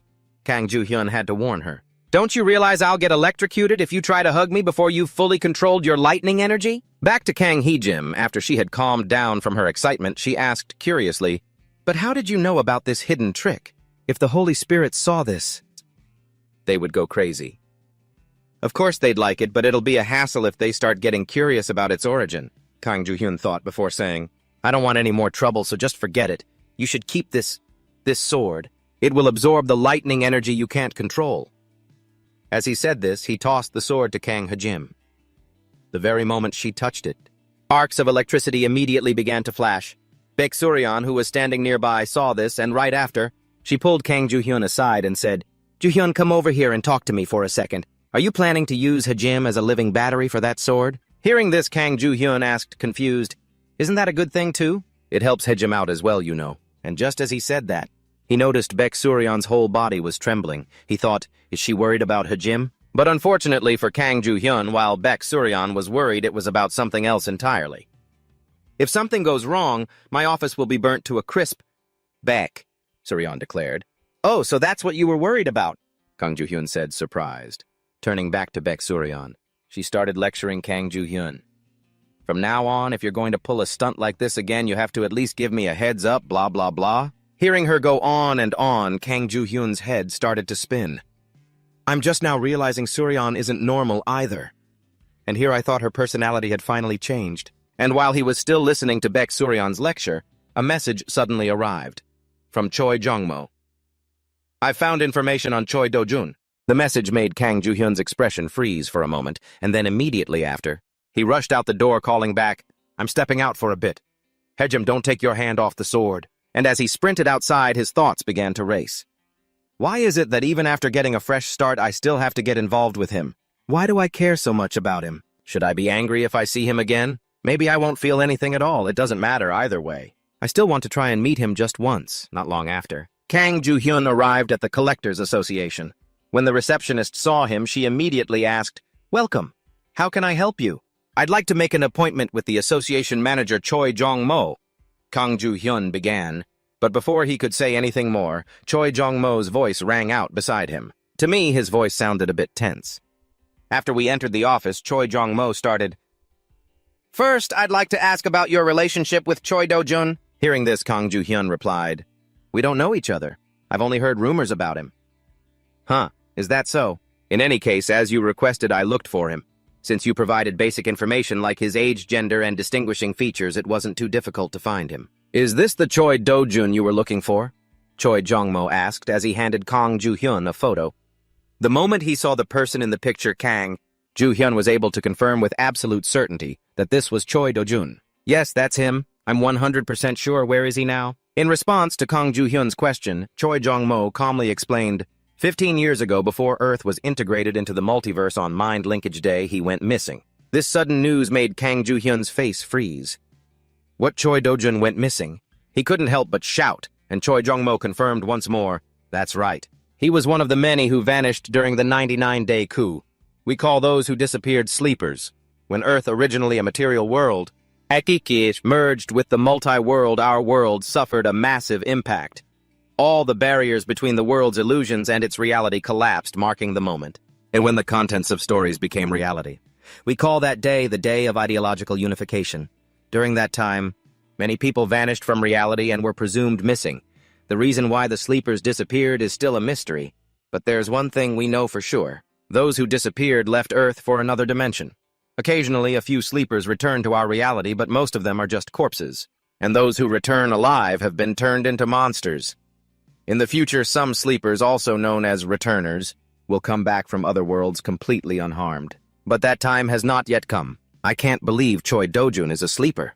So after disappearing on the day of ideological unification, he returned along with Earth's apocalypse, the strength and judgment that he displayed during the apocalypse must have been formed by getting used to the laws of another world, he thought to himself. Meanwhile, manager Choi, Jongmo, who was in front of him, remembered something and added, there's one more important detail. He has a mother. After Choi Dojun went missing, she searched tirelessly for her son for 15 years. She said she wants to meet you. Do you want to meet her? Meet me, Ju-hyun said in surprise. But then he understood the situation. Well, that makes sense. It's because she heard that someone knows about her son, his mother. Thinking about this, the protagonist felt that he was done here. So he stood up and said, I'll meet her on my own later. If I need to, can I ask for your help again? Thank you for your hard work today. If it's the storyteller Ju-hyun, you can ask for my help anytime. He nodded as he spoke. On Ju-hyun's end, after leaving the building, he started thinking about his own situation. My parents are probably still alive in this world. But I'm terrified. If I exist here, then what happened to my past self? If I was resurrected as a storyteller, then another Kang Ju-hyun from this world might still exist. If that's the case, can I even call them my parents? Would they be uncomfortable seeing a storyteller in a human's form? What if they think I'm an imposter? The more he thought, the more anxious Ju-hyun became until a loud shout pulled him back to reality. Ju-hyun! Hey, Jin! What are you doing here? He asked, looking at the female swordsman in front of him.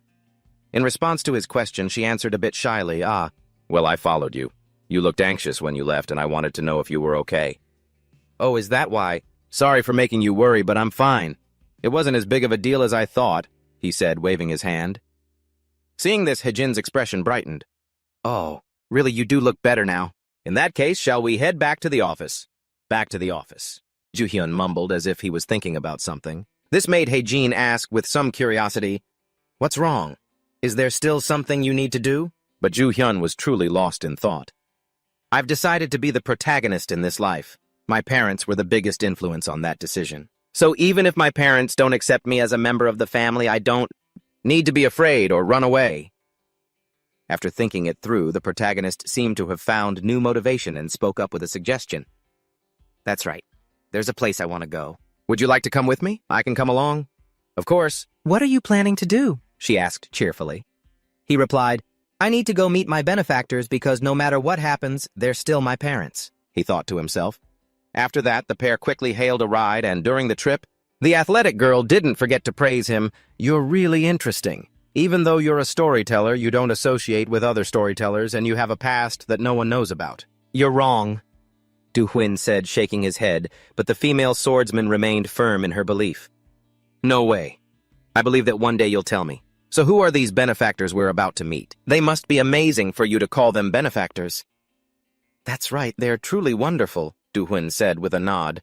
And whenever his family was mentioned, his expression would immediately brighten up, which made the athletic girl endlessly curious. I wonder who they are for Du-hyun to praise them so highly. Du-hyun's past that I don't know about. I want to hear it. Turning back to Du-hyun, seeing the girl so curious about his family, he himself became a little curious.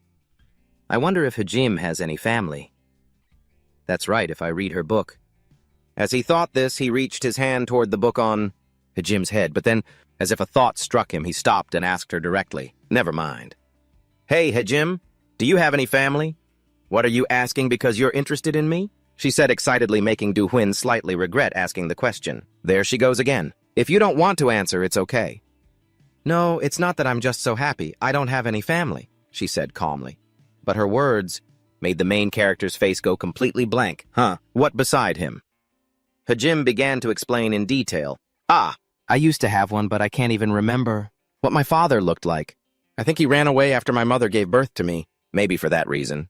My mother beat me so much. She told me I wasn't her child. And then one day, when I was little, she chose to leave this world on her own. After that, there's not much to tell. Since I had no parents, I went to an orphanage and was bullied for my timid personality. So that's how it is. I don't have any family, but it's okay. Everything is different now. It's all thanks to you, the girl said in a tone that made it sound like it wasn't a big deal. However, upon hearing this, Du-Huynh couldn't help but yell, "Hey, Jim." "What is it?" she said, surprised, causing Du-Huynh to calm down a bit. "Ah, no, it's nothing. You must have gone through a lot." It was nothing. If it weren't for you, I'd probably still be living like a failure. Thanks to you, I've realized what I want to do, Hajime affirmed with a bright smile. But in Du-Huyn's eyes, he saw something completely different. It was as if she were standing on the verge of a complete breakdown. The Sword Queen. I know isn't like this. No, I never knew the real Sword Queen of the past, so there's no need to feel disappointed or compare the two.